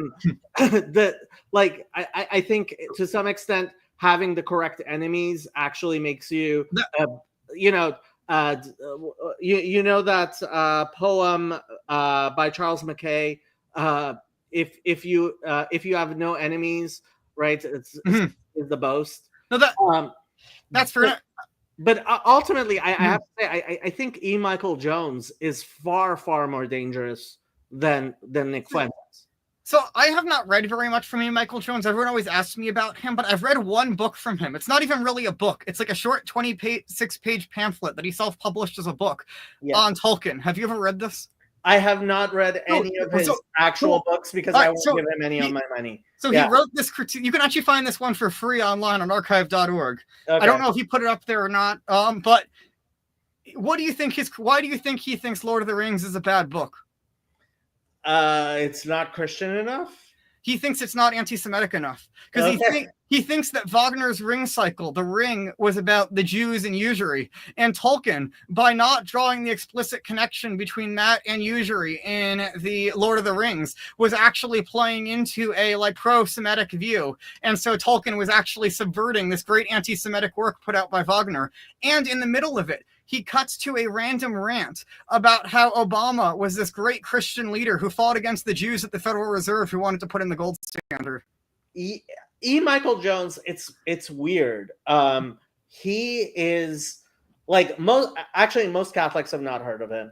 Mm-hmm. The problem is he has been able to have influence in certain like he forms the backbone of a lot of what the anti-Semites believe is the core. Like when I was growing up, so in the 90s, it like getting an anti-Semite to read Mein Kampf was something that we thought was a kind of victory, right? because we wanted people to actually read Mein Kampf, to actually know what was going on. Because, I mean, the amount of anti-Semitism in real life, I would say, was actually worse back in the 90s. Because I remember walking onto the campus of my university, I went to USC, there was a guy with a sign who would greet us on a daily basis that said, psychology is tainted with lies and Judaism, right? That type of stuff. And the Nation of Islam was constantly passing out their tracts, same things with the Rushites and stuff, right? So Holocaust denial existed back then, same as it does now. And we thought it was a victory to get people to read and actually understand what was going on there, because it is so obviously ridiculous. What has happened with the censorship regime, and frankly, I think it is because the ADL makes its money from anti-Semitism, and reducing anti-Semitism reduces their bottom line. I think they propagate anti-Semitism deliberately. They, like, the censorship has made it so that places like Gab, etc., you have a festering anti-Semitism, and E. Michael Jones gives that a coherent veneer. So, and that's why I think he's far more dangerous than someone like Fuentes, who, with his jokey, half anti-Semitism, half based, jokes. Yeah. So I haven't read E. Michael Jones's books, so I don't want to comment. So people always ask me about the particular things, and one of these days I have to do it. But like his writing style, I found so difficult to comprehend. It's not his writings. I would actually watch him when he appears on places like Red Ice. Okay. Yeah. I've seen him talk a little bit on like Catholic YouTube channels, and I don't know if he's changing up his rhetoric a lot, because what he was saying on a lot of Catholic YouTube channels, it seemed like it was not as bad as like other people. I mean, he was stuff you would probably consider anti-Semitic, but would not faze me so much, He skates the line, right? But if you listen to him long enough, right there, so he starts by saying, "Oh, anti-Judaism is not anti-Semitism." I've made very clear videos distinguishing between anti-Judaism and anti-Semitism, right? I am not in any way shocked by Catholic anti-Judaism. You belong to a different religion. Exactly. You shouldn't. You disagree with my religion. I disagree with your religion. He ends up veering into anti-Semitism, and then sometimes proudly, like, he will say things like, "Yes, I'm an anti-Semite. I'm a Catholic. That's what the Catholic Church teaches." So and sometimes he seems to be saying that to be provocative, but then he will do things like completely, start referring to people who aren't actually Jewish but might have a Jewish last name as Jews, and you start seeing, oh, this is a guy who really is not a sharp thinker at all. And so he provides cover in a way that, at least with Fuentes, he's got this John Oliver, jokey thing where, it's hard to know where he's joking and where he's not. Whereas E. Michael Jones isn't joking. Yeah. So I can talk maybe about a bit of my own experiences with this, because I actually think this is a concern that a lot of Jews who are interested in Catholicism have. Like I mentioned, that Orthodox Jewish guy I've been talking with a lot. He actually first reached out to me because he was concerned if he converted, his kids would become anti-Semites. And so I can very much understand that concern. So I'll talk maybe a bit about my own story with this, because I initially wanted to convert in high school. I joined theology discussion groups online. I'm having great talks with people and stuff, Then I joined this, what I think is a theology discussion group called REL. I don't know if you've ever heard of it. It was a big Facebook group back in the day. REL stood for Religiously Intolerant. And I was born in 1999, so I know the 4chan style lingo that people use on the internet and stuff. So I was not offended by a group being called Religiously Intolerant. And I joined the group. And like one of the first posts I see, and this is supposedly like a Catholic and Orthodox discussion group, one of the first posts I see is about people debating whether the Holocaust didn't happen or it happened, but it was a good thing. And then I see like a post after that of some people like talking about like sneaking into gay clubs and replacing the lube with acid and like horrible stuff like that that's going on in those discussion groups. So I was like absolutely horrified. And so I actually made a big post like explaining I'm a potential Jewish convert and stuff. And I get all the comments you would imagine happening, you know, and the thing. I got horrified and eventually left the group. But I actually had people from the group then reach out to me apologizing for the actions of those people and stuff, and found I got added to like an Orthodox Christian discussion group, and there was stuff said in that group that I'm sure like you would consider anti-Semitic, but was like of a much more toned down sort of right. It wasn't like calling for the deaths of Jews and stuff, which it was. Eventually, I actually ended up becoming an admin in this group and stuff. It's a long story. And the admin chat there was horrible. I mean, there was literal like drug dealers who were running this group and stuff, like using like Catholicism and Orthodoxy as a front for essentially wanting like a white nationalist group. But there was also a large contingent of people who hung out in those sorts of circles who were good people. And there was people who were initially suspect of me because they were like, I was Jewish and stuff, you know, but some of them actually are now like good friends with and stuff. And so I think that's a lot of it is like, I assume people I grew up in a very Jewish area. I thought anti-Semitism was dead. I thought like Holocaust denial was like a joke you make late at night with your friends and stuff. And I had not seen some of the stuff that was genuinely out there. And I will say, I think I probably absorbed certain anti-Semitic ideas hanging out on like the Catholic internet. Now I'm trying to sort through some of my own thoughts on this and stuff, you know? Yeah. Because I want to love my own people. I also don't want to be dishonest. And so I know you'll probably be horrified by this. My approach to E. Michael Jones will be, if I read through his books, I will get his books and I will look up all his citations and read through his arguments. Because I want to genuinely understand where people are coming from. I take very seriously Jesus' statement in the Beatitudes of blessed are the peacemakers, that were designed to treat everyone fairly, to actually fairly analyze their arguments and so on. So that's what I want to do if I'm going to read through his stuff. Yeah, I think you will find him to be inch deep. Unfortunately, but yeah, I will say though, there's the online discussion groups like that. I will say, like, I go to like pretty like conservative Catholic parishes and stuff. I mean, nowadays I usually go to down the church Novus Ordo, but I've hung out in lots of like Latin mass groups and like Byzantine Catholic groups and so on. And like most people on the ground are very positive when I mention like I'm a convert from Judaism and stuff, you know. I think the tide's shifting a little bit on the ground a bit, but that's probably as all these groypers coming in. Look, I want everyone to become Catholic. I hope every groyper becomes a Catholic, you know? I don't want to say you can't become a Catholic because you hold certain anti-Semitic views. I don't want to say you can't become Catholic because you're Jewish. I want to say both sides. Then take what you believe and weigh it against what the Catholic Church teaches. I mean, so Colonimus is actually is Hasidic. Mm-hmm. And he says, I find this so strange. Never heard of a Jewish discussion group doing this. Seems like you guys spend a lot of time talking about us, which is incredibly true. Like Christianity, like we are characters in the Christian Bible. Mm-hmm.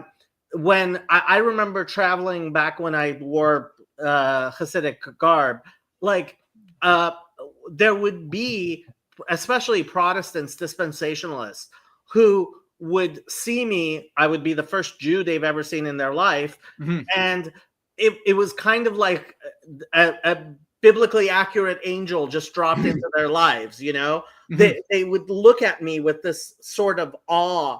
I remember I was in a Jewish bookstore once, and a tour bus from South Korea, like this is a tiny bookstore, right? Stops in front of the bookstore, and all of these tourists come out with their cameras taking pictures of the Jews in their natural habitat, right? The fact is, and this goes back to one of the things that has been fundamental to this channel.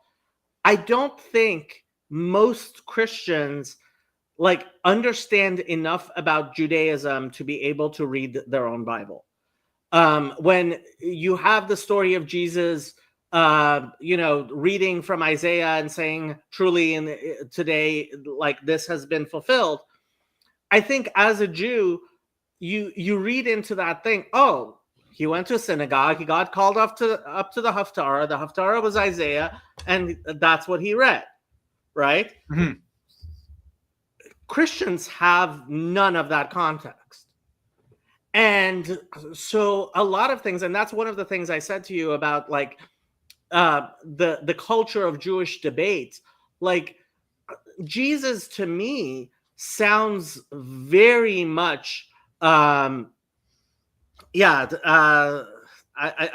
in a Hasidic enclave in Brooklyn. The tourists taking pictures like they were there in a zoo was not appreciated. Frankly, I think as religious Jews, we should in fact appreciate that. Yeah, it is part of our calling. There's an interesting thing I've seen a few times from Rabbi Manis Friedman, where he's actually seems to be very against the ADL and this whole complaint about anti-Semitism attitude. And he says, no, Jews are, like, according to Jewish religion, right? Jews are different. I mean, you guys think you have qualitatively different souls than Gentiles. Yeah. So, like, yeah, obviously the whole world would then be obsessed with you in your view, right? And so you would then and just to clarify, when I say qualitatively different, I believe men and women have qualitatively different souls. Yeah. I'm a complementarian. Yeah, we'll have to talk about that some other time, I think. I don't know if we'll have time here to get into the full discussion. Yeah, we've been going for 3.5 hours. Yeah, this is good. I feel like we've only like scratched the surface in that 3.5 hours, you know? I completely agree. You know, I've had Father Stephen on several times. There's playlists of him coming on. I've had Protestant people. Years ago, when I first started, I had some discussions with Father Eric. He's just too busy. But it's funny. Father Eric and I actually think we have a lot more understanding of each other than. So my understanding is Christianity exists to spread Judaism throughout the world, and it has had to mutate to be less and less like Judaism in order to reach the furthest ends, which is how I view the shift from Eastern Orthodoxy to Catholicism to Protestantism. And I believe that in the end times, there will be a returning all the way from the Protestant extremes back to Catholicism, back to Eastern Orthodoxy, back to Judaism, which kind of like it was part of what made me interested, because I really did wonder what led you from Eastern Orthodoxy to Catholicism, because for me, I mean, there's certain things, including the monarchical trinity, and at least being willing to say ancestral sin as opposed to original sin. And I've found a lot more in common with Father Stephen, because he has a deep knowledge of the Jewish Bible. Which is why I did want to engage. I mean, I first wrote an email to you a couple of months ago, actually. Yeah, no, I've actually for some reason, I like have no record of this in my inbox. I don't know what happened. I think it was providential, you know. Probably went to spam. Yeah. Yeah, that it messed up. I think it was providential, because I wasn't thinking about these issues until recently. You know, this has been on my mind a bit more. Yeah. I saw your Maimonides thread, and while I think you were looking at Maimonides in a very different way than we do from an Orthodox Jewish point of view. I was glad you were actually engaging with it, because that's part of This comes out of a discussion I've had with my friend who's a convert from Islam, where he's complained, you know, that all the discourse between like Christians and Muslims on the internet is essentially Protestant. Like, I'm not saying it's Protestant in the sense that it's Protestants doing it. It's that it's a sola scriptura reading of the Bible and a sola scriptura reading of the Quran. Right. Even the hadiths will get brought in, but then there's no discussion of like the Islamic interpretive tradition of those hadiths, the Islamic interpretive tradition of the Quran. You know, I think things are shifting a bit in ways that they hadn't before. You know, I recently saw Jake the Muslim metaphysician accusing Daniel Hakikachu of not having a proper metaphysics, you know, and so I think we're getting a bit better in like some of the discourse there in the Christian Muslim discussions. And I want to do the same thing. My good friend, Jake. Yeah. I want to do the same thing with like Christian Jewish discourse, you know, like Tovia Singer. Like I've watched most of his stuff. You seem to be more to the Jews for Judaism stuff. I happened when I first became a Christian, I was like, I really want to make sure I understand the Jewish case well against what I'm doing. So I watched a ton of Tovia Singer videos for like a year. Uh-huh. So that's who I'm more familiar with. But he seems to have, like, his vision of what Christianity is like evangelical Protestantism, you know?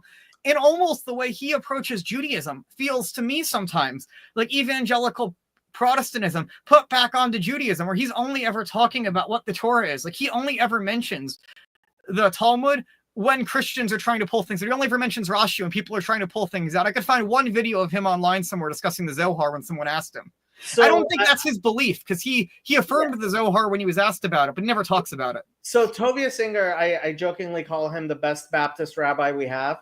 Uh-huh.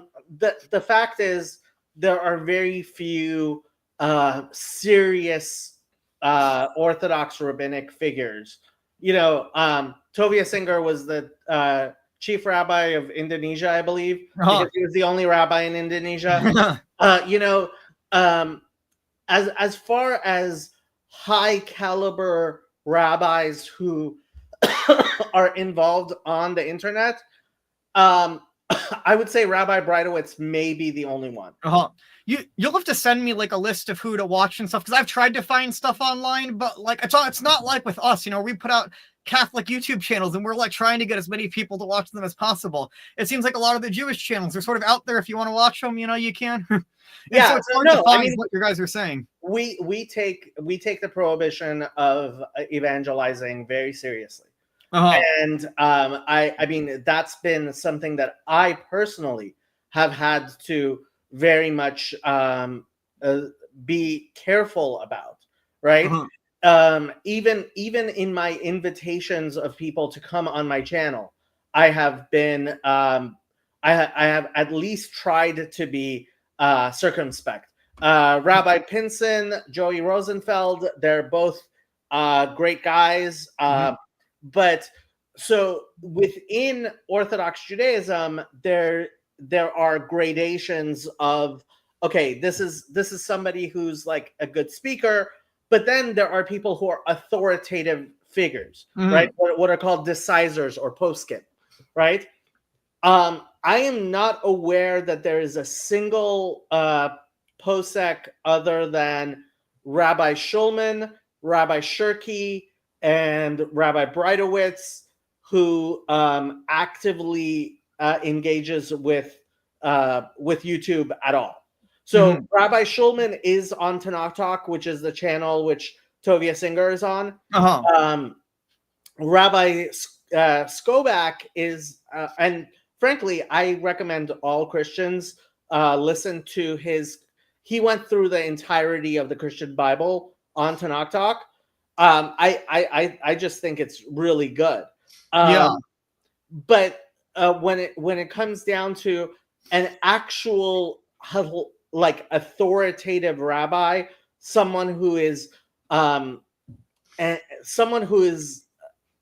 well, most of them are just not accessible. I mean, if you try to listen to Rabbi Breitowitz, which you can, I don't think you would be able to really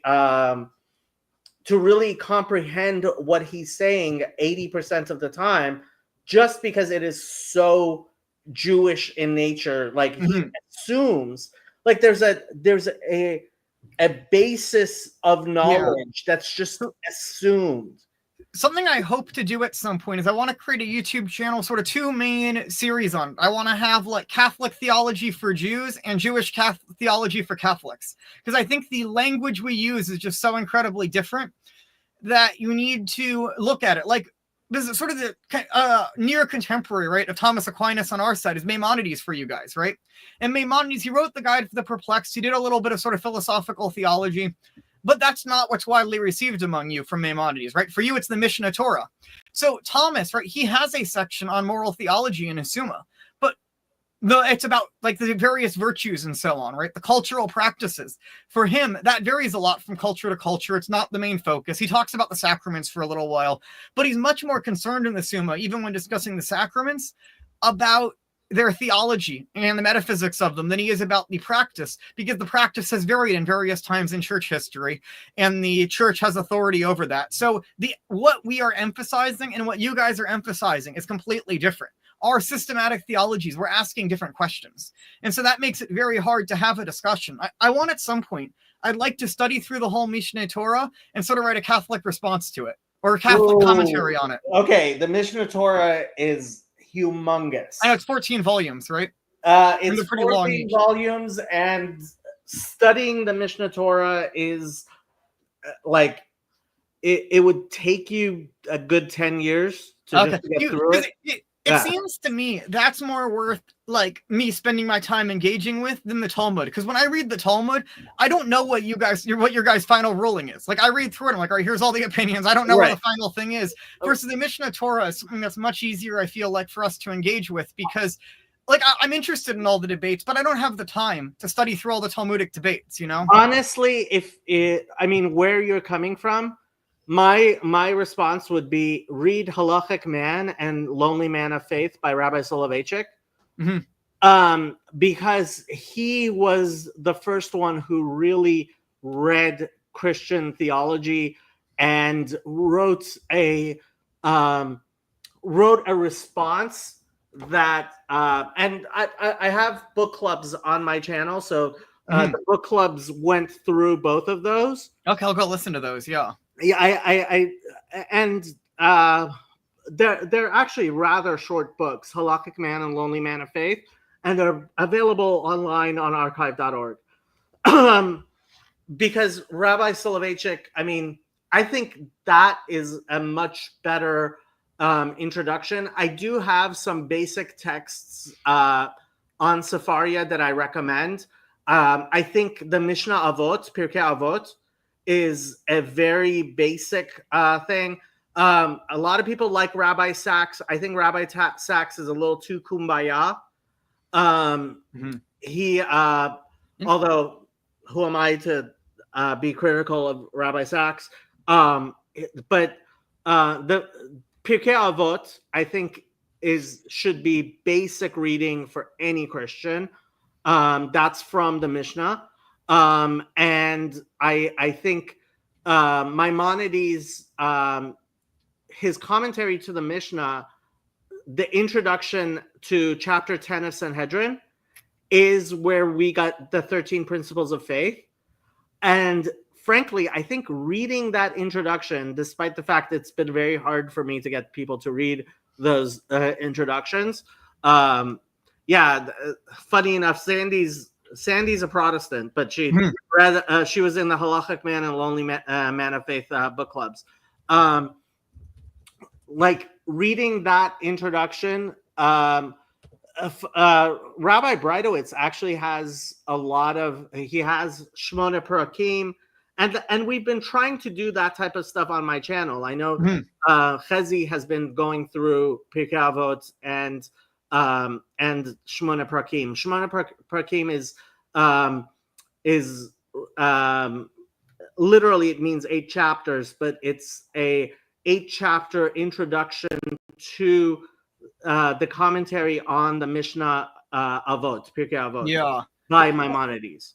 Yeah, a lot of our like central theology, at least as we will explain it. Obviously, theology we believe is passed down, from the apostles, but sort of a lot of our explanations in Catholicism really developed and refined in response to various Islamic philosophers, and so we adopt actually a lot of Aristotelian language in having these discussions.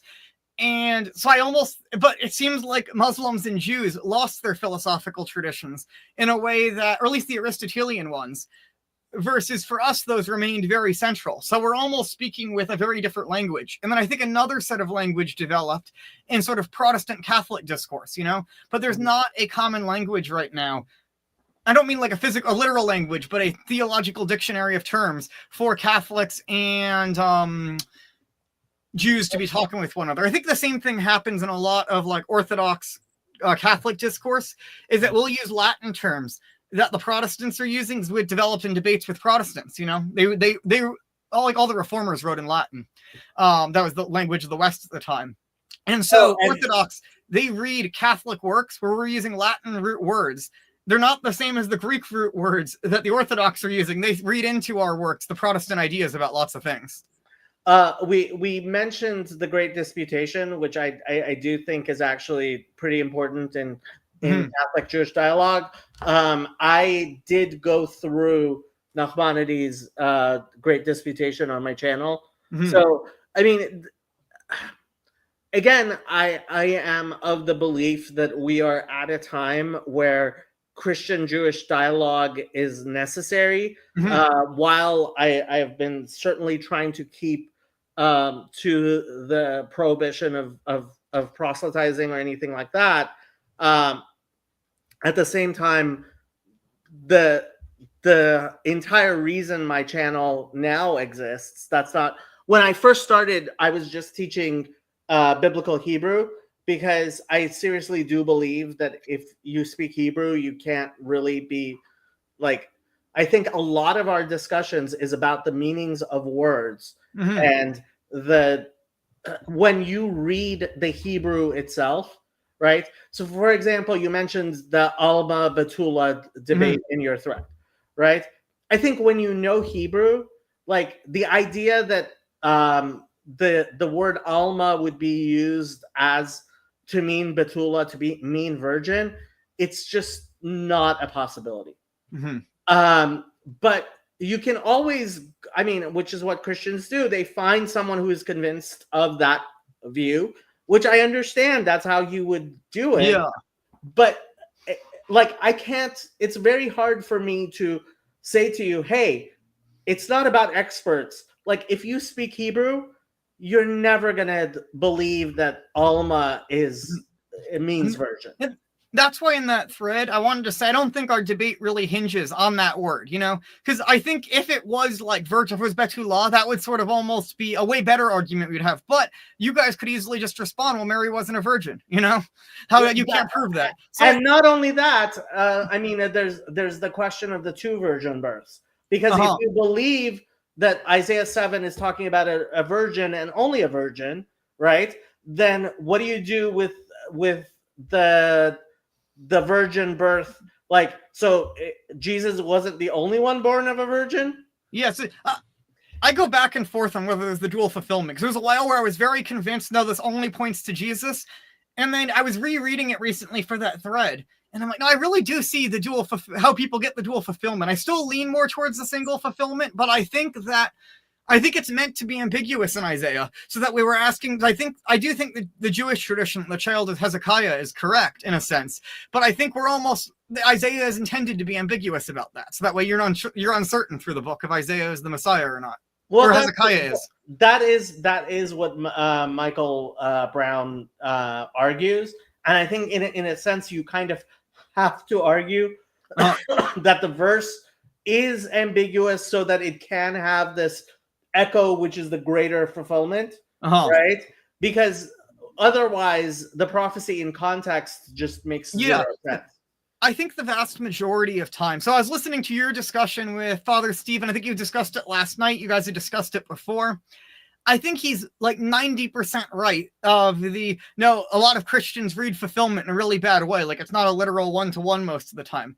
But it seems to me he goes a bit too far, and that he almost acts like there's not a single prophecy of like that's about Jesus in the Old Testament, and like, I don't know, that to me seems to be going way too far. Well, yeah, I mean, you know about my $5,000 challenge. Yeah, there are people who tried to come on and fulfill my $5,000 challenge.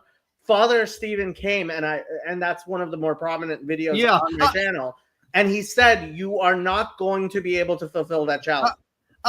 I'd like to see, he said Daniel 9 doesn't work. I'd be curious to hear out his response to why he thinks Daniel 9 doesn't work, you know? Well, I think we pretty much said it. I mean, Daniel 9 obviously is like, in context, it's telling you this is not a prophecy in which you can, well, first of all, obviously there's no pointing to one person and saying that's the unique fulfillment, because it could be Theudas, it could be Judas the Galilean, it could be any of the many, right? But in addition, the whole thrust of that prophecy and that thing there is like, this is a cryptic message, just wait. So like, you are in essence twisting it to be the precise opposite of what it itself claims itself to be. I want to make two distinctions there. I first of all think, right, the question I think is your challenge, right? Is there one that could never possibly point to another human being? Well, no, I think unless you use like name and date of birth, like I think it's very hard to write like a few sentences that would apply to only one person in human history. So I think, at least to me, the way I interpreted the challenge when you said it is of people who could reasonably, like people are claiming are the Messiah. Because none of those people who died back then, like Judas the Galilean and stuff, they don't have followings anymore. They don't have followings anymore, right? But I guess you could say they're going to resurrect and they'll become the Messiah at that point. But that's why to me, you know, at that point, I think the challenge is so vague that no one could possibly ever meet it. By the way, I want to be clear. I don't want the $5,000, right? Obviously, if I were to do it.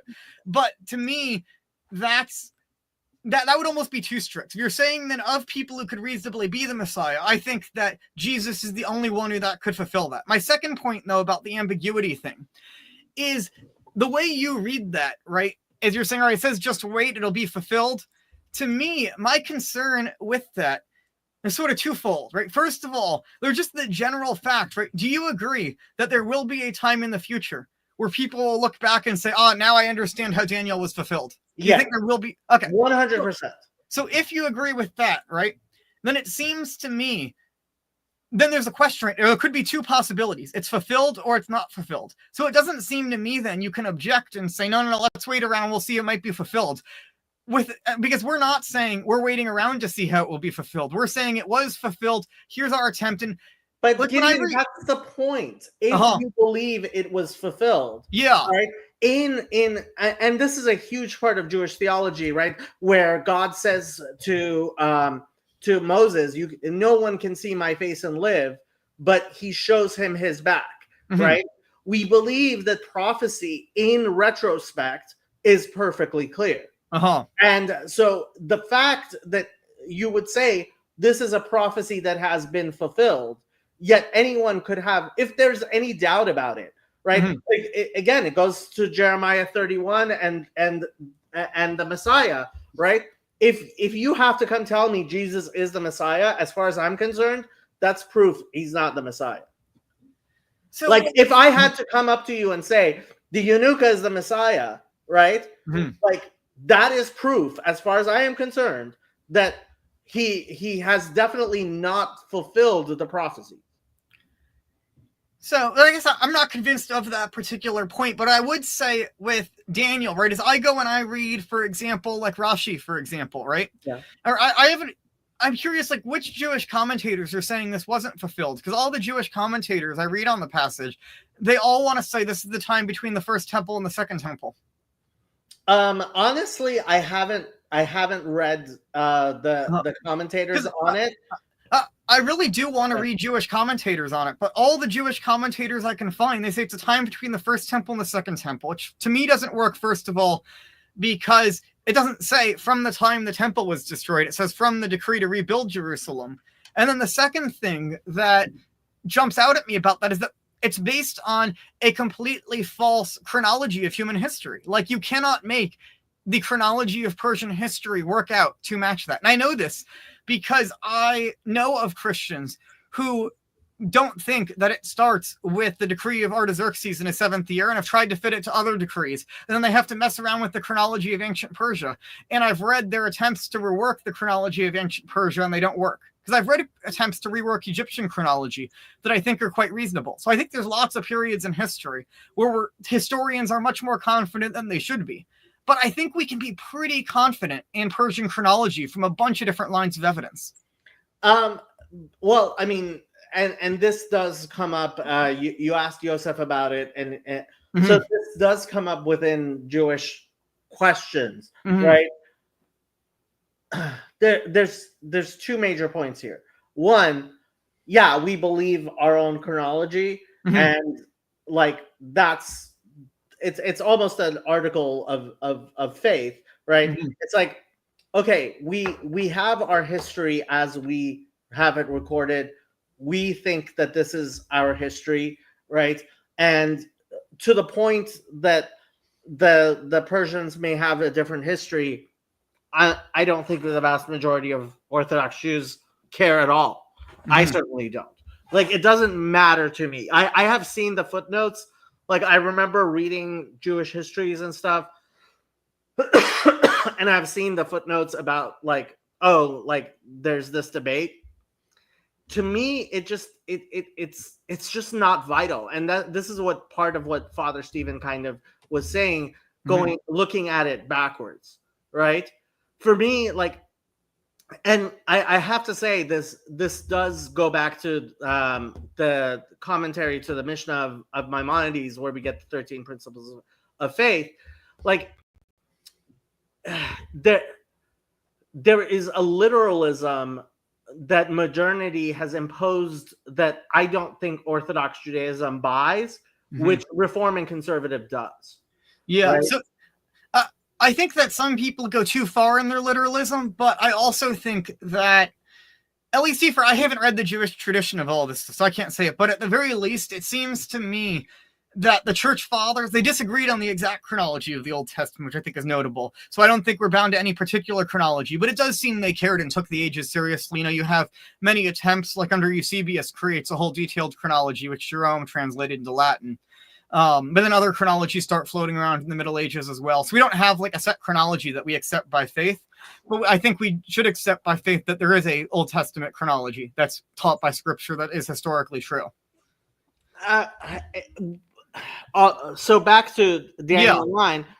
The other thing is, I think first and foremost, you have to read a text for what it is trying to convey.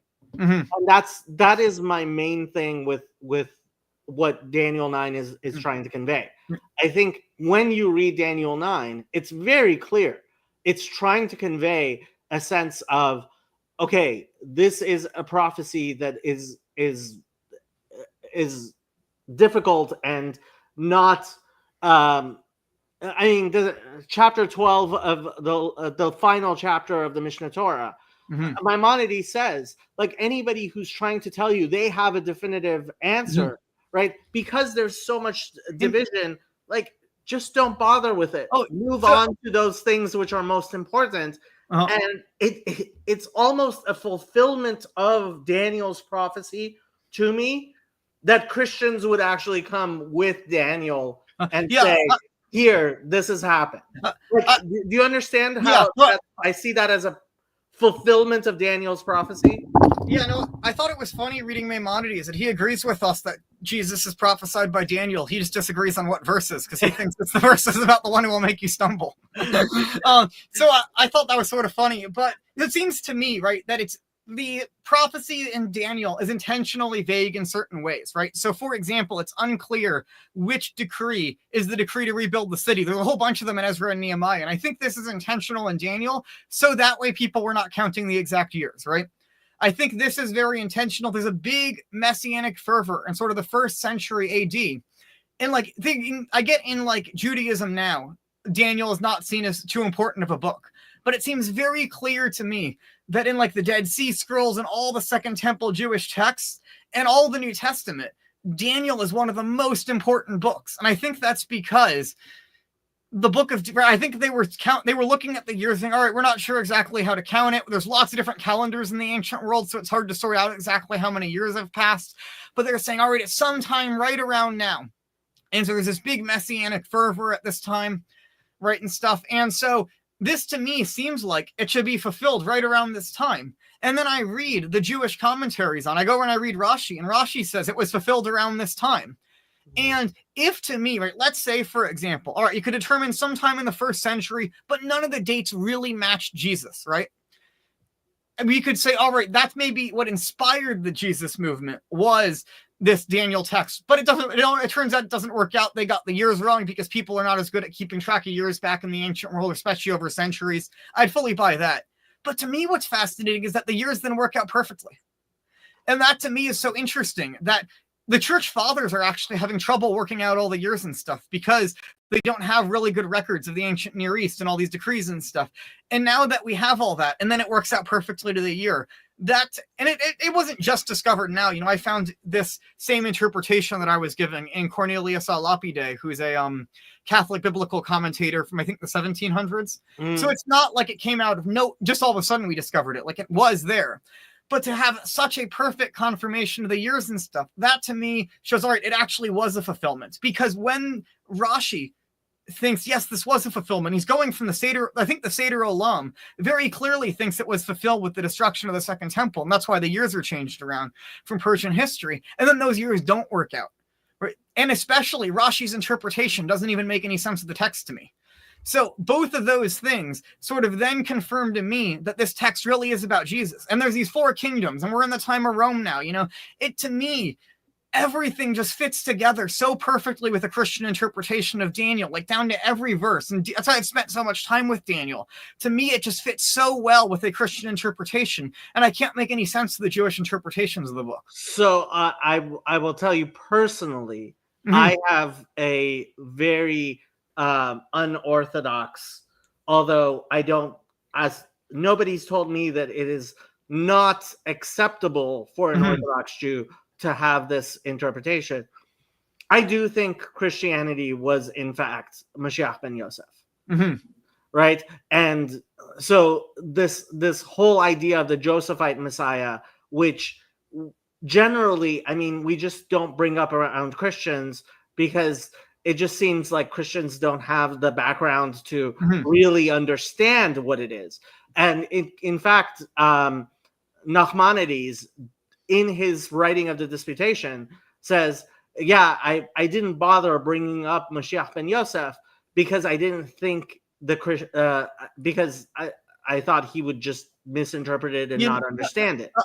I would like to get from you like good resources to understand it. I saw, what is his name, Ephraim Pavlinov's videos on it, but I know you've been critical of him on other stuff. So I'd like to, from a Jewish perspective, really understand the Messiah ben Joseph. I think that would be... the most definitive thing available. Rabbi Emmanuel Shochat wrote an appendix to a refutation on Chabad of Christianity, which talks about Mashiach ben Yosef. Yosef. There it is. Appendix 2. Let me, as soon as it actually shows up. Come on. For some reason, it's not showing up.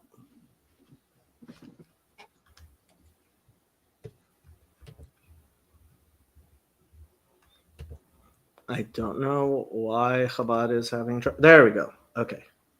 Try that one more time. Why is this having trouble? This is so weird. There we go. Okay. I am putting this into the chat, and I will send it. I will put it on my Discord as well. So he actually goes through a lot of the sources, but like this idea of Mashiach ben Yosef, and actually there's a Christian who wrote a book, Messiah, Son of Joseph, which Daniel Mitchell is his name. He's an Anglican cantor who wrote a book about it that Christians have been talking about, especially Protestants. It's like, this is, so I remember when I was in yeshiva, I asked one of my rabbis, why do we always say Mashiach ben David? Why do we always say ben David? Like, as opposed to what? He said Mashiach ben Yosef, as if like, obviously.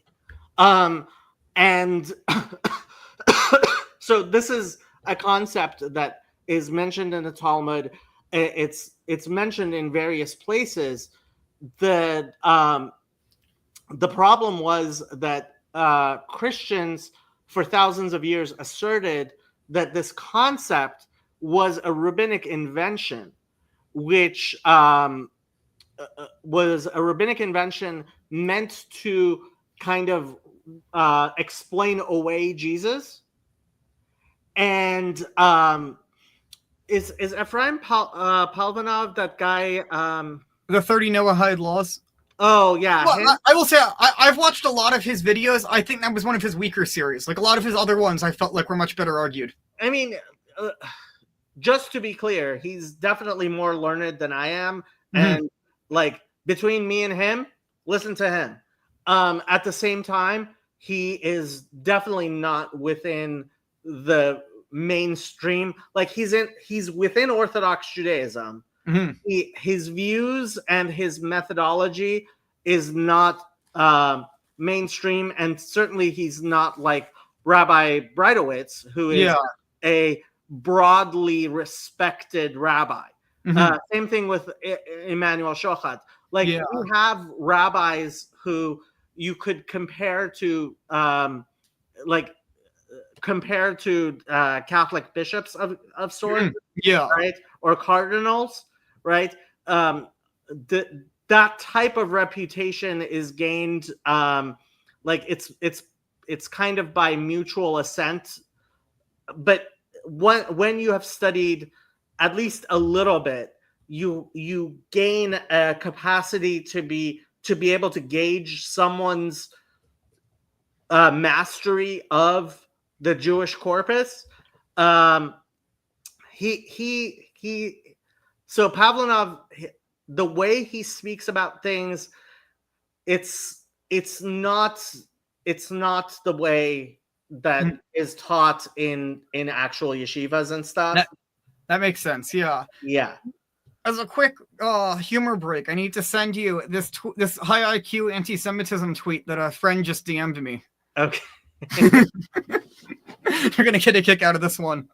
Oh wow. Put this up on screen so people can see it. This is a good one. There we go. Okay. My response to that, and it's something in Greek. I don't read Greek, right? And LMAO with the Hebrew posting, we see right through you, Shlomo. It's literally like some words of Jesus in the New Testament there. Okay. I mean, that is Greek, right? Yeah, that's Greek there. Yeah. Okay. Yeah. This is where I prove I haven't practiced my Greek in a long time, because I recognize it's words of Jesus, but I don't know exactly what they mean there. Yeah, I look them up.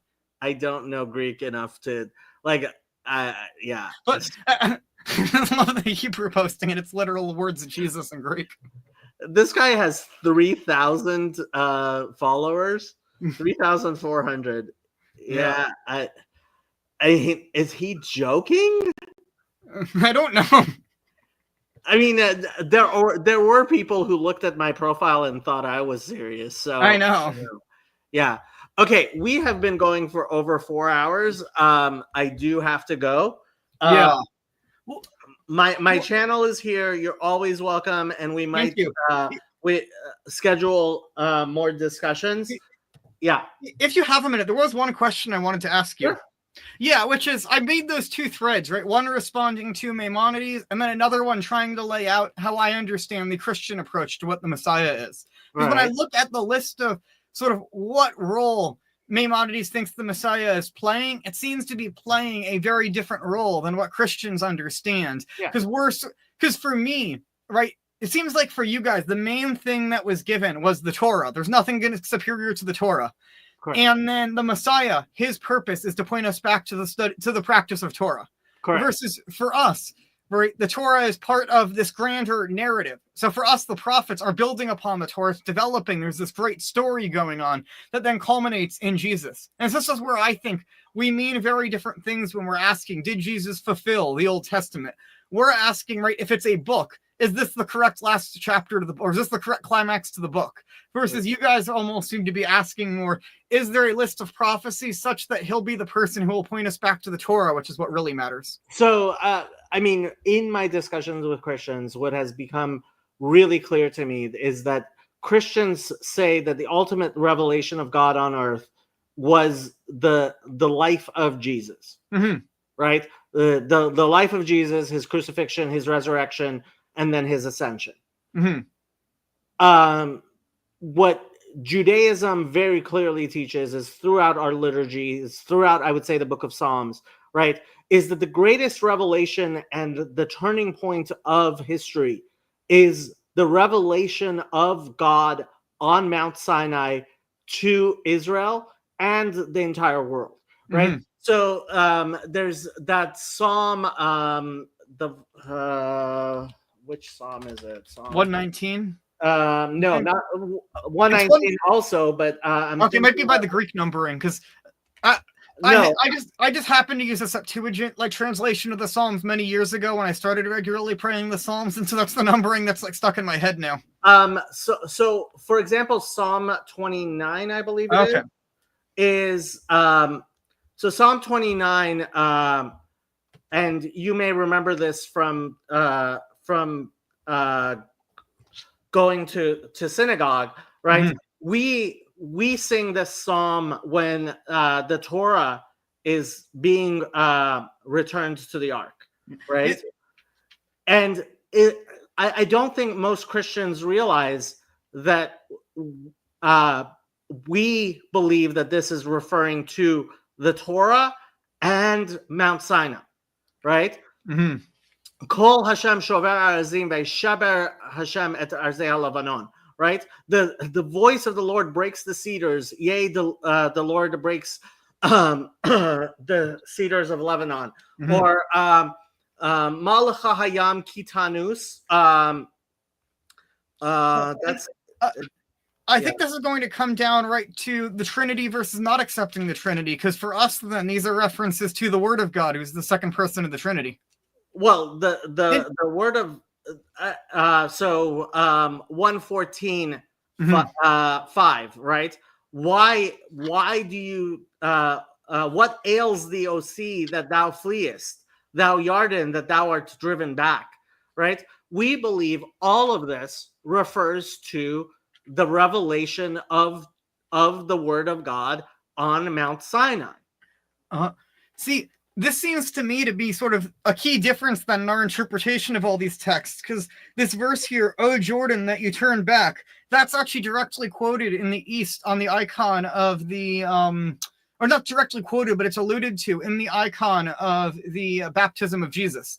So you'll see at the bottom sort of two figures turning back and fleeing at it. And one of those is the Jordan being turned back at the baptism of Jesus. And it's explicitly said, I think, in the liturgical hymns in the Byzantine Rite. Right. We quote this as referring to the baptism of Jesus. So, and I think this is actually clear as well with, I was reading Rashi on the beginning of Genesis, and there's that first word there, Bereshit, right? Yeah. Rashi says, this is correctly explained as our scribes say by Proverbs 8:22, right? The wisdom is the beginning of the ways of the Lord. Right, both of us agree. And actually the church fathers all say the same thing. The church fathers all say that word there refers to, they all say it refers to Christ. They say at the beginning is wisdom. Then we turn to John 1, mm-hmm. right? And we say in the beginning was the word. And right. So for us, I think actually there's an agreement here in many ways, right? There's all these set of prophecies that ought to be interpreted in a certain way of referring to this word. And this word is the purpose of creation, is the fulfillment of everything. Our disagreement then is that word the Torah or is it Jesus? Because right. For us, it's the Torah incarnate as Jesus in some sense. Right. It's Sinai or Moses, and Moses or Jesus, Sinai or Jesus. And I think, I mean, this is why for me, one of the most important verses is Jesus says,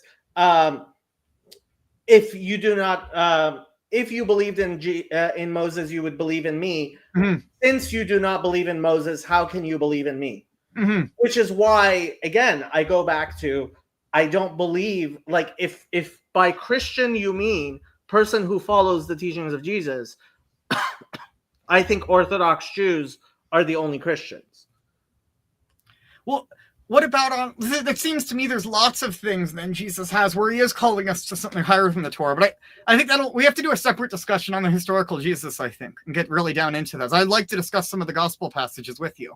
So I would highly recommend at least looking into what's called the Son of Man debate, with which Geza Vermesh was very integral in. Like, what exactly was Jesus saying when he was talking about himself as the Son of Man? Mm-hmm. Because my experience with Jesus was that growing up, I mean, I remember I was like 12 years old. I was in 6th grade, and there was a substitute teacher who came and he just put his Bible on his desk He didn't say anything about religion at all. He just came and put his Bible on his desk, which made me really want to talk to this guy about religion, because I've always been very interested in religion. And I spent recess in his room talking about religion with him. I spent lunch in his room talking about religion with him. And after school, I gave him my phone number and I said, don't worry, I won't tell my parents. You can call me and we can talk about it. And I was like, I still feel really guilty, because like, it's like this evangelical, like with a 12-year-old Jewish boy telling him, I want you to teach me about Jesus. Let's not tell my parents, you know? Yeah. And he was quite worried about getting fired. Like he said, Oh, yeah. I'll get fired, et cetera, et cetera, et cetera. Right. But he did, like, and for me, like, I always talked to Christians because I would love, and with my $5,000 challenge, like even the $5,000, like if I were convinced that Jesus actually could be the Messiah, right, it would be worth more than $5,000 to me. Obviously, like, what are you even talking about? It would be life changing, right? Yeah. And so I always talked to Christians because I was convinced that there's no way I could pick up a New Testament and read it for myself and understand it to the depths and richness of a Christian. What happened to me like 5-6 years ago, as I got involved in this community, was I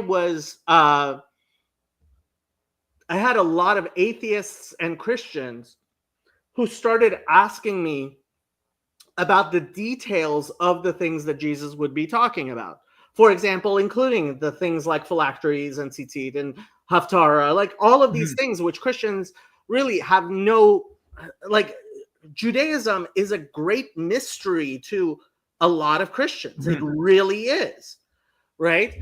And so I started reading the Gospels for myself, and I came to the conclusion that, and I mean, this is the one thing I do apologize for, because for me, it is the most insulting thing I can say, but I also believe it's true. I don't believe Christians know enough about Judaism to understand their own religion.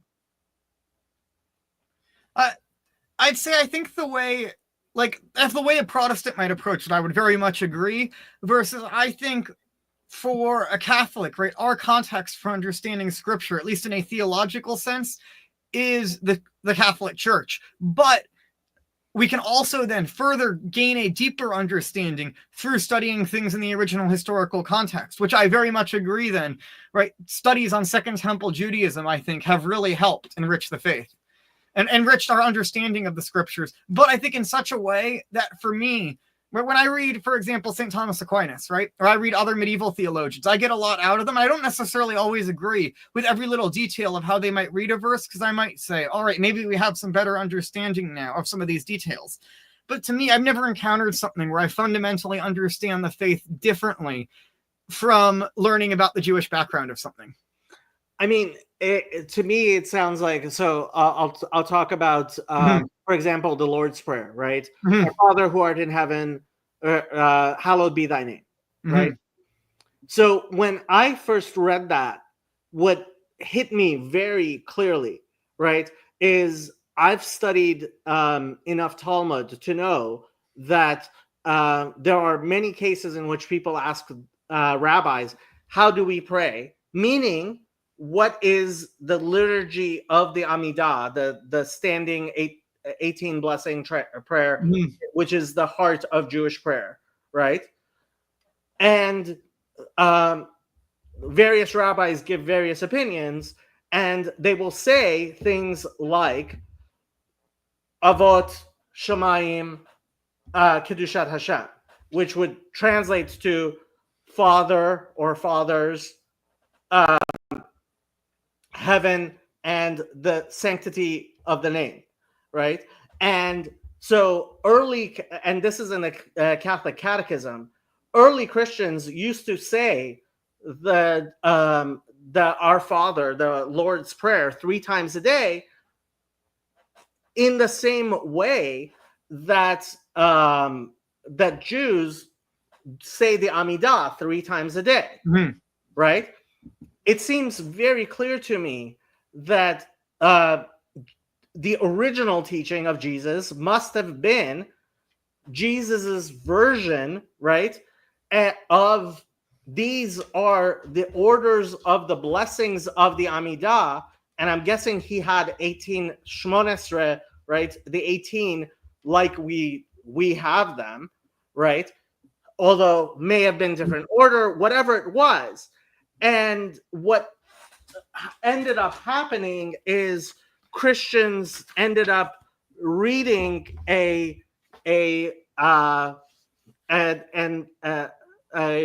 table of contents, right, as if it's actual sentences, right? So when you look at it that way, it's kind of like, oh, you fundamentally have no capacity to understand how Jesus was speaking. Like, Jesus to me sounds incredibly Talmudic, right? Not as in like the Babylonian Talmud was finished, I think, around the year 500. The Jerusalem Talmud, the 350, 400, something like that, right? Like, the Talmuds were written way later, but they are a recording of a hermeneutic, a debate strategy, right? A way of discussing how we understand the scriptures, which from what I hear of Jesus, he was very much involved in, and which I when I see how Christians listen to, like, try to read his analogies, try to read the context of what he was saying, like, I think fundamentally Christians just, it's like me trying to read Chinese, history without really understanding it, and it's almost comically bad. Yeah, I think we'll have to. You, me, and Father Stephen, we all agree very much that Jesus has to be read in the context of Judaism, but then I think the three of us are saying 3 very different things by that. So I think we'll have to get into that discussion, but I would want to spend enough time on it that I don't think we have. So we both needed to head off here. Yeah, but I think we should put a pin in this, and I do want to continue this discussion of Jesus in Judaism, because I agree, but I think we mean very different things by it, and so I think that'll be an interesting discussion. Correct. Yes, I will end with my normal goodbye. I'm going to use host's prerogative to put the Reverend Parcells to bed, because he does need to get up in the morning. Sorry, Reverend. Thank you. But before he goes, I have a question. Let's say, God forbid, that I were to burn somebody at the stake for not being a Trinitarian, and I did not repent of that. Is that a salvation issue?